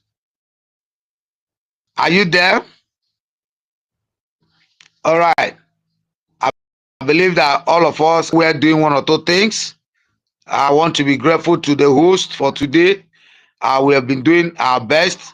My brother Starman, you'll be upgoing doing. Chifotu Mwamwaya, I commend you for being on the space. My brother Mazi DK, I don't know. I couldn't bring you up because that is not in my position to do that. I've been trying to do it, but I couldn't get it. It's like you went down with it. And our brother Chukwumeze is he went under, but I believe he will still come out from the under. So I want to thank everybody who is today listening to us, who has been part of this journey for freedom, who has been fighting for the due cause of freedom of Biafra, who has been putting their resources, their wisdom into actualizing this cause. Elohim will bless you all. Mostly our supreme leader who is there, praying every day, because we know in a due time he will celebrate Biafra with us. He will celebrate this journey with us. And our prime minister, who God has given wisdom, who has not left, who has been doing his duties morning and night to see that we come to actualization of this journey. I thank you for being with us. Starman, do you have anything to say? I don't know if you have anything to add up to it. Please on your mic and do that. Thank you so much, Mazi. Thank you. Mas the case is already back again. Yeah. And yeah, highly welcome. Yeah, thank you, Onisi. Thank you for all your effort you have been doing. You really tried. It's not easy. I thank everyone here.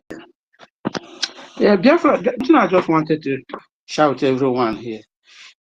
Every time sometimes they will just come and tell us we are seeking for political solution from this ocean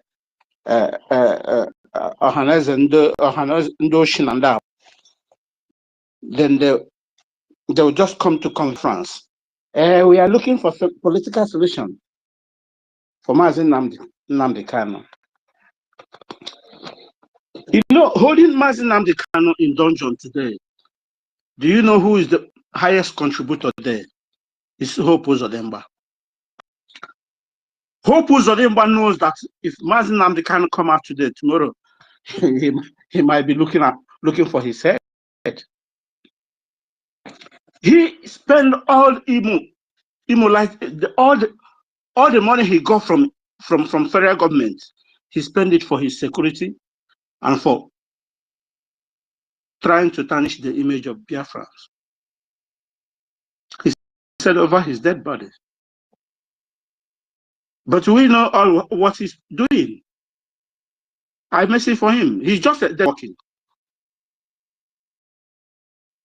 He is just walking. That guy has caused a heavy havoc in that country, in that entity. I don't call it a country. Nigeria is not what it should be. It's an evil entity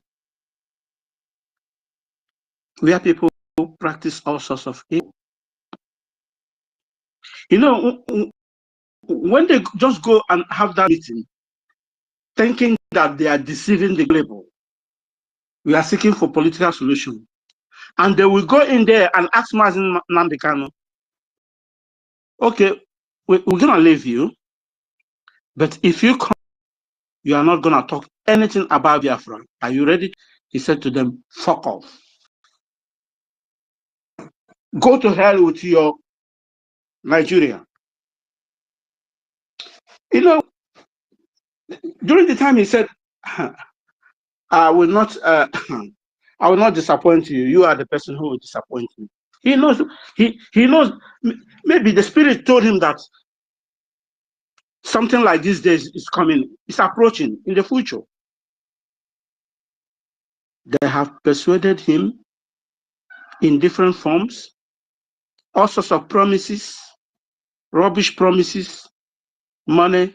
He said, go to hell with your promises. All I want is Biafra. If everyone can watch him anytime he comes out in that their useless thing they call court, all his words is in code. He speaks in coded languages. It's only very few people can really understood what he's talking about.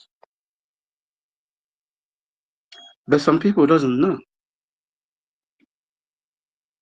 The idiots IPOB Nigerian DOS, we go and meet the governors and the evil politicians to go and persuade him to drop Biafra so that he will be released. He said to them, go to hell. So, Biafrans, this man that spent his life for the eternity,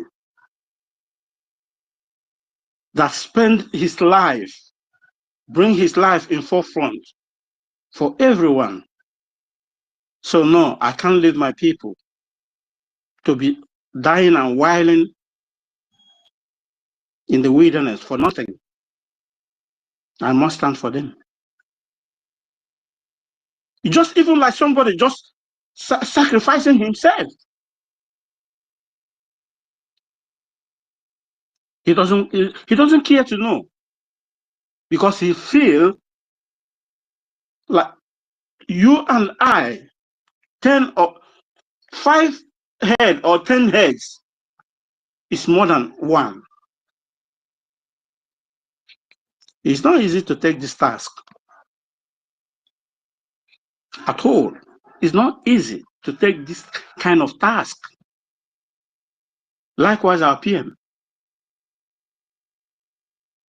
Everyone saw when they plan, when Nigerian government plan we kidnap him, we call all sorts of things. He stand, Gideon.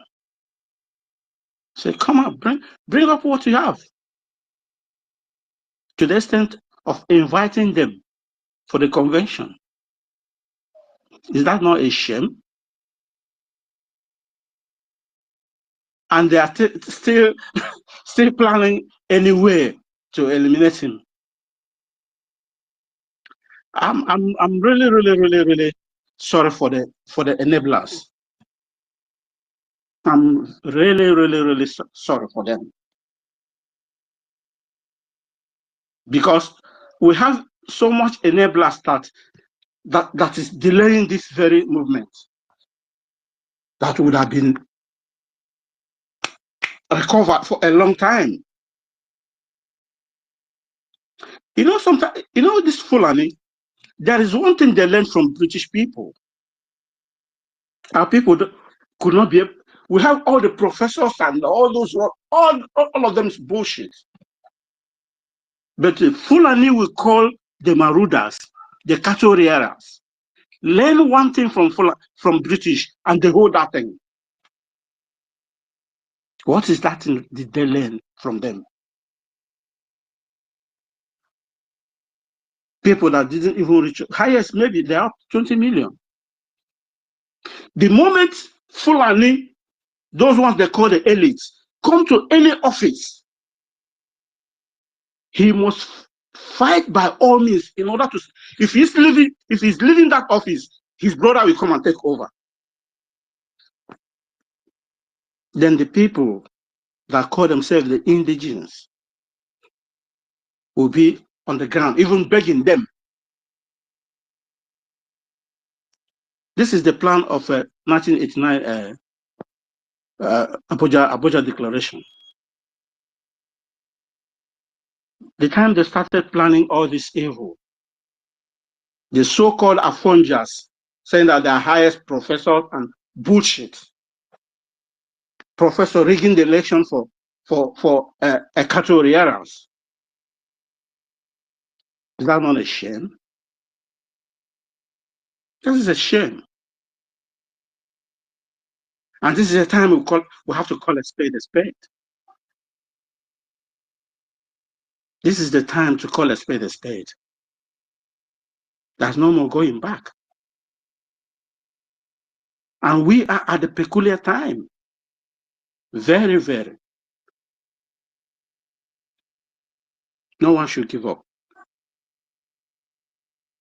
Please, no one should give up. Because at the position we are now, if you give up, or if you mess up, the next person will just march on your head. We are not ready for any pamper anymore. What we are ready now is for, this is it. Forward ever, backward never.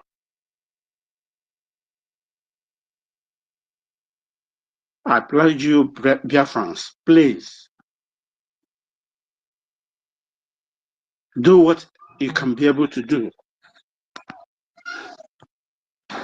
in order to make this journey get more easy and lighter for the person piloting it. It's not easy to take a task. It's not easy to take a task. This is a task you take. You know that how. Just use yourself example. Most of us here let me call say in the front line have sacrificed all we have.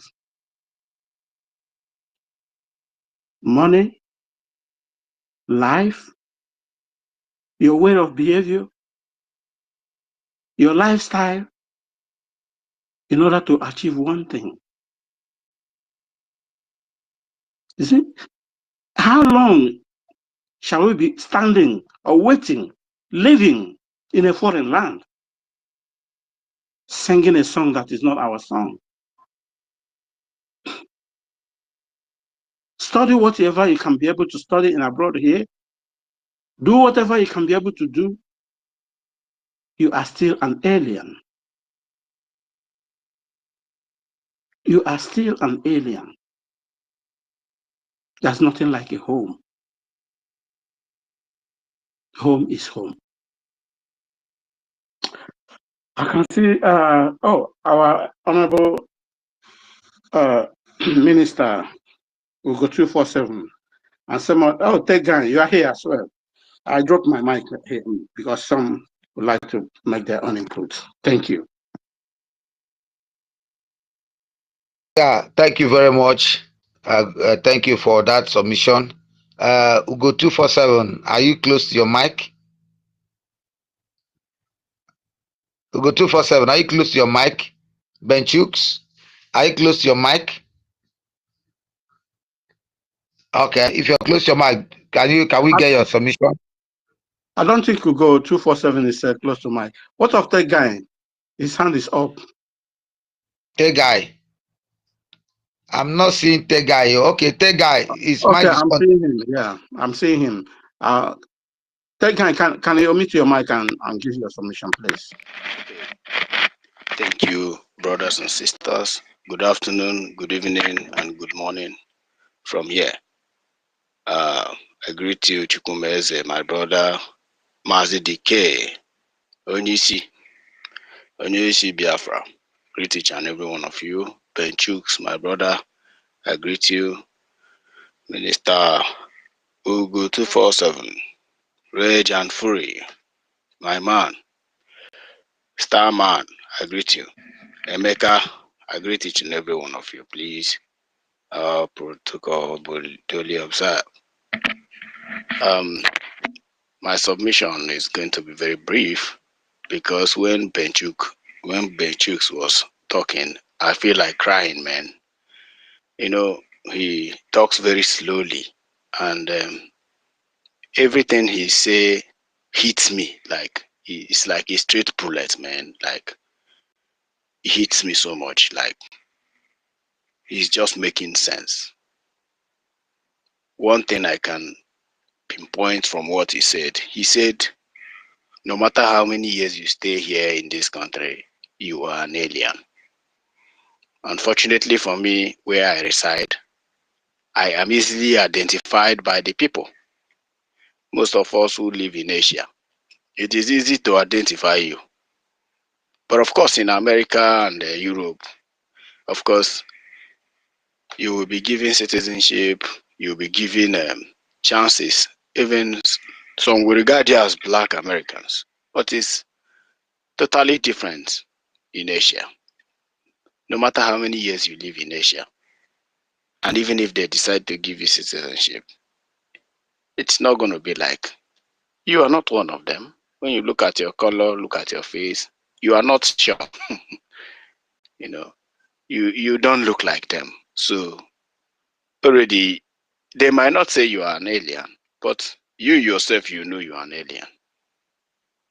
So, and another thing he said, there is no place like home. Anytime I remember Biafra, I feel like crying. Like, I feel like sometimes I begin to ask myself, why did God create me, man? Would have just leave me, you know, not now, not in this kind of era, please. At a time I will be frustrated. Trust me, no matter, even if you have PhD and you are living well wherever you domicile, even if you are a billionaire, trust me, you are not happy. You're not happy. What will make you happy is when your children speaks your language, when your children, you know, will prepare one day and say, let's go and see grandma, let's go and see grandpa. And just a stone throw, they will drive and go and see their grandparents and they will come back. They will go there. Grandparents will share, you know, these love stories, past stories for them. The children will come back and you pretend as if you're not hearing them. The children will be telling the stories of grandpa and grandma. And probably next festival or during next holidays, they will be hungry to go and see them again in the village. These are our dreams that will live a fulfilled life. But unfortunately, the Caucasians, the Britain, and the Fulani partners in crime denied us this. In the situation whereby you have 300 in JAMB and someone from Castina scored 60 in JAMB, that person will be given admission and you will be struggling to bribe your way into the university with 300. You have solved mathematics, you have studied English, you have done practically everything possible, but your destiny is hereby denied to you. Some of you studied what you don't like in the university. In fact, this is just the truth. You know, I have said this in one Nigerian space, and due to their wickedness, they refuse to admit that, man, this guy is telling the truth. And the only solution is Biafra. One person asked me, what is the solution to all these things? I said, it's Biafra. Biafra will end this nonsense once and for all. Even if you don't love your children, for the sake of posterity, for the sake of, you know, next generation, because you are condemned already, you don't love your children. Just love them for the sake of next generation. Join this Biafra and stop this your mess called space you are opening up and down. Before I know it, they throw me out of this space. So, my brother Benchooks, obviously, this your submission is a thing to ponder and to think about.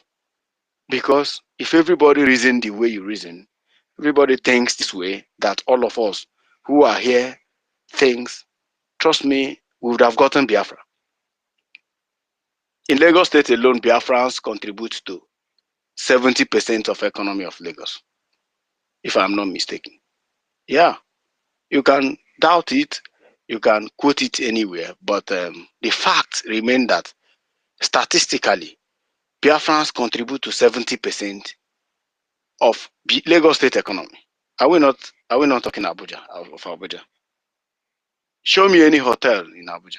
Just point any hotel you see in Abuja. If it's not a Biafran, if the hotel does not belong to a Biafran, and just maybe few little belongs to other tribe. But Biafrans, you know, build the so-called country. And here we are in foreign land, you know, every day we are restless because our identity is being stolen back home. But I have a good news for you, Benchooks, and Biafrans who are listening to us. This generation, this team, this government being spearheaded by our Prime Minister, Honorable Simon Epa, have come to end this. This is Biafra agitation. This is Biafra. We are not agitating. There is nothing like Biafra agitation. We have passed. There was a time, of course, we agitated. Yeah, there was a time we agitated. Most of us appear on a space to correct the narrative. It's not like even if we don't come out to space, anything will happen. The Nigerians might not know, but Nigerian government know that their time is up. And what Tinubu is busy doing is looting money. One of my friends told me that there is no PIN, there's no 1 naira in Federation account. Any money that just dropped there from oil revenue, boom! The guy that told me this thing is an Hausa man. The way he spoke it in Hausa, I laughed and laughed and laughed. I'm like, really? He said, Wallahi, 2027, Tinubu will not come But back. And I laughed. say guy. Yes, Sorry, I'm not cutting you yes, off. The many banks are sure. folding in Nigeria. Then enough, banks are folding. Heritage are folded, and another one are coming in. Banks are having issues, very serious one. I'm telling you. So Yeah, when the guy they say can't there's no sustain money, it. there's no money, and no country is about to borrow the money anymore. Nigeria is gone. It's over. It's over. This drum they have been beating. And Starman, you want to say something? Oh, no, I just wanted to ask. So where are they going to get the money to pay the soldiers to come and fight us? Soldier go risk Yeah. life and limb, facing rain of bullets, on credit, on old salary. Yeah. Starman, that is why all the paramilitary, none of them is being paid. If they tell you how much they owe them, you can't believe it. I They are heard not paying them. They're I not heard paying they are them. paying some of the officers to keep them in check, to keep their boys in check. One contacted me day before yesterday. He's a soldier. This guy is a senior, he's a captain. He said, tech guy. I said, bro, he said, I have resigned, but don't make it official. I said, what? You have resigned? He said, yes. I said, where are you now? He said, he's in Ghana. I said, captain, now wow. He said he's no longer captain, that they even gave him major. I'm like, so what are you going to do? He said, bro, please, that visa you talked about once at a time, is it still available? I said, bro, well, I'll get back to you. Let me just make some inquiries. Since you He need want visa jaba. to leave Nigeria. He want Now jaba. run now. Baba will run, bro. Life no easy. As I'm talking to you, he's in Ghana. I told him to join this space. I've been looking for him and on this space. I have not seen him. I don't know whether he's here. I don't know. Most of them have fake accounts to join us as usual. He's in Ghana Brother, now. ain't that guy? He has to, for the safety of his Of course. life. He He has have two to. children. He have two But, children. And they but have to run for his life. you go. How much be captain salary? It ranges from 200 to 300,000. Then So there are other allowances. But they do drugs. What they mainly do is cocaine transportation. yeah. It's obvious. Then everybody know they did drugs. But even then, if 50K is $20, or okay, maybe $30, which is £1 a day. So $1. Take, are you sure the salary is not to that? Are you sure? They are Yeah. working on credit. They are Eh? working on credit Yeah. too. Don't forget that. They are working The on basic credit. salary. Yeah, my minister. The basic salary of a captain. The basic salary is. Let me check my system. I think I have the catalog here. I know the basic salary of just recruits or private is 50K, which is about Yeah. $30. Look at it here. The basic salary of a captain is 165,000. You Then see, I'm uh, sure. Yeah, house it's not up allowance. to that. Yeah. Yes, house allowance. I'm talking about the accumulation. The accumulation, everything should be like that kind 400 to 500 because there are other benefits. Study leave and blah blah blah blah. deception, deception job contract. That's I 240. have it. That's I have 240. it. Yes, yes. I have the catalog. Like I have it in my system. The way they structure their payment. So 200. you begin to wonder, Salman, like how do they get money to buy all this flashy car? In those days they drive one of the most expensive cars. Where do they get this money? Is it from salary? Is And the you bunkering wouldn't know now? that. The bunkering, Bunkering. take guy, the Yeah, bunkering, the yes, bunkering, I know it. the I trailer, know. the seize. Uh-huh. That's exactly. And those who are posted in the north, like northeast, Yeah. deal That's why they are mainly all on. fighting here. So that they want to have oil will on their own. And Yeah, and Once they yeah, come to Ghana, they're so happy. Babangida's just exactly, talk and his boys. You know that. exactly. Let me tell you how it's being shared. If you are posted in the northeast, then you join the armed struggle. You know, so you'll be trading with the terrorists, the Al-Qaeda in Maghreb, the Fulani herdsmen, the Boko Haram. You'll be their customer because you just have to make your way out, and you must be very smart to deal. They make a lot of money on that too. So, but if you're posted in the south, as they call it, bunkering, or like seizure.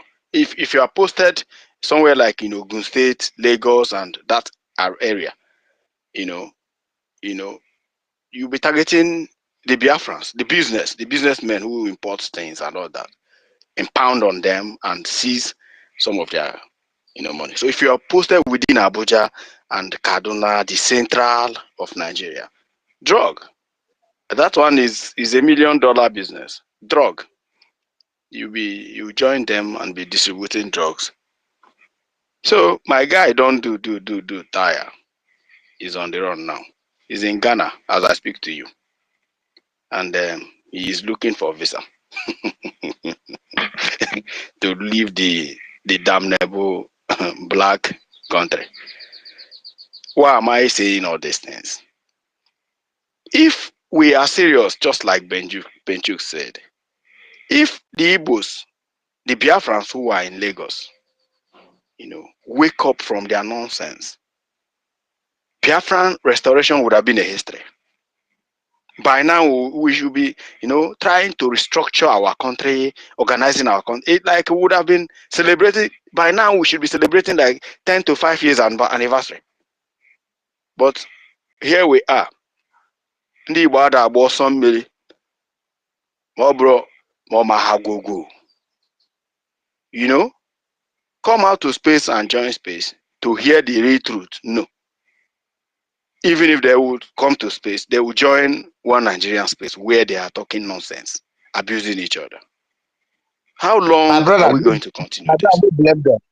I think I no blame them. You see, many of them there where they Lagos. And many of them already their business they for X and they no hide their face. So they no get any option than to come there. So when we come there, many of them they happy. So they go there on the listening side. They no one get problem. You understand? So if now we like this, nobody want die. You understand? Everybody want leave. Bro, but this thing you said now, let me counter you. Most of us who are here, this is not our name. This is not our picture. Eh? Not But everybody sabi because to Allah. Not everybody sabi to our brother. I know, I You understand? understand. But if you Uh-huh. tell yourself the truth as a Biafran, trust me, you cannot be on the listening side always. Unless you are a hypocrite, man. I'm Mm. telling you. Unless unless Yeah.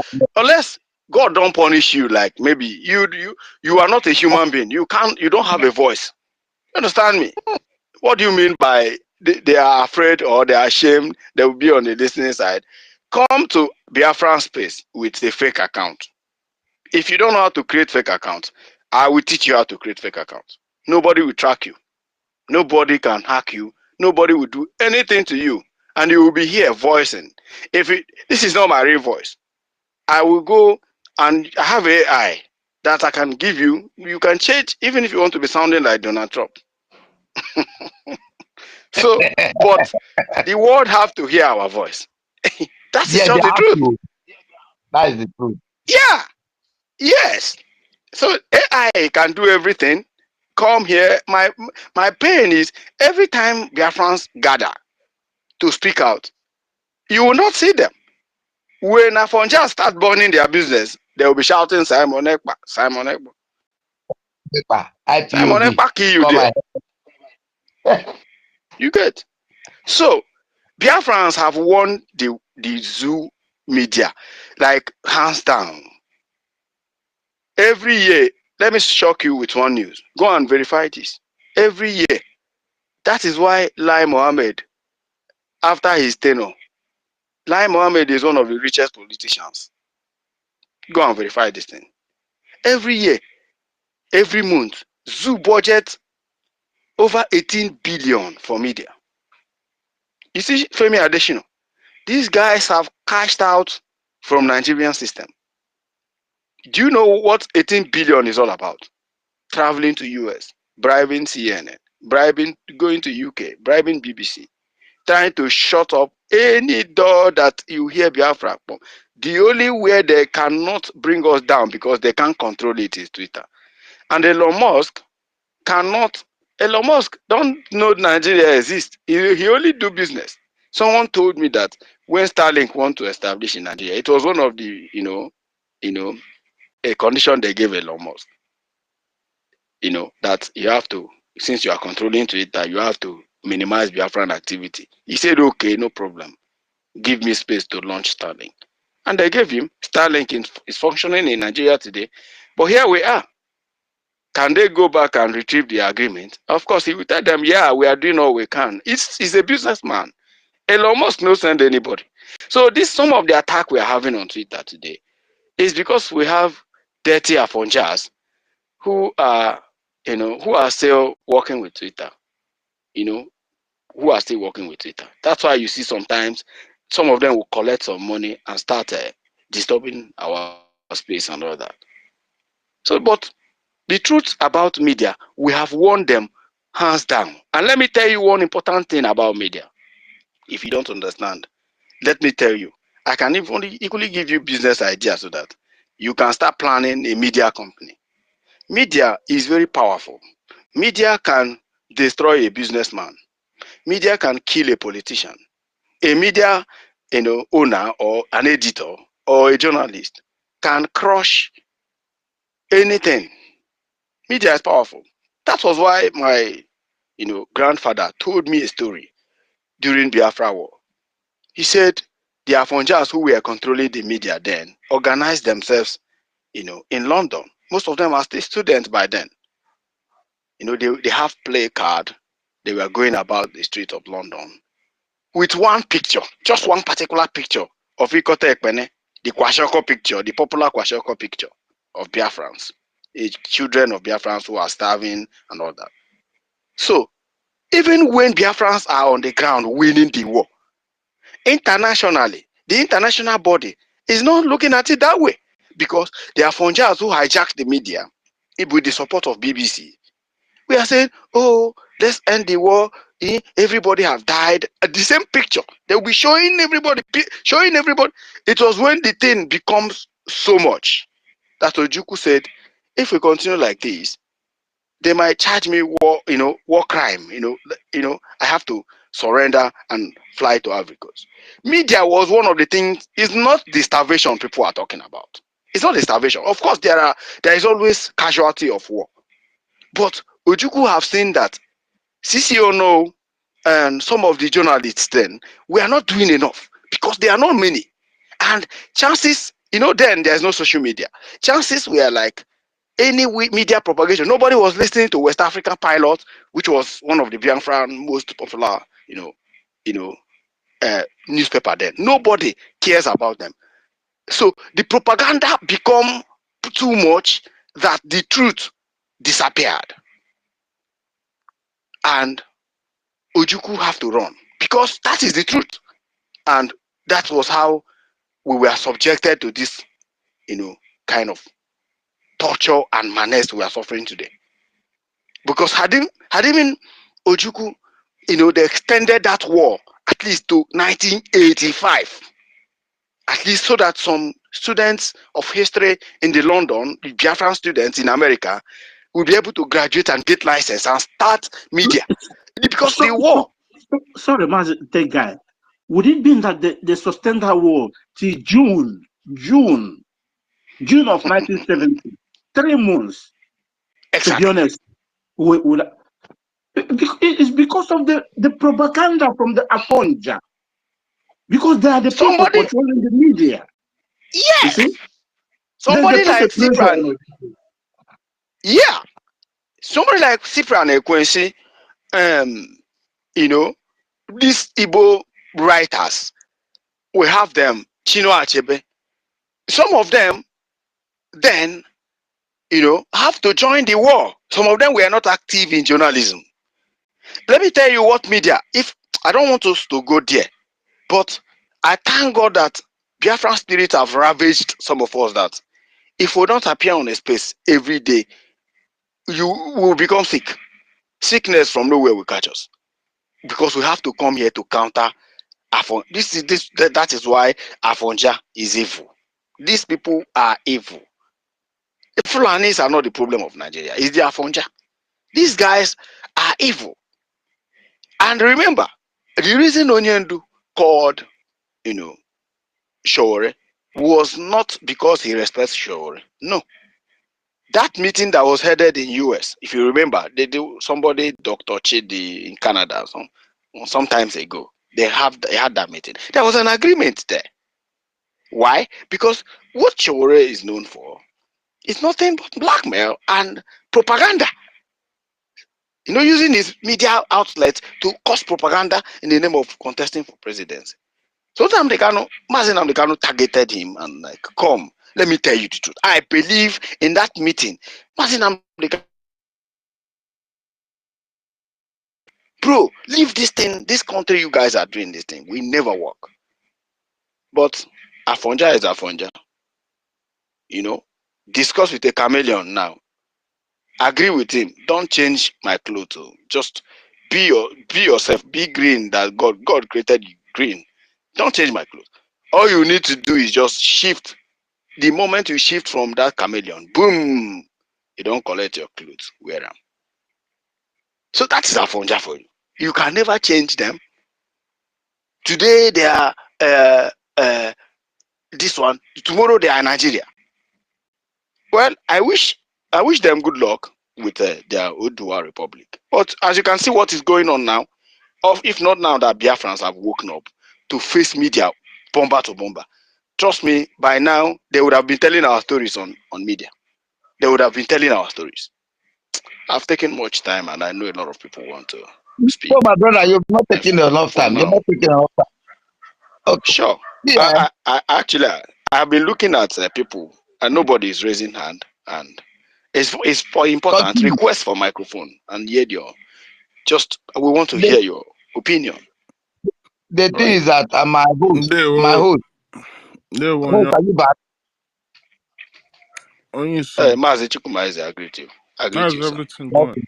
Is it going good? All right, my brother, welcome back. Yeah, my co-host was down since I needed you to assist and bring him up because it like he went down with the vice. So see to him and see if he's still around and beat him up. Okay, he's around. Please see how to bring him up again. Thank you. Benchuk. All right, go on, Benchuk. Thank you so much, Mazi, that guy. You see, one thing, what that will make me, I can never forgive any Afonja. Afonja is Afonja, no matter. Trust no Yoruba man. Do you know why I say this? The last interview Mazi Nnamdi Kanu had with this man called Dele Momodu, think his name, yeah. After that interview, even and some questions that man asked Mazi Nnamdi Kanu, Mazi Nnamdi Kanu just told him, Dele, if I told you you wanted to contest tomorrow as a president, I will vote for you. I look at it as what kind of confidence Mazi Nnamdi Kanu would like to have with this kind of person. Since he was kidnapped and tortured and taken away, I've never had any comment from this man or to express on his media, say, oh, why is this man is being detained? The court has set him free. Time without number. Why is he still there? And these are people who said they want to change the face of Nigeria, looking for new Nigeria. I don't know how much they gave to him. He just push out. They just push him out. He just go one corner. And he could not be able to say anything. Not to talk of sorrow.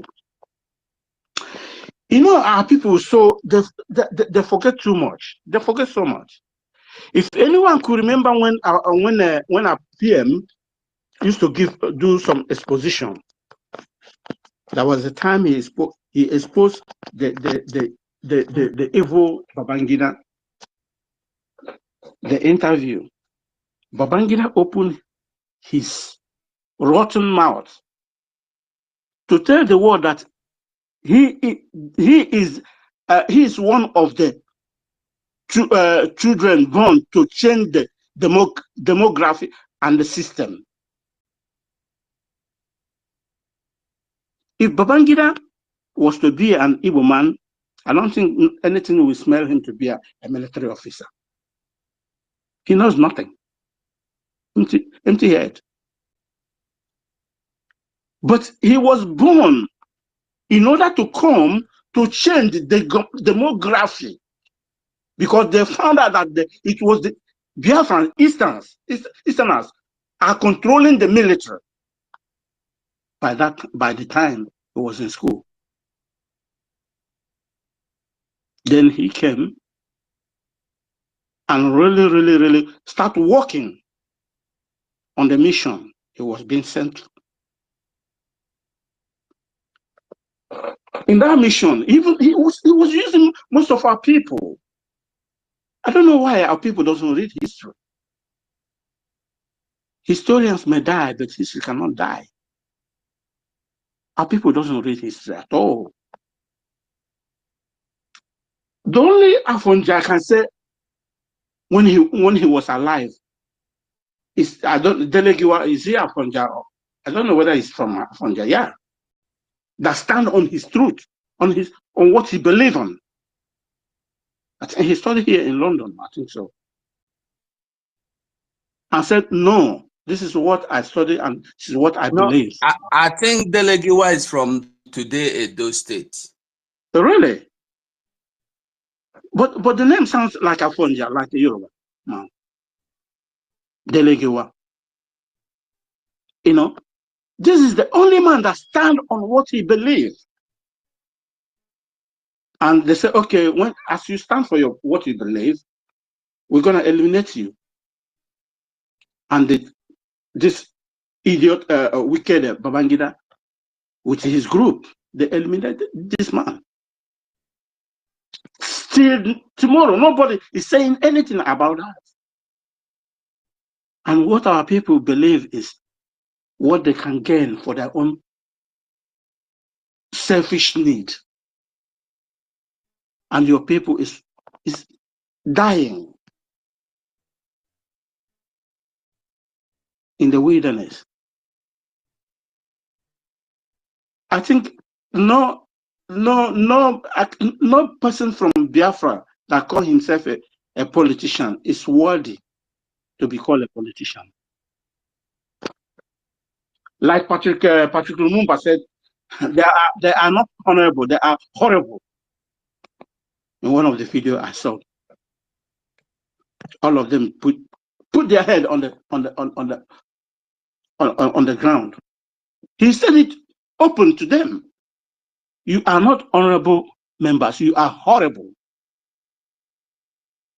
They were ashamed.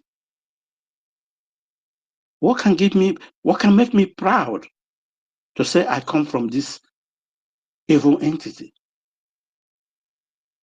Come on. Biafra, never give up. You should not give up.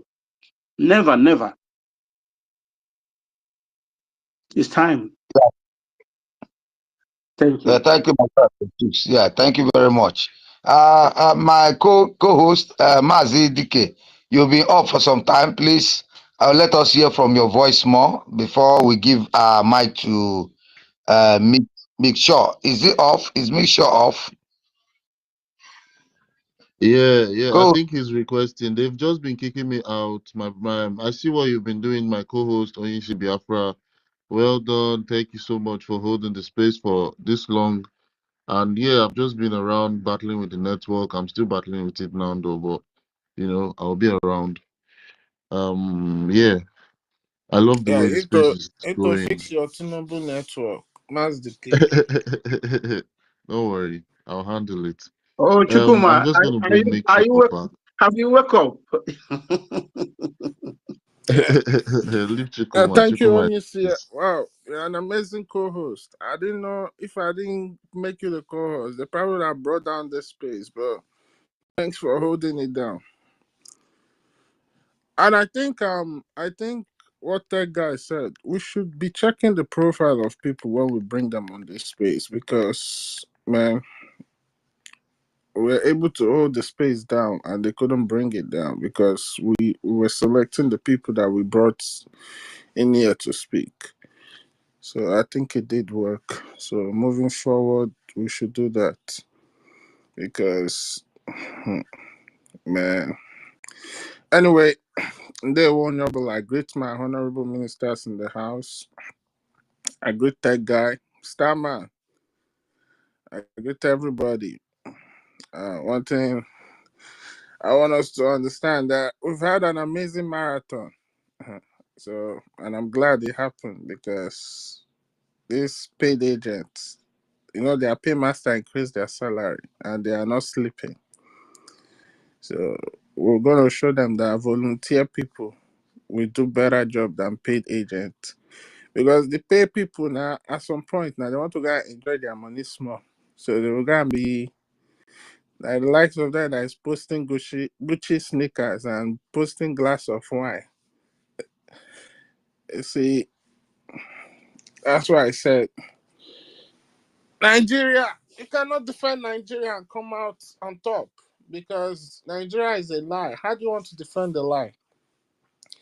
But you see, so far everybody's been breaking things down, we'll be analyzing it, and it's together. Together, we're gonna make this happen. And also, I want to remind people today is our fundraising.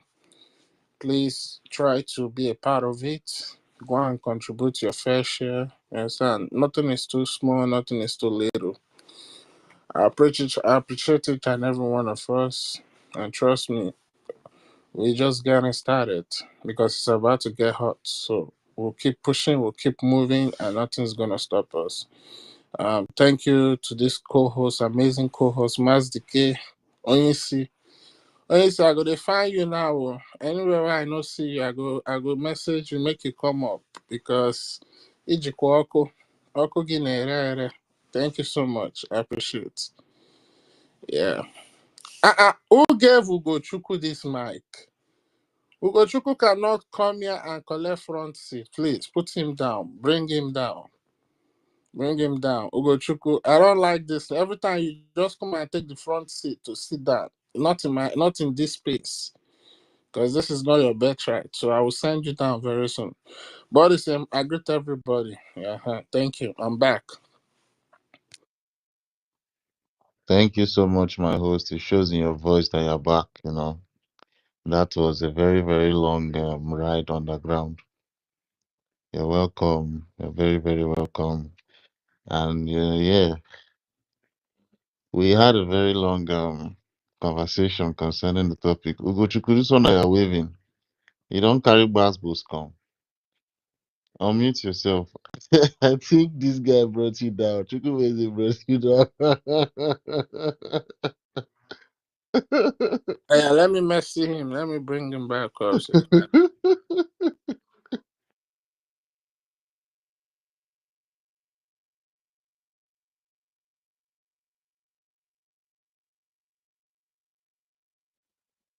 Yeah, so while Ogochukwu comes back up, I don't know why Chukwumeze is very, he's very mean today.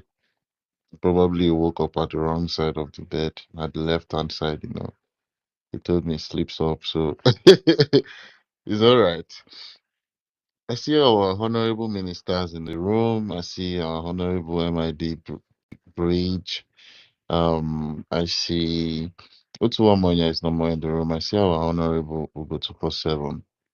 Hey, Chukwumeze, I don't say you just wake up. I have one music I bring for you. This one will wake you up. And listen careful for this music. This music specially for you, not for any other Biafran. Listen.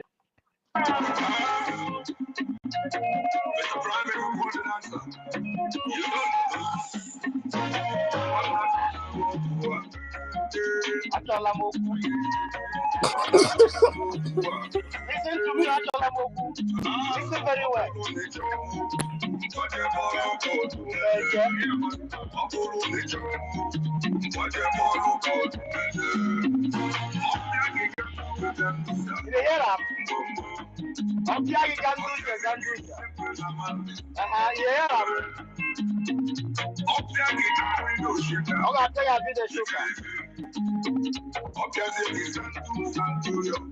For you.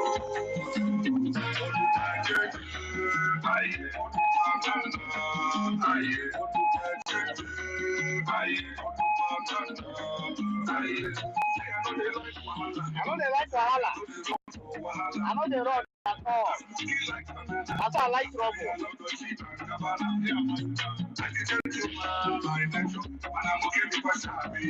All the blue sharp. I go value you. Yeah, but I know you value me. I love you, man.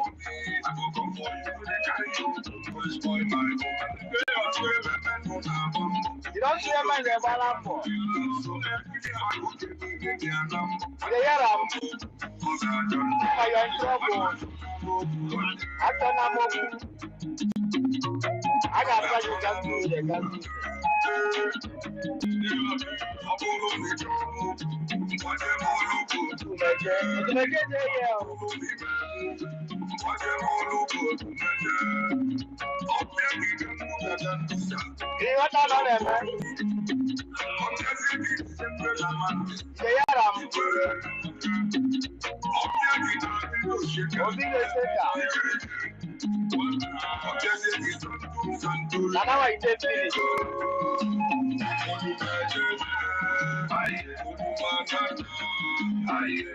I stop here. You hear them? Now for this music, I go bring a special for Tukuma. Go ahead, my brother. I just wake you up. Ugochukwu, you terrorist. Not talk too much before A I very bring good you one. down. Yeah, don't talk too Which much good before I one? bring you down. The one where they fight trouble, na good one. Now Tukuma, they look for trouble. I did my own. They call me. Where I do, I just go download this music for them. Say Tukuma, now for you. Who got pay ganduzi, man on them. So my brother, I greet you now. Now they do well, So like Ubayi na kono wani. I don't forget say today na fundraising. I don't do my own. I go do my own. Tukuma, I beg give us $10,000. I beg. Mainly for those. We need that pass anything. How are you? Thank you so much, our brother Thank you, my brother. Man, I go see Mary, so I'm going on the ground. Let me come and I'm coming. Don't worry. I'm coming. I'll bring it. So. Thank you so much for that music with Gochuku, our troublemaker. And yeah, let's just go with the hands up. I see. Make sure you're back, right? Can you unmute yourself before we go to Kennedy? Make sure you're there. Yeah. Sorry, network have been with me. Good day, everybody. Our hosts and co-hosts, the speakers, the listeners. the peacemakers and troublemakers, the Afanjas and the zoo that is hearing our voice, good day all. And the loving Biafrans, those who love freedom, those who love truth, and those who love the light. Our special thanks goes to our honorable members, the ministers, especially our Prime Minister, His Excellency,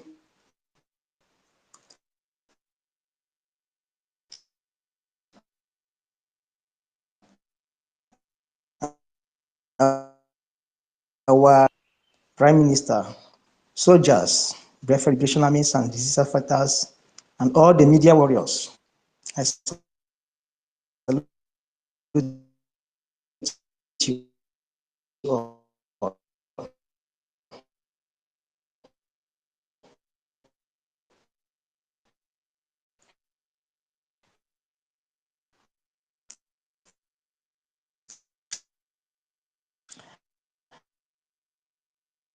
I don't know is your network having issue? We can't hear you, brother. His network has been having issues, I think.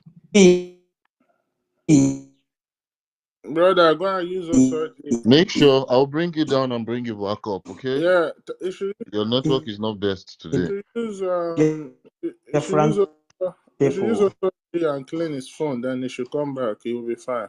Use OSOG feature, put your phone. If I did good. Those who are The network is really bad. Make sure. I think I'll just bring you down, okay? You're breaking like you're on air. Give Mazi David, let him speak. Mazi David is even showing this connection trouble. here. I'm not sure if he's up. We are Nigeria Mazi, go is ahead. being crushed. That is to exist after they arrange and kidnap Mazi. Okay. I don't know who is talking. I'm hearing some voice, but the person is not. Just look at Kennedy and give him mic. He has been on Kennedy. My brother Kennedy, are you there? Yes, my brother, I'm highly here. Yeah, you're very welcome, my brother. You can go on with your submission. All right. Thank you very much for giving me the mic. Thank you, everyone that are listening. All protocols are duly observed. Yes, we have really defeated the zoo.